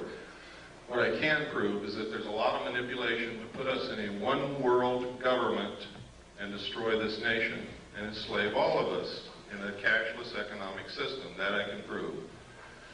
And that's what we better be looking at. Yes, sir. A lot of people earlier that seem to be involved in MUFON and some of the other organizations, and every time there are people in India, they all seem to be ex-military people that seem to have an incredible amount of insight. Is it basically just staff by military people that are just here to tell you whatever you want to hear? I don't know. I know that MUFON is not doing what they claim to do. I know that evidence has disappeared when it's been sent to MUFON. I know that physical evidence of UFOs is one of the hardest things in the world to collect, and when they collected liquid that dripped from a saucer in Gulf Breeze, Florida, and sent it to MUFON, it disappeared. That's what I know about MUFON. I know that if aliens are really here, and the government wants to keep it a secret, all the publications dealing with the information and all the organizations investigating this would be infiltrated and controlled by the government to suppress the information. I know that if aliens are not real and the government is perpetrating this hoax, then they're doing it through those organizations and publications and through people like me that innocently was passed documents through my hands and tried to come out and talk about it.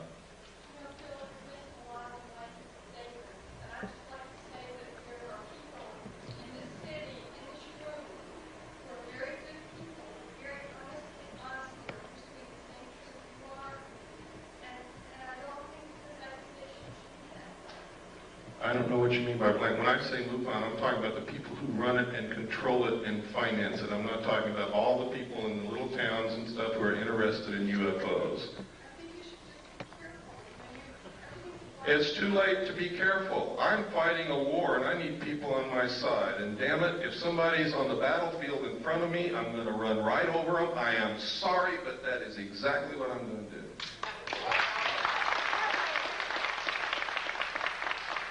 Yes, sir.